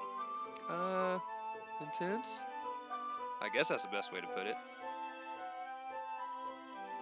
Is that a bad thing? No, not at all. It's something that I like about you, actually. Is that so? That makes me feel relieved. Kinda happy. Yeah, no need to be so anxious. You can relax a little. Relax? I brought some things for relaxation. I was going to use them during the poetry event. Oh yeah? Like what? Let's see. Yuri rummages around through her bag. She pulls out a few candles and a wooden cylinder-shaped object. I did some shopping on the way here, so I happen to have these in my bag. I plan to cover the windows in black paper and use the candles to light the room. I think that would be amazing, don't you? Yeah, that'd be really neat. What's that wooden thing, though? Oh, this? It's a diffuser for essential oils. How familiar are you with aromatherapy? Not familiar at all. Is that so? Inviting someone over to chill and they clean your house? I've done that before, actually. Except it was my mom, and I invited her over to hang out at my apartment. She was like, this place needs cleaned. And she just started cleaning. As far as friends go, no, my friends usually would make fun of me if my room was messy. Oh, is that so? It's one of my favorite contributions to a positive atmosphere. Depending on the oils or herbs you choose, you can change the mood of the air itself. You can even feel it permeate throughout your body. Relaxation, positive energy, romance, reflection. It's almost like magic. Yuri takes the cylinder and pushes the switch on the bottom. In just a moment, a thin ray of vapor begins to sprout through a small hole at the top. That's different. Well, yeah, probably. Wow, that smells wonderful. What kind of mood is that one for? This is jasmine essential oil. It smells a little sweet and flowery, right? Yeah, that's a good way to describe it. I chose jasmine for the event because it provides more than relaxation. Jasmine enhances your emotions and helps you feel them flow through your body. You feel warmer and your heart pounds more heavily. Don't you think that'd be perfect for sharing our poems? It does sound suitable. But you seem to know a lot about this, so I'll trust your opinion with anything. Yuri smiles gently, clearly enjoying herself. She again reaches into her bag and pulls out several spools of thin ribbon. What are those for? Well, did you purchase the origami paper I asked you to get? Yeah, I have it over here. We won't be using the paper for folding origami. What I'd like to do is write a different word on each paper. We'll need about 100 of them. Oh yeah? What will those be used for? Well, I'm going to cut pieces of ribbon to hang from the doorway of the classroom. Then we can fasten the paper under the ribbons to create a doorway curtain. Wouldn't that be beautiful? It would also catch the eye of those passing by the room. It may attract some to peek inside. That's really creative. I had no idea you'd be so good at this, Yuri. Is that so? Well, I suppose I do get a little intense, as you'd put it. Yuri giggles with red cheeks. Is it just me, or is she more relaxed when it's just the two of us? Or maybe it's the excitement she feels from sharing something that she enjoys. Here's the marker slasher. You can write as many characters as you want. I'll help you once I finish cutting the ribbons. Alright. Sitting on the floor together, the two of us get to work. I carefully draw a different character on each paper, doing my best to manage my bad handwriting. Yuri unravels a long strand of red ribbon to her desired length. Then she reaches into her bag once more and pulls out a pocket knife. The knife is strangely beautiful. The silver handle has an intricate pattern of waves etched into it. The blade itself is gently tinted blue. That's no ordinary pocket knife. It looks really fancy. Well, Embarrassed, Yuri looks away. What is it? you're going to think it's weird. Yuri, whatever it is, I have no reason to judge. To each their own, you know. If you promise you won't be weirded out. Yeah, I promise. Alright. The thing is, I'm kind of into knives. They're just so pretty. I can't help it. I don't know what it is. The combination of craftsmanship and feeling of danger, maybe. What am I saying? Please don't think I'm weird for this. You're laughing at me. No, I'm not laughing at you. It's just funny how nervous you got about sharing. It's an interesting thing to be into, I guess. But I think it kind of suits you. Suits me? Yeah, it's kind of intense. Besides, it's a really cool looking knife. I can't deny that. It is, isn't it? Yuri relaxes her expression once again. Would you like to hold it? Sure, I'll check it out. Yuri carefully hands me the knife with the handle facing me. I take it and turn it around in my hands. It feels heavy and extremely solid. Where do you even get a knife like this? Curious of its sharpness, I feel the point of the knife with my index finger. Ow! Slasher, why did you do that? I didn't expect it to be that sharp. I barely touched it at all. It's my fault. I should have warned you. This knife is extremely sharp. It can cut through skin like it's paper. Oh no. A small drop of blood trickles down the side of my finger. Yuri takes my hand and gives the wound a closer look. She stares at it and noticeably fidgets. If you're squeamish, I'll go wash it off now. Ah! Without warning, Yuri puts my finger in her mouth and licks the wound. Weird. I feel her tongue curl around my finger. Startled, I instinctively pull my hand back. Please forgive me. I wasn't thinking. Yuri lowers her head, her face burning up. Yuri, that's the most embarrassing thing I've ever done. I love that expression, Vex. What? How can I do something like that? I'm sorry. It sure was a little weird, and it took me by surprise, but I guess she was just trying to help, right? Yuri, I think you're overreacting a little. She doesn't lift her head. What if she doesn't recover from this for the rest of the afternoon?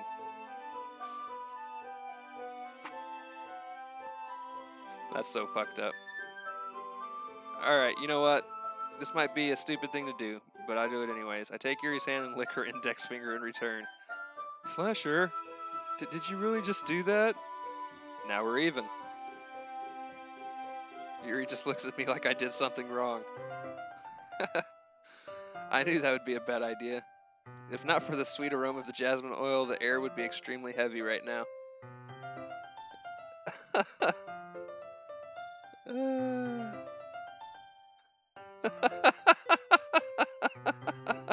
Vex. You're so weird, Slasher. Yuri giggles shyly.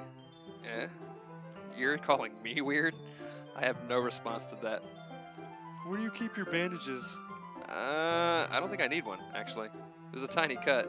Look, it already stopped bleeding. I see. That's relieving. The tension is quickly lifted. We each resume our respective activities. I watch Yuri's knife cut through the ribbon like it's nothing but air. Meanwhile, I continue to make progress on the paper. After we finish attaching the paper to the ribbons, we then lay them all out side by side. Looks better than I expected and will be very effective as a door curtain. Looks great. Good thinking coming up with this, Yuri. Thanks. It's just something I saw online, really. Are you ready to move on to the next task? Yeah, let's do it. What do you have in mind? I'd like to create a banner. That's why I asked you to buy the paint tablets. Ah, that's right. One of the items Yuri asked me to buy was a kit of watercolor paint tablets. We'll need about 6 cups of water to put each of the tablets in. Do you mind fetching those for us? Of course not. 6 cups of water. I'll be right back in a minute. Thank you very much. Oh, and just a little bit of water is okay. If you fill up the cups too much, it'll be too diluted.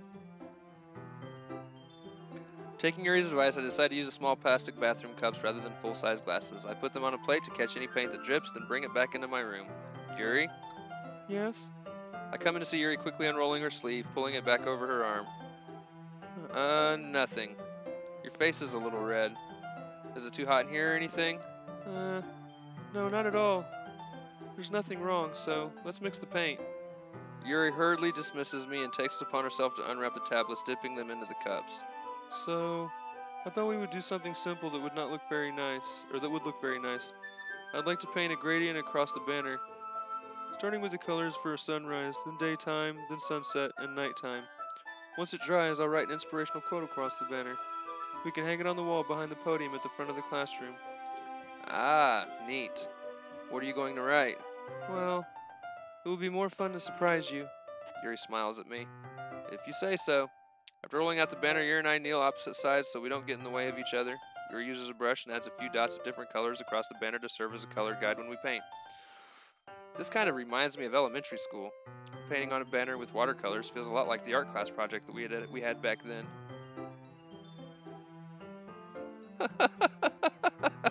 Right, Vex? Why you do this? Painting on a banner with watercolor. Okay. It's relaxing. I'm sorry if this feels too childish. No, I didn't mean that at all. It's kind of fun, you know? Yeah, it is fun. I'm glad you feel that way too. Yuri stops painting for a moment, thinking to herself. For me, I don't need to go out and do crazy things to have fun. In fact, I usually don't even want to. I just like when I can spend time with one other person. Even if it's something simple like reading, it doesn't even matter if we don't talk much. Get off my screen. Get off my screen. There you go. Even if it's something simple like reading, it does. Okay, I said that. Just having a friend next to me makes things feel a little bit nicer. I think that's all it takes for me to be happy. Is that so? Even if Yuri and I are quite different, I can understand where she's coming from. I feel that way about things like anime and games, where simply sharing the experience with someone can make me happy. I think I feel the same way. Yuri smiles gently. I knew you'd understand. Yuri leans over the banner to grab an unused paintbrush, but I move at the same time, causing my head to bump into hers. Yeah, sorry. Yuri reels back, and I quickly lift my hands in surprise. Are you hurt? No, I'm not hurt. It just startled me, that's all.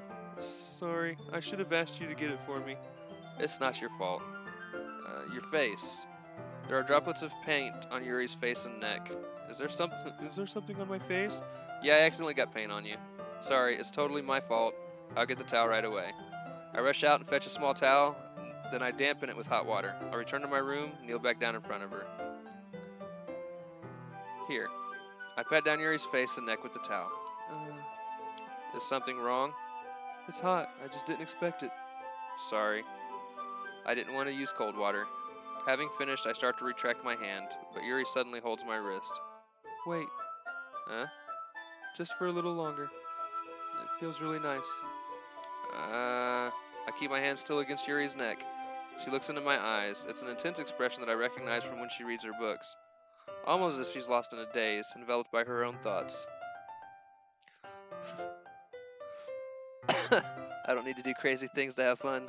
Leaps on bleeding hand to drink some guy's blood. Sure, Yuri. She breathes gently, half through slightly parted lips. What is happening? Is it the aroma of the jasmine oil giving me this dizzy feeling? Yuri's gentle fingers wrapped around my wrist, sending a tingling sensation through my arm, and suddenly her face seems to be much closer to mine than it was just moments ago. Hold on, guys.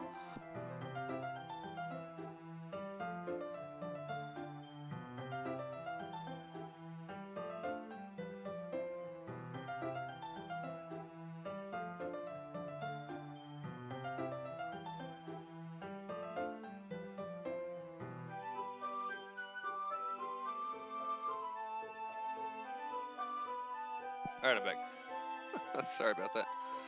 And suddenly, her face seemed to be much closer to mine than it was just moments ago.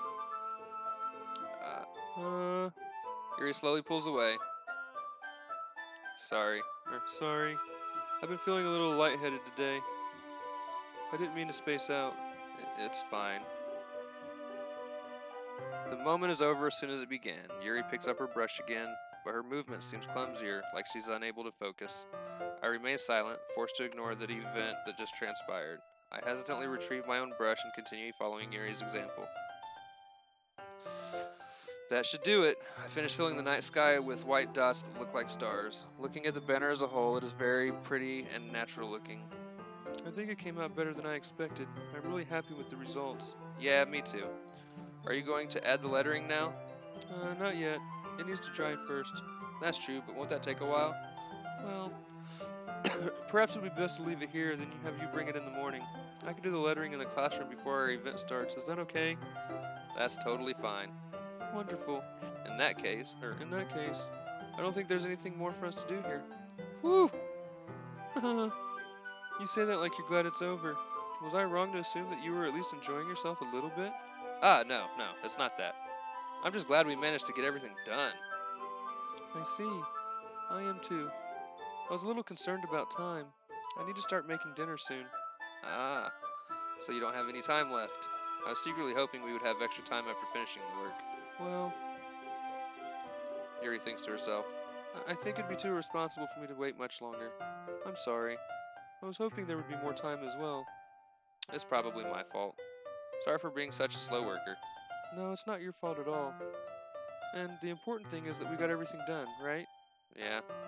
So, I shouldn't be disappointed or anything. Gathering all her things, Yuri seems to look a little downcast. I understand why. It sounded like she rarely gets the opportunity to spend time with friends in a relaxed environment. But that doesn't mean this is the last time it can happen. Once Yuri packs up, I walk her out the front door.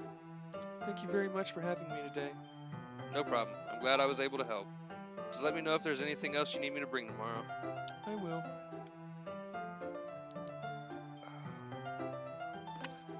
Well then, Yuri fidgets. I guess I'll see you tomorrow. Wait. I kind of say that without thinking. About today.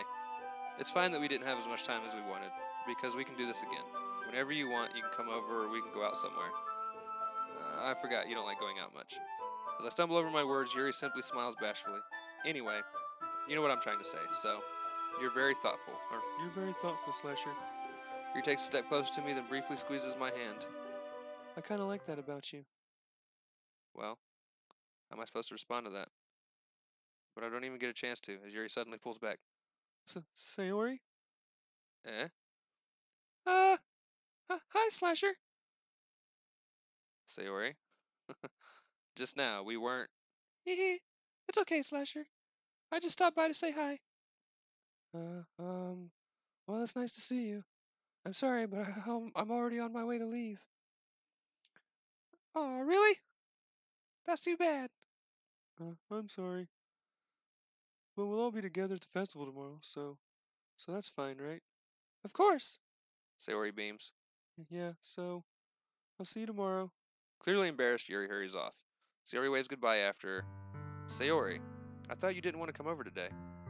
Well, I tried staying in my room, but my imagination was being really mean to me, so I had to come here and see it for myself. See what? What are you talking about? You know, how much fun you were having with Yuri, and how close you got to her.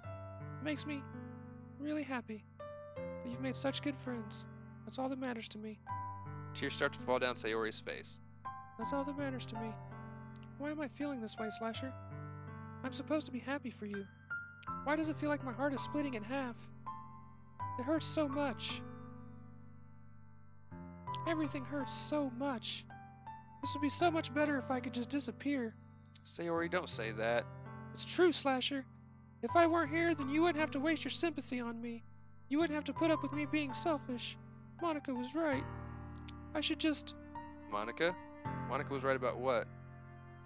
Sayori, what I said before is true. I'm not going to let this continue. Caring about you like this isn't the burden your mind is making it out to be. It's something that makes me happy. It's something that I wouldn't trade for anything else. So even if it takes an entire lifetime, I'm going to be by your side until you don't feel any more pain. But... Sayori looks away. I put a hand on over her shoulder to reassure her. I'm scared, Slasher. I'm really scared. What are you scared of, Sayori? I'm scared that I might like you more than you like me. Sayori? It's true, isn't it? I was weak and started to like you too much. I did this to myself. Slasher, I like you so much that I want to die. That's how I feel.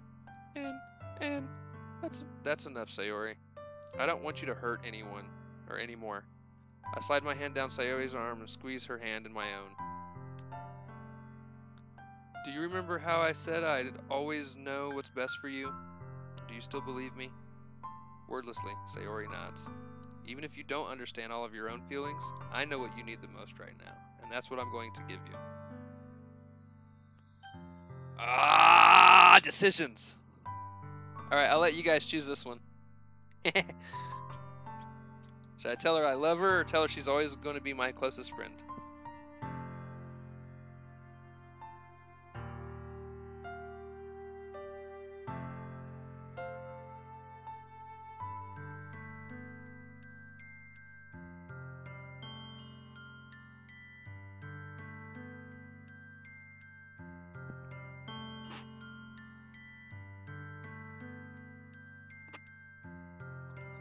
This is a very, very tough decision.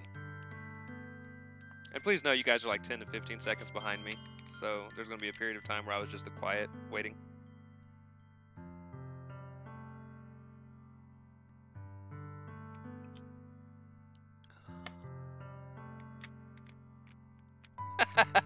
Vex. Alright. Fuck it. Tell her we love her.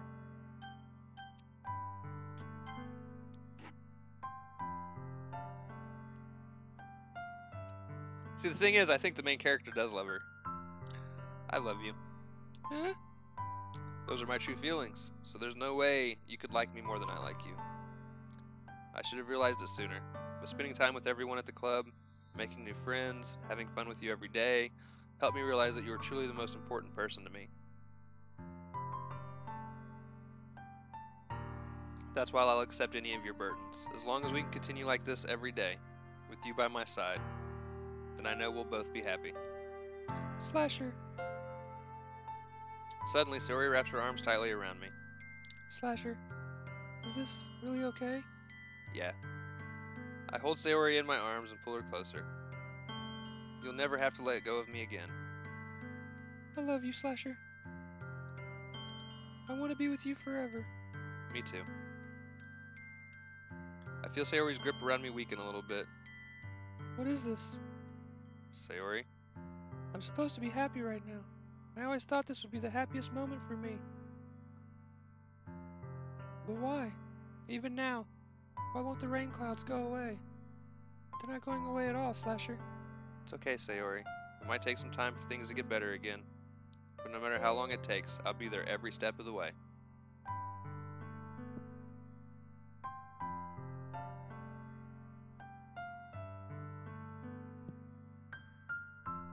That's all that matters right now. Oh, okay. I trust you. Sayori and I slowly release each other. So, I guess that makes the festival tomorrow our first date, huh? What are you saying? I don't want to think about those things, you know? I want everything to be the same as it has always been. Even if we really are a couple. I don't know if I could handle anything more right now. It's really new and scary to me.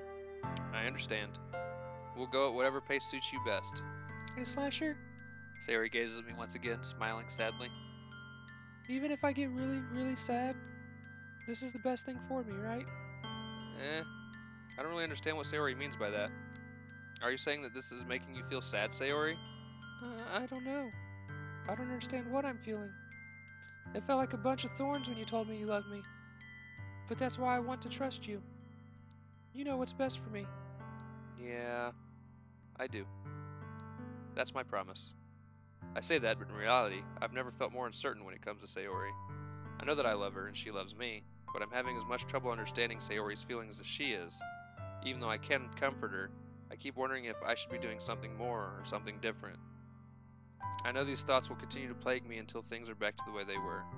Is that what Sayori meant by not wanting anything to change? I don't know. But I know that I'll give it everything I've got. Sayori is the most important person to me, and I'll do whatever it takes to have a happy future with her. It's the day of the festival. Of all days, I expect this to be the one where I'd be walking to school with Sayori, but Sayori isn't answering her phone. I considered going to her house to wake her up, but decided that's a little too much. Meanwhile, the preparations for the event should be nearly complete. The banner Yuri and I painted is dry, and I gently rolled it up to take it with me. She sent me a pleasant text reminding me not to forget anything, and I reassured her. Funnily enough, I probably feel the same way as Natsuki about the event. I'm more excited for it to be over, so I can spend time with Sayori and Yuri at the festival. But knowing Monica, I'm sure the event will be great too. Slasher, you're the first one here. Thanks for being early. That's funny. I thought at least Yuri would be here by now. Monica's placing little booklets on each of the desks of the classroom. They must be the ones she prepared to have all the poems we're performing. In the end, I found a random poem online that I thought Monica would like and submitted it. So that's the one I'll be performing. I'm surprised you didn't bring Sayori with you. Yeah, she overslept again. That dummy. You'd think that on days this important, she'd try a little harder. I say that, but suddenly I remember what Sayori told me yesterday, and suddenly I feel awful, knowing it's not nearly that simple for her. I only said it because it's the way I'm used to thinking. But maybe I should have gone to wake her up after all. You should take a little responsibility for her, Slasher. I mean, especially after your exchange with her yesterday. You kind of left her hanging this morning, you know. Exchange? Monica, you know about that? Of course I do. I'm the club president after all. But, I stammer embarrassed. Did Sayori really tell her about it that quickly? That we're a couple now? I didn't really plan on bringing it up with anyone yet. Jeez. You don't know the full story of it all, so don't worry. I probably know a lot more than you think. Eh? Monica's being as friendly as usual, but for some reason I felt a chill down my spine after hearing that. Hey, do you want to check out the pamphlets? They came out really nice. Yeah, sure. I grabbed one of the pamphlets laid out on the desks. Oh yeah, they really did. Something like this will definitely help people take the club more seriously. Yeah, I thought so too. I flipped through the pages. Each member's poem is neatly printed on its own page, giving it an almost professional feel. I recognized Natsuki and Yuri's poems from the ones they performed during our practice. What's this? I flipped to Sayori's poem. It's different from the one she practiced. It's one that I haven't read before. Get out of my head, get out of my head, get out of my head, get out of my head, get out of my head, get out of my head, get out of my head, get out of my head before I do what I know is best for you. Get out of my head before I listen to everything she said to me. Get out of my head before I show you how much I love you. Get out of my head before I finish writing this poem. But a poem is never actually finished. It just stops moving.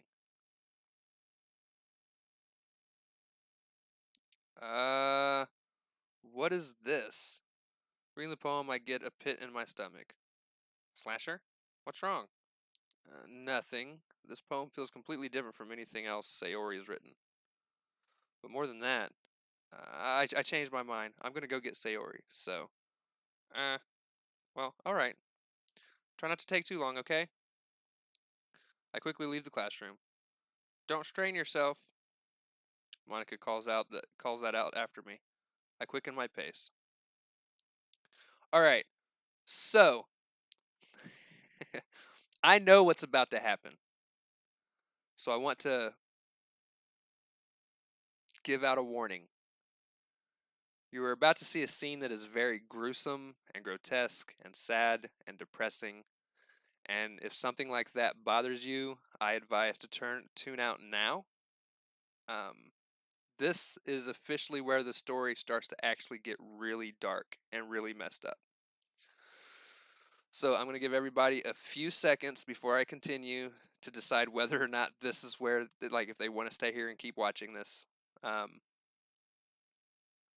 It very well could cause emotions that you probably don't want to feel. It is very upsetting.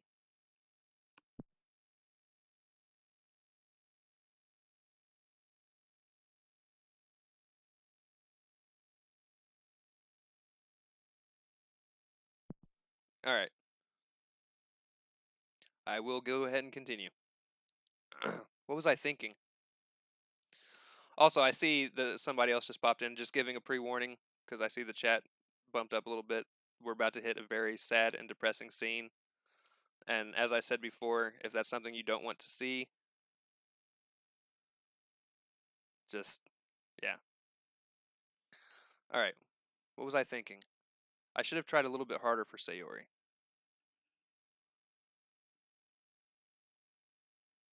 It's not a big deal to at least wait for her or help her wake up.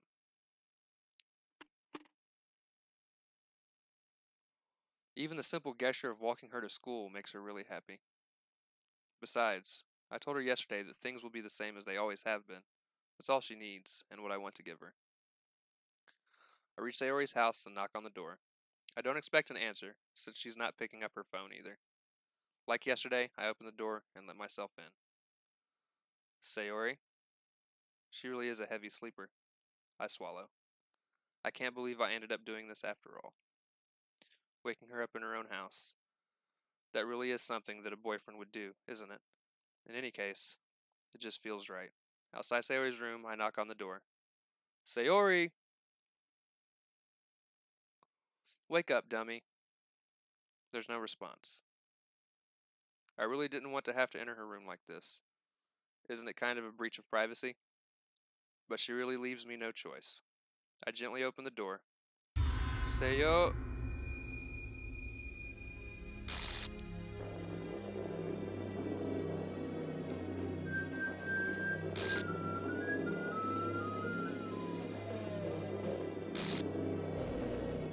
An exception has occurred. File game script line 307 ctrackback.txt for details.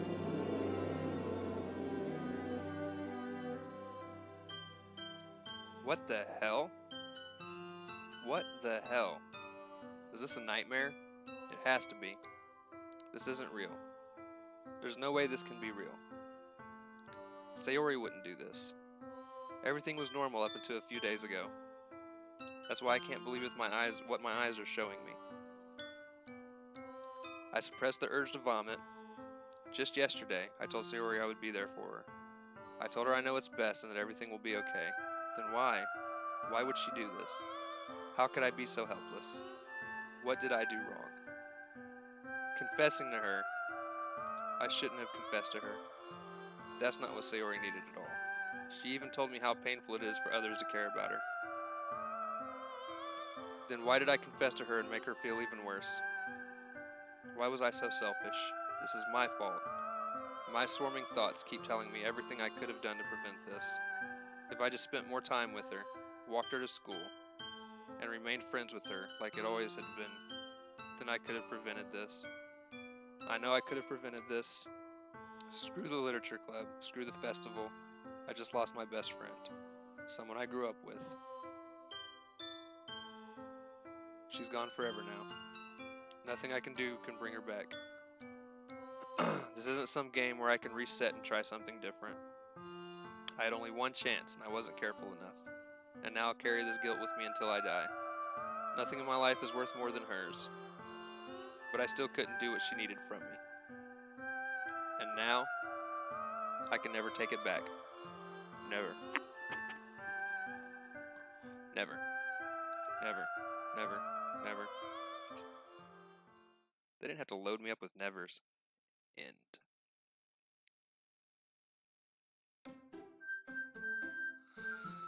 Alright. So. Hold on.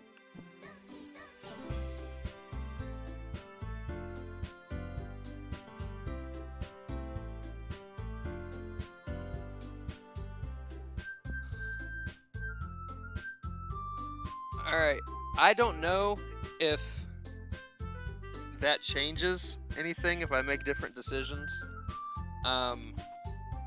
Here's the thing. I'm not done with the game. Yes, it appears I'm done with the game, but there's more to it.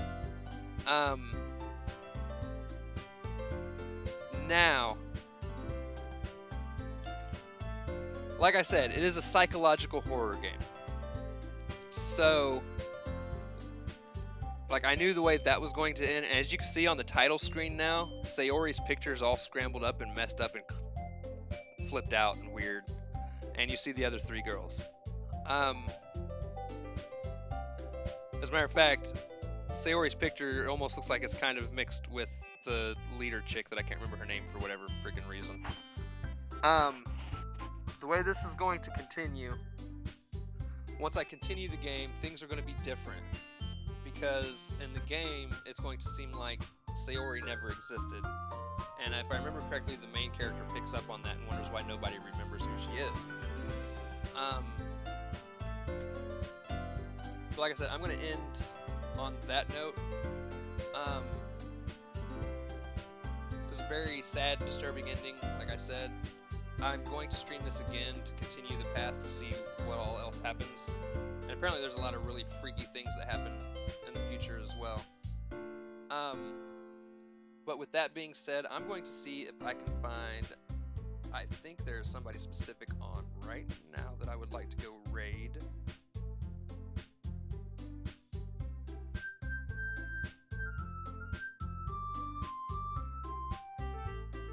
Exactly, Vex. It does continue.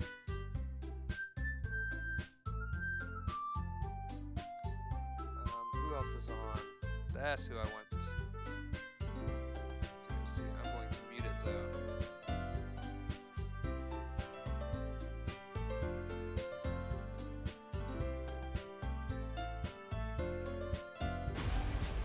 No.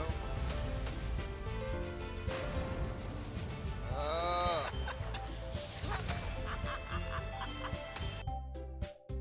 Alright, everybody. Be sure we're going to type in hashtag depraved raid. That is going to be what we say when we rate. Why did you not pause? I said pause, jerk.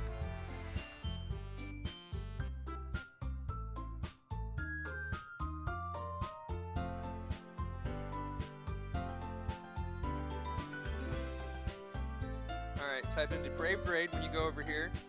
This is the channel link. That's it for us, my friends. Oh no, don't go over there. So we are at Sweet Dude Surfing. I was going to raid Chrono, but Chrono is stopping for the night. And That depresses me.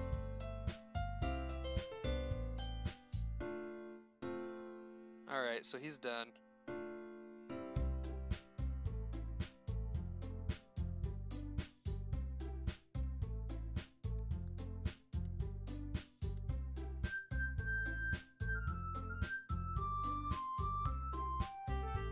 Yeah, we were gonna raid Chrono, but he's done for the night.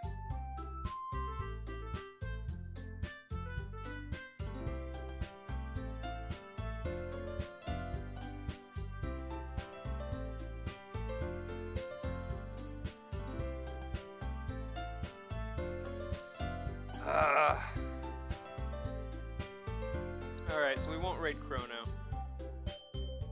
I got other people. That sucks. I kind of feel bad now.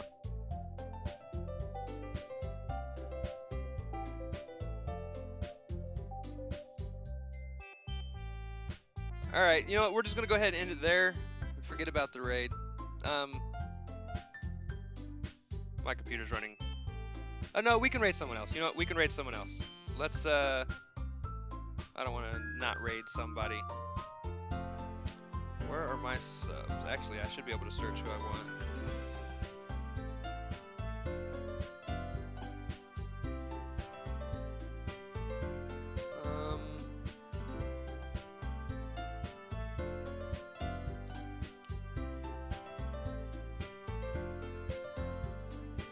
I am going to close the window, though.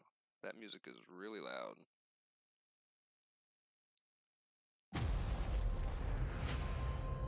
Power. Alright. I need that to stop. Paste, damn you. Did it not copy? Control C. Control V. There we go. Alright, go here. This is where we're going to raid. It is Joyful Death. She is one of my people I typically follow. She is I guess, the head Reaper of our Reaper group. Be sure to go over there, say hi, make sure to type in Depraved Raid. She will greatly appreciate it. She's like the only person I raid because she's the only person that's usually streaming at the time I'm done streaming. So be sure to stop in, say hi, check her out. I think you'll really enjoy her. But yes, that is going to be it. Thank you all for stopping by. I love you guys. If you're watching this post-stream, be sure to slash that like button and subscribe. Ring the bell for notifications. Everyone that stopped by, Vex, Butterbee, Alex, I think was there at the very beginning. You guys are amazing. Chop, Mad Scientist Mike. As always, thanks everybody for watching. It's been a pleasure. And I cannot wait to see you depraved people later.